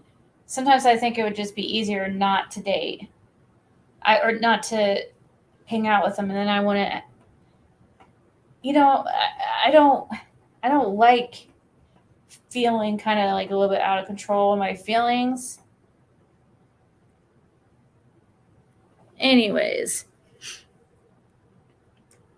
in Nashville right now, that one does have a hot does have a hot tub, but I had to cancel last minute because my mom broke her arm and tore her meniscus last week. She had surgery Tuesday. Aww.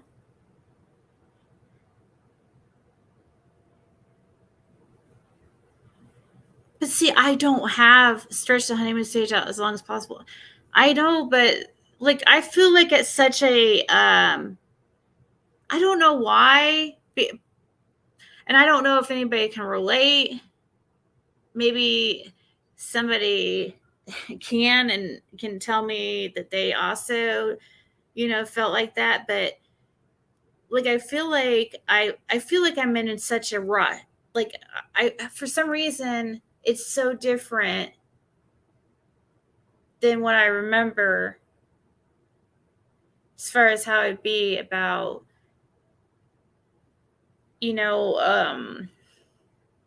moving too fast or whatever. Like I noticed I'm more like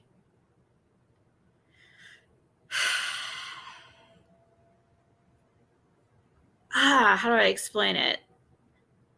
Like seem like I'm in a hurry. I have to hurry and see if this is somebody I'm going to want to spend time with or somebody that's, you know what I mean? Like I feel like I have to hurry and figure all that stuff out because I don't want to waste my time. I hate wasting my time. But I don't remember being like that when I was younger. So now it's like I feel like, oh my gosh, it's like a clock ticking, not to do with anything like kids or anything. I'm too old for that, but I mean, I still feel like I have this like clock, and it kind of it like freaks me out.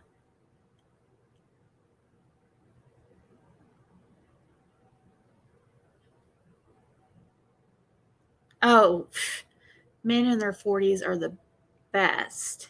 That's the best age for guys.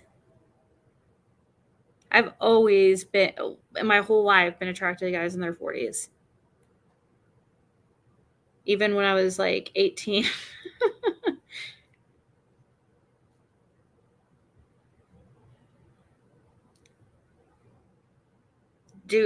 Bart, I don't think that's like even really a possibility. I'm 41. It's really low chance I would get pregnant. But I guess it's possible, but I don't think so. But with that, like, I think he would be more, and I'm only talking about this because I think he's sleeping. Even though he might come back and listen to this, but it's okay. I just try not to talk about anything too embarrassing for him, I guess. But he definitely is more.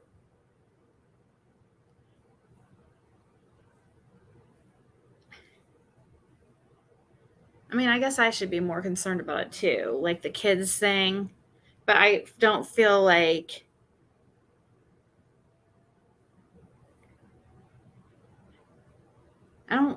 that would be a possibility. I mean, I guess I don't really know. No, I'm 41.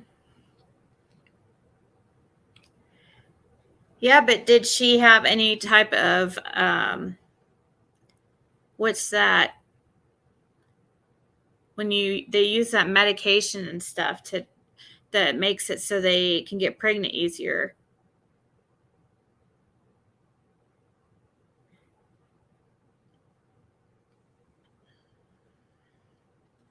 Yeah, but it's possible. I know it's possible, but it's like way less possible. Plus, I started having those cysts and stuff. I don't know if that would affect anything with like pregnancy, but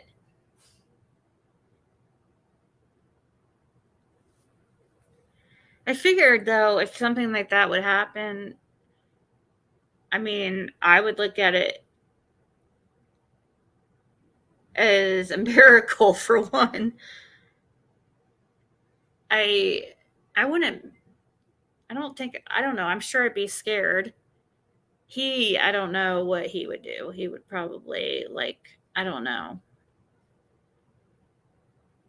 He'd probably be mad. I don't know. I don't know.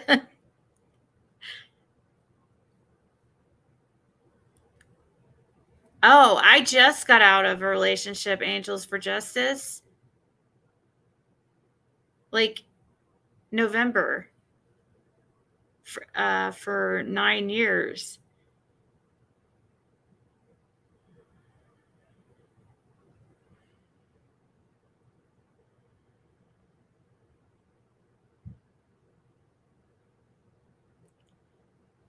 PCOS. I don't know what that is. Hold on, let me look. I do know what that is, but hold on. I mean, I'm having a brain fart. I do know what it is, but I kind of forgot.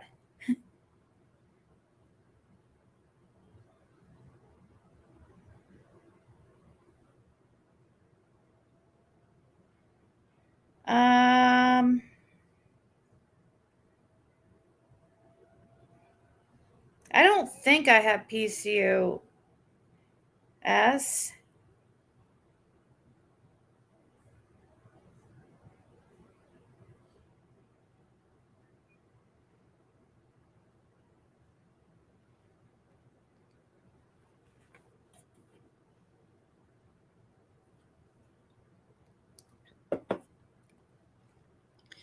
Yeah, but see, Angels, I know I wasn't going to again though.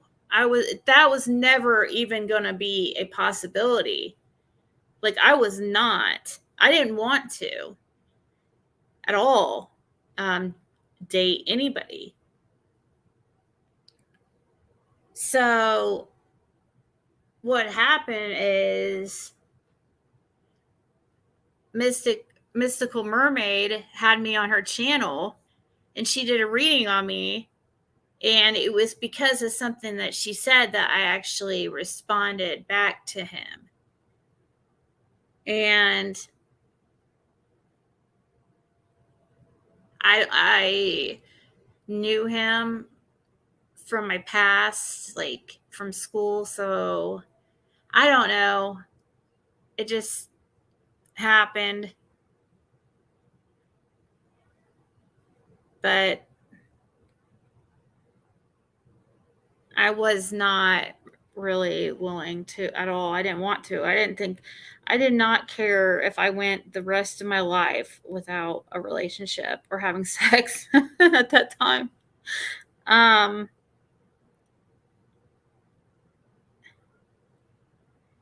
So, but I do feel as I've gotten older, I feel on a bigger rush. I don't feel like I have 2 years to sit and wait. I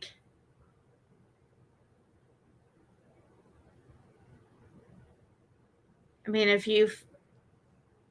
what if you find somebody in that 2 years that that when to find somebody you really vibe with and stuff, that can take some. I mean, sometimes that can. That's seriously, probably out of all the guys I've dated, and I'm talking before this situation. Of all of them, I probably only one of them that I actually really vibed with. And that's out of any guy. Don't overthink it. That's so funny. That's what he says. She seemed pretty accurate on your reading. Yeah.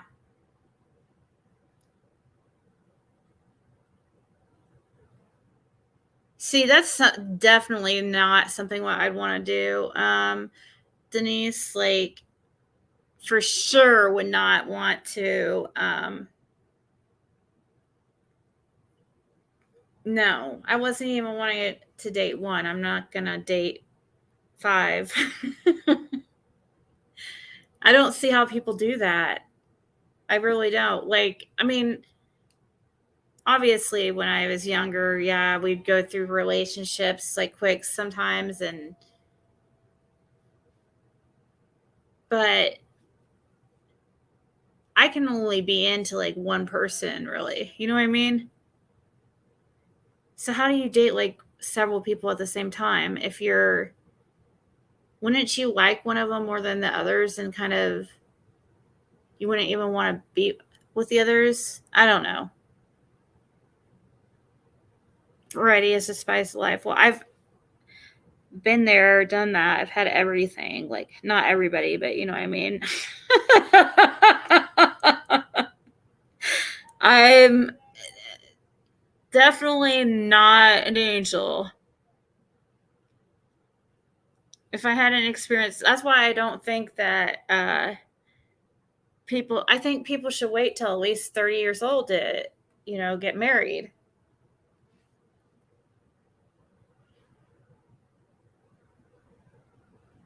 Now, there was one point in my life that I really seriously thought I was going to be, that I really, really, really, truly wanted an open relationship.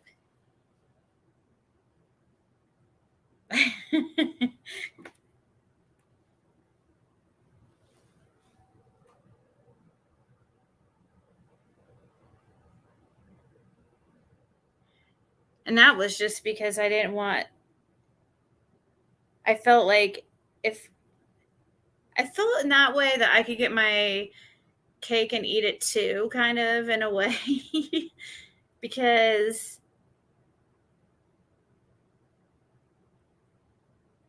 that way, you wouldn't have anybody cheating, like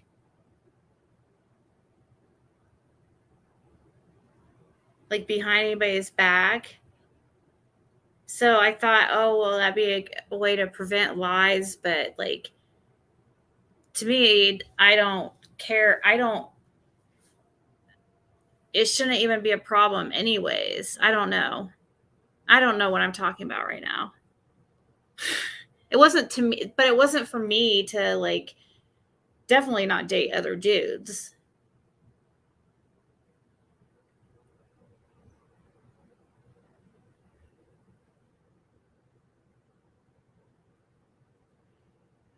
Yeah,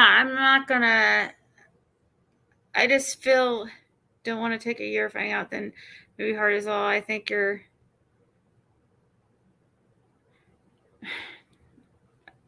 yeah, that's what's really scary.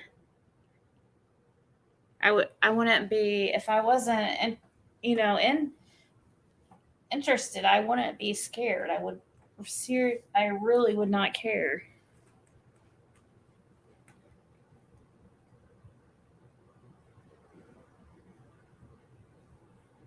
That's true. What works for some isn't best for others. As long as all people are consenting adults, and I guess whatever they want to do. But me, I don't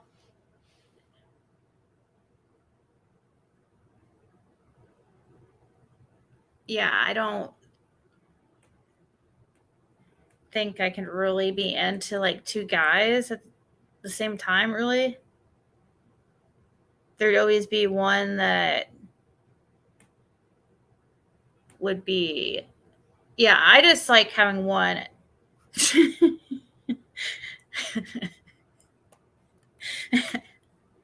Sometimes I don't even like any.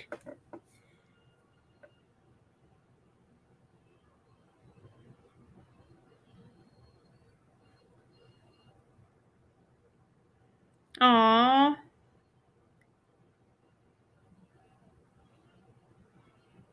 Oh yeah, Kate, my daughter comes first for sure.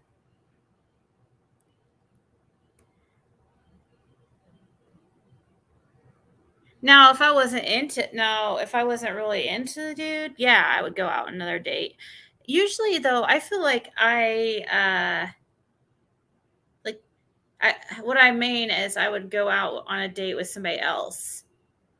like if I wasn't really into somebody, I'm not gonna be dating anybody else because it's just not something I would think about, especially at my age. Maybe when I was 20, I guess. Not even really when I was in. She wants me to, Angels. Threesomes, you go, girl. That's what I was saying. That's not, the dudes was not really what I was into. Like,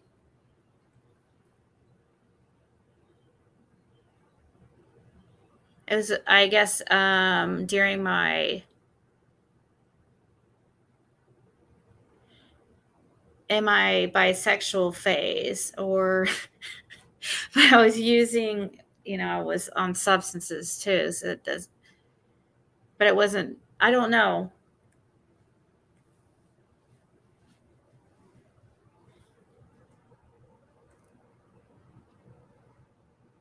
Only time I dated 2 people. Right.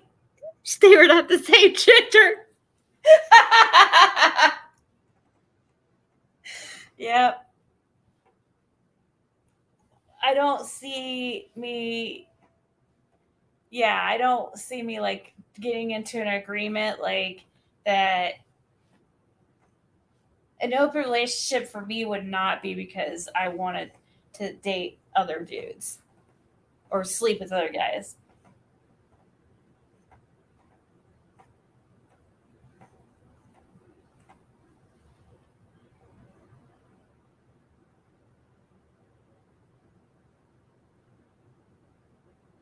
Had people come over every day and do what?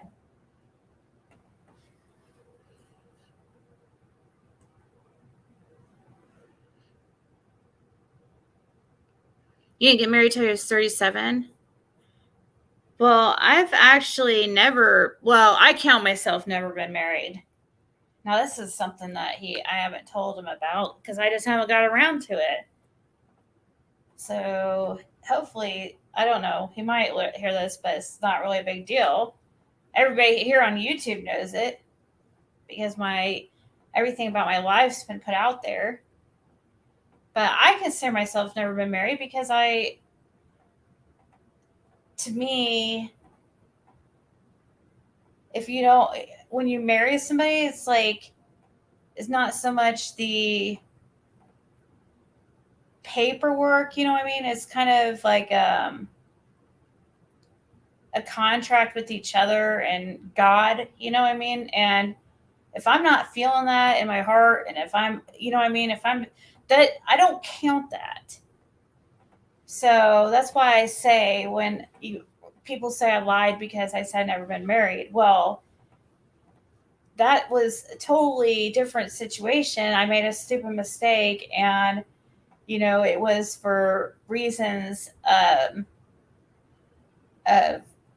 being able to be financially in a better situation because I just had a baby, so she would have good insurance, all this stuff.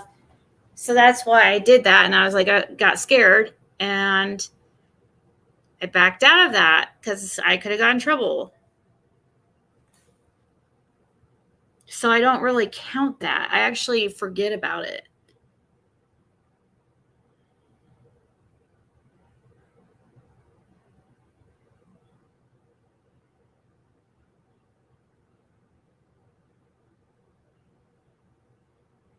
You're not supposed to date them all along. It's like a dating show. Eliminate one each week or two.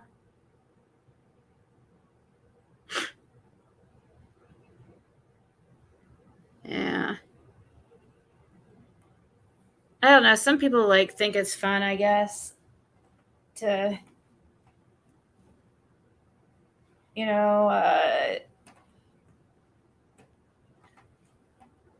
date a lot of guys or a lot of girls, I guess.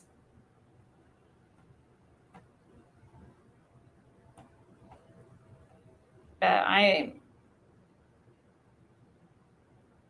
I'm just not there. Never really been. I mean, it matters, really. Oh, yeah, for sure. If I make a commitment, that's, that's my word. My word is my bond.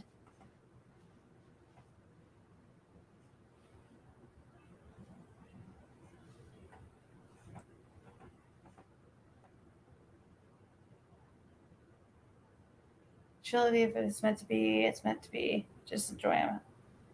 Yeah. I know. I just get like freaked out, and it kind of ruins things for a while, because I'll get to thinking about how much it freaks me out, and then it put me in, it kind of ruins my mood because I'm trying to purposely, like, it seems like it anyways. To me, I feel myself like purposely sabotaging things.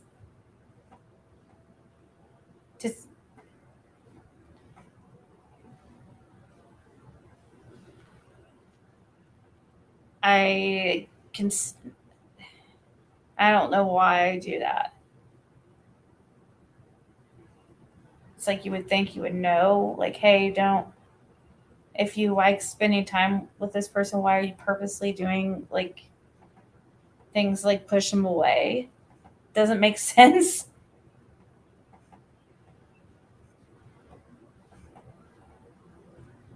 But that is something that a mystical mermaid said and is true.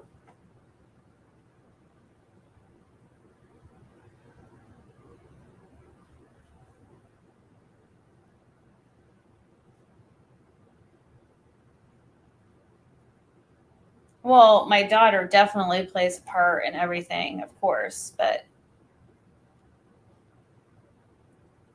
she's like the main one encouraging like me to.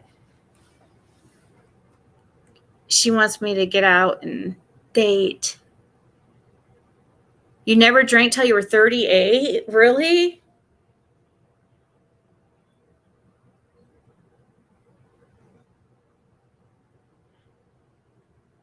I just like things to go more, even kill, like smooth. I like more smooth sailing instead of like intense highs and intense lows. I feel like it's easier just to like kind of sail instead of, even though the high highs and high or low lows, it's intense and exciting. But when you're like by yourself, you're not worried about somebody else, like what they're doing and who they're doing and all that stuff and what they're thinking and blah, blah, blah. Well, you're not obsessing over that kind of stuff. Like, you're not driving yourself crazy. And that's what sucks about, especially the first like year or two of a relationship. And I just don't want to go through that.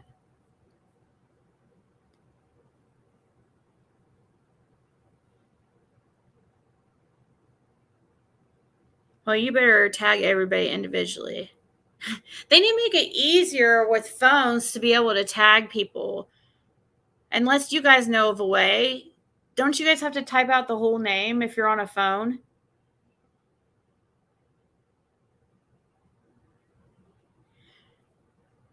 So say I'm way behind, but I've often wondered if they told no one that that's not the right part. Oh, I trust him.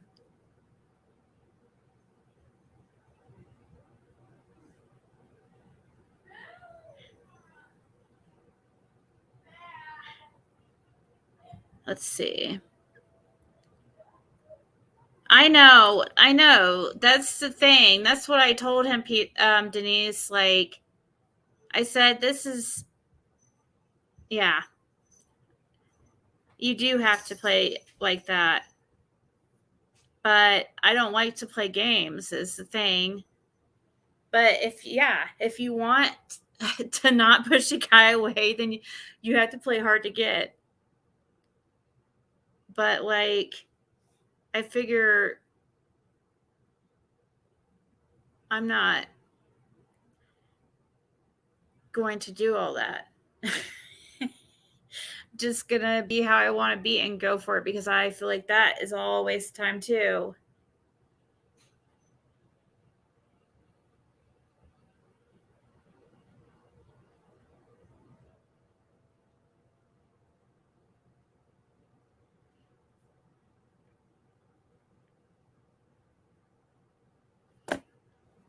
What's that say? Erica was my first. Who's that? I don't know who that is. Erica.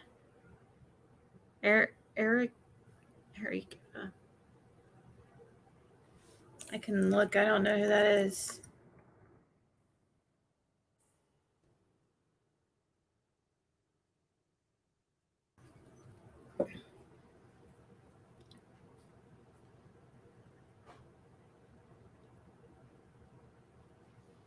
I don't know.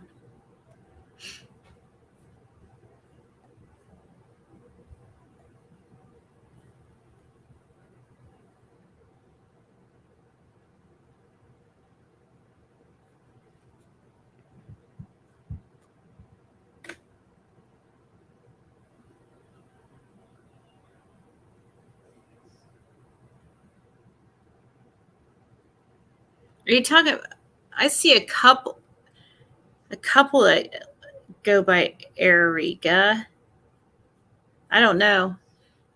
I was curious who you were talking about, but I guess it doesn't matter.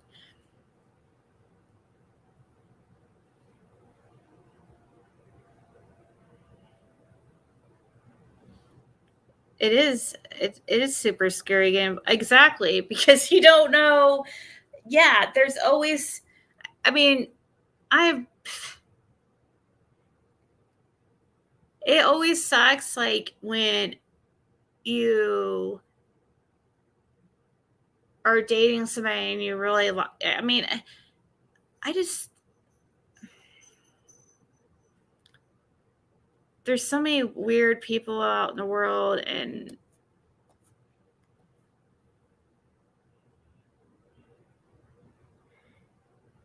Erica blow up doll. Oh, Erica. Oh, thank you, Denise. Right, Pixie. I mean, see, like the old me, I would definitely be playing like hard to get. Not, I'd be way different. But it's like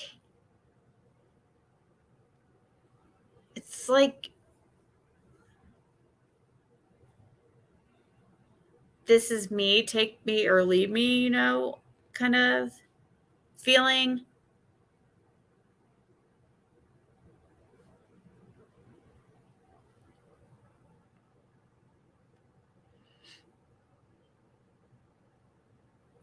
What is so ew? What are we talking about? Damn, my hose sprayer broke and soaked me. Wait, hold on.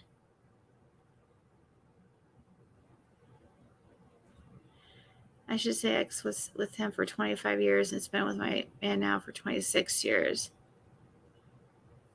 I don't know. Oh, the Erica thing.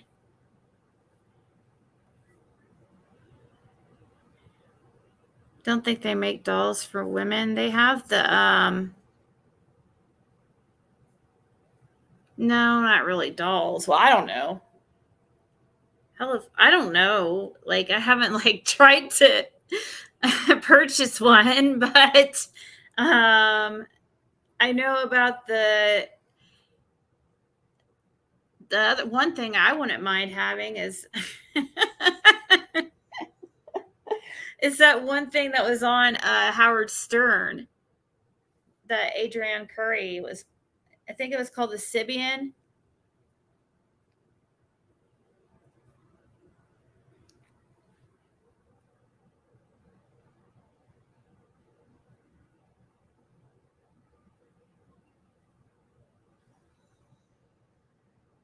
Good night, Denise.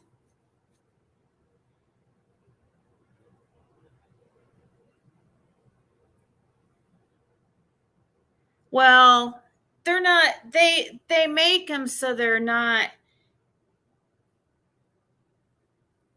It's a vibrator. Yeah, you can say that.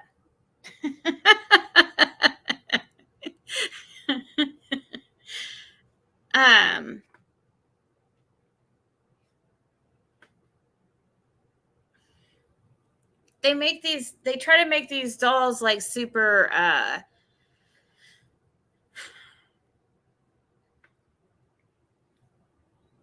realistic. So they're not, a lot of them, like, they're not technically blow up dolls. They make them out of like silicone and stuff. And they make them like actual weight and stuff. They try to make them proportionate or, whatever you want.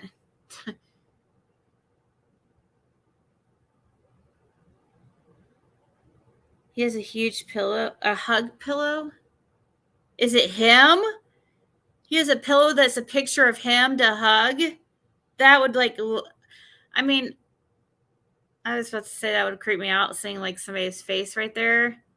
Not that it's anything against Dolly, but I think that'd be so weird to have a big pillow of him. Is that really? Like, I could not sell something of myself like that. I mean, I could see him doing that just because he's kind of like silly. And I'm definitely silly, but different type of silly. You ace the vibrator in there. What?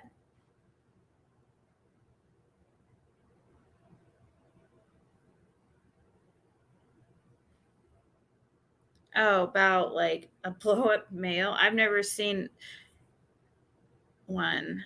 I don't think I would be interested. It's my guess.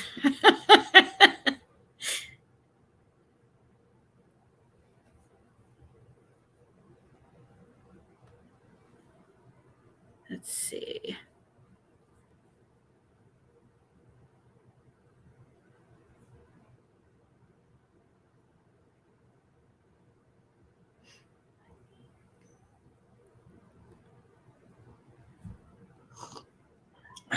Wanted to share some information. I was looking to see what JLR has posted lately.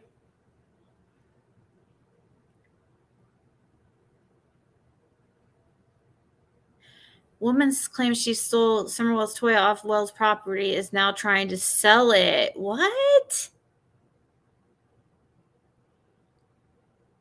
Oh my God. Is that for real?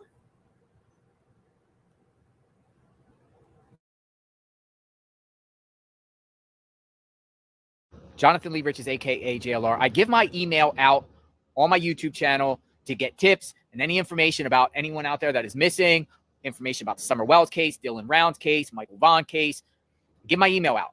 Got a very, very bizarre and disturbing email here. I don't know what to think of it. You guys decide. Check it out. So here is the email exchange I had with someone claiming to be M. King. Sent me an email. Hey, JLR, I got something for you of Summers if you want it. So I respond. Hi, what do you have? And then they respond. This is Summer's toy I took off their hill on Bend Road. I'll sell it to you for $50. You could probably make triple that. Let me know. And it's attached photo of I don't know what it is. I respond, what? No, absolutely not. This is theft, and I'm reporting you to authorities. Hope this isn't a sick joke. Either or, shame on you. I got that email exchange by someone trying to sell me this. Unbelievable. So, I don't know. M. King, I crossed out their information on there because I didn't want someone to report me for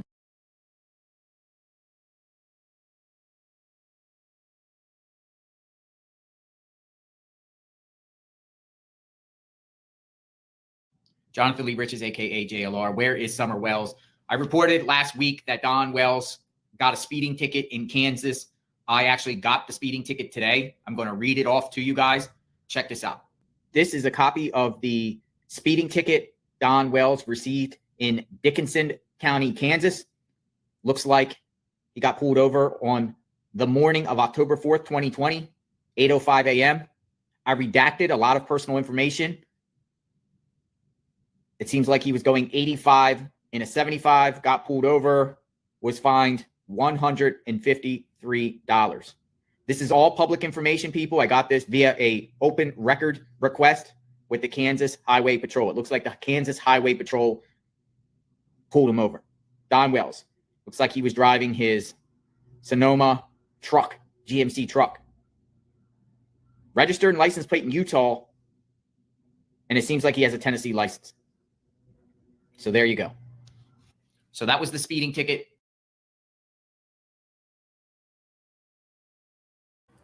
Wait, what was the significance of this speeding ticket? Like, I was kind of thinking about something, so I didn't see. Why does it matter if you got a ticket? Hold on, let's see here. Let me look at this ticket. October 4th of 2020. So this would have been a year before Summer went missing. Or actually, okay, that would have been,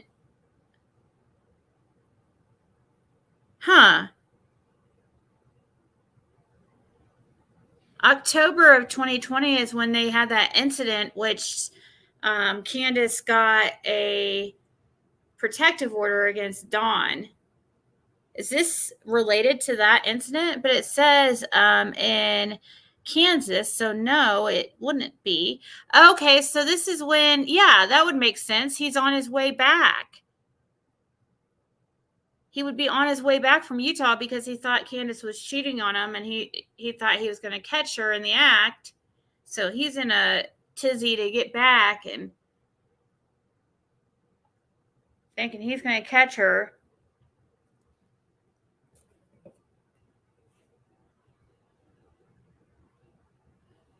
Yeah, so that would make sense then.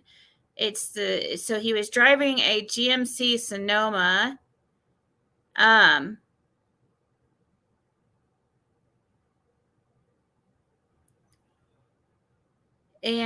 it looks like he has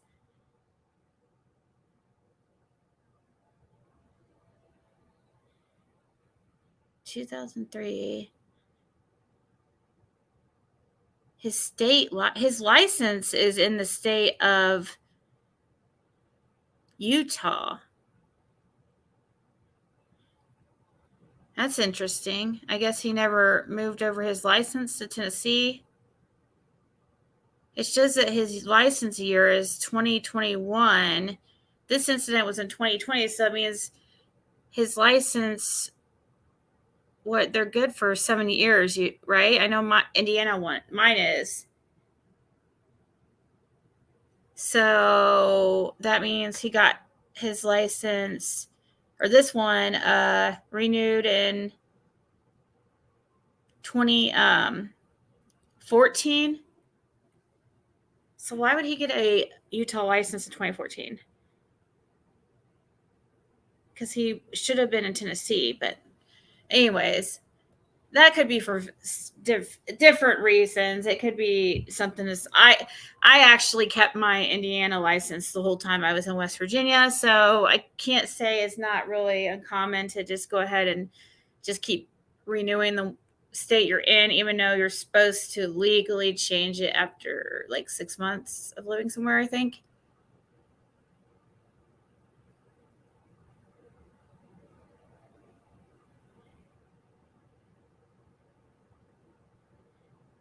Oh, it says license. Oh, okay. Hold on. Well, it says licensed state.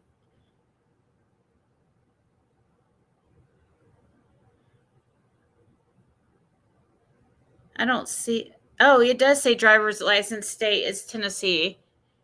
Okay, so it does say driver's license state is Tennessee. but his truck is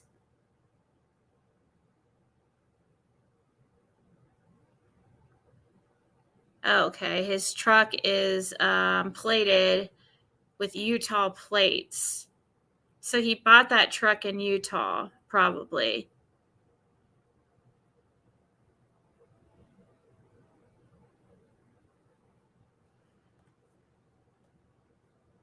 Oh, real quick, I am gonna go ahead and go like here in 1 second, but I wanted to look I wanted to check on to see if I could find that divorce between I'm pretty sure I found that very easily in court records, but I'm trying to remember how I did this. I just need to think for, let's see, hold on. Wells, and I might have found it. Hold on. Pamela, let's see, what's her last name? Hold on, I might have it on Ancestry. I really think I found it on a court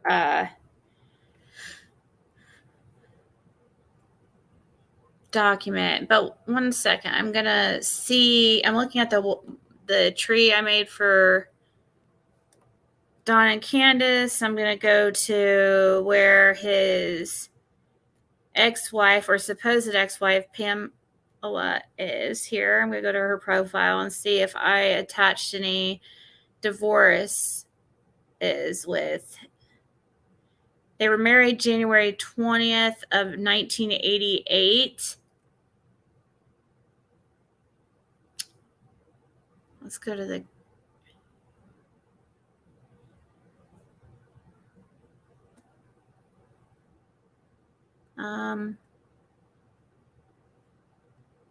married though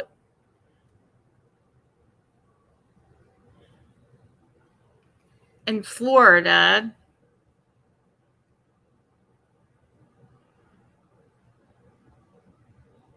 Why was I think I found their divorce in Arkansas? If you get married in one state, do you have to get the divorce? You have to get the divorce through that state too, right?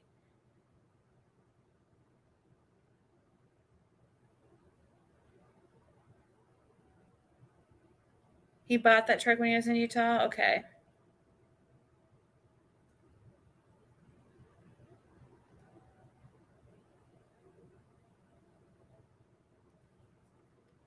Okay. Because I was thinking I found a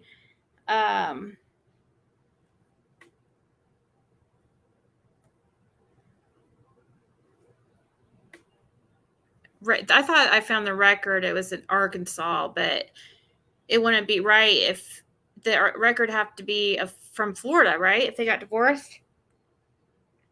Her maiden name is Shavers with a C, Chavers, like Shavers, except CH. You had to get divorced in the state you were married in.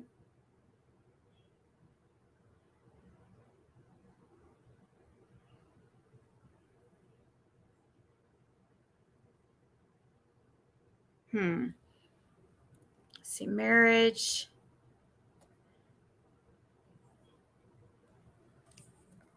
And so if that was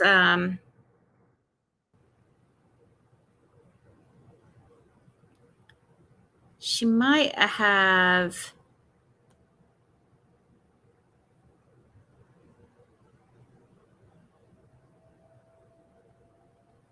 what is this?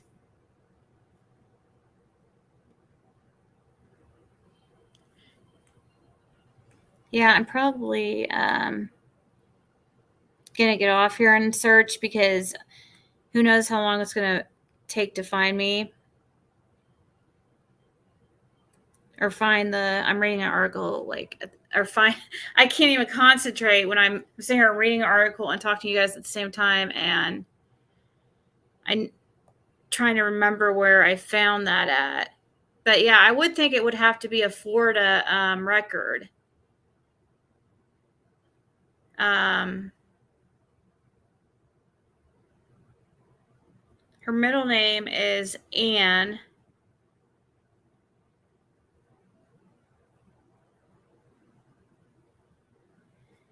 They were married in 88.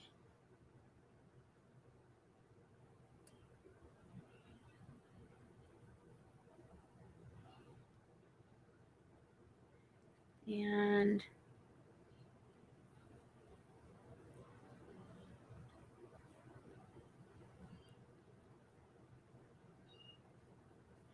I'm not sure. I'm gonna have to I'm gonna be going down a rabbit hole trying to find that information. So no fault divorce state in the state I lived in was different. I couldn't file for any reason but irreconcilable differences. You don't have to get divorced in the state. You don't?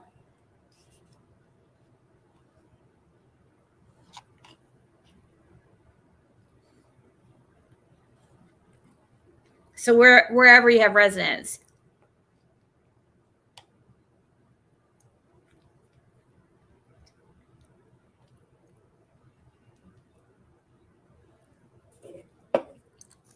All right. So it is possible I saw a record of divorce in Arkansas then, because that's where I'm thinking it was.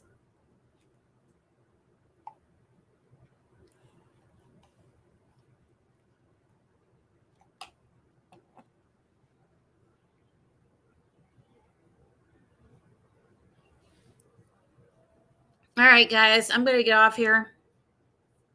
And I'm going to look into that because now I'm interested, but I do need to wind down. I might as well take advantage of the fact that I am tired and maybe should go to sleep a little bit earlier, go on a better schedule, but I will get out these packages, start working on that. I think all of them being out by Saturday is very reasonable and possible. I mean, I think I can get that done.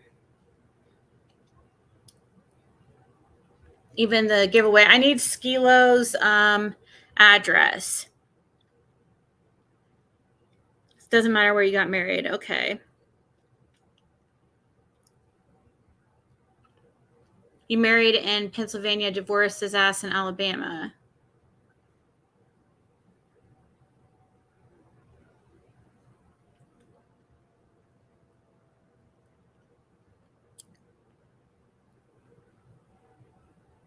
All right, guys. I will see you tomorrow. I'm sure. I'll probably up to a little bit better up to date on what's going on. So everybody have a nice night and a good Thursday. And I will talk to you guys Thursday evening. Good night.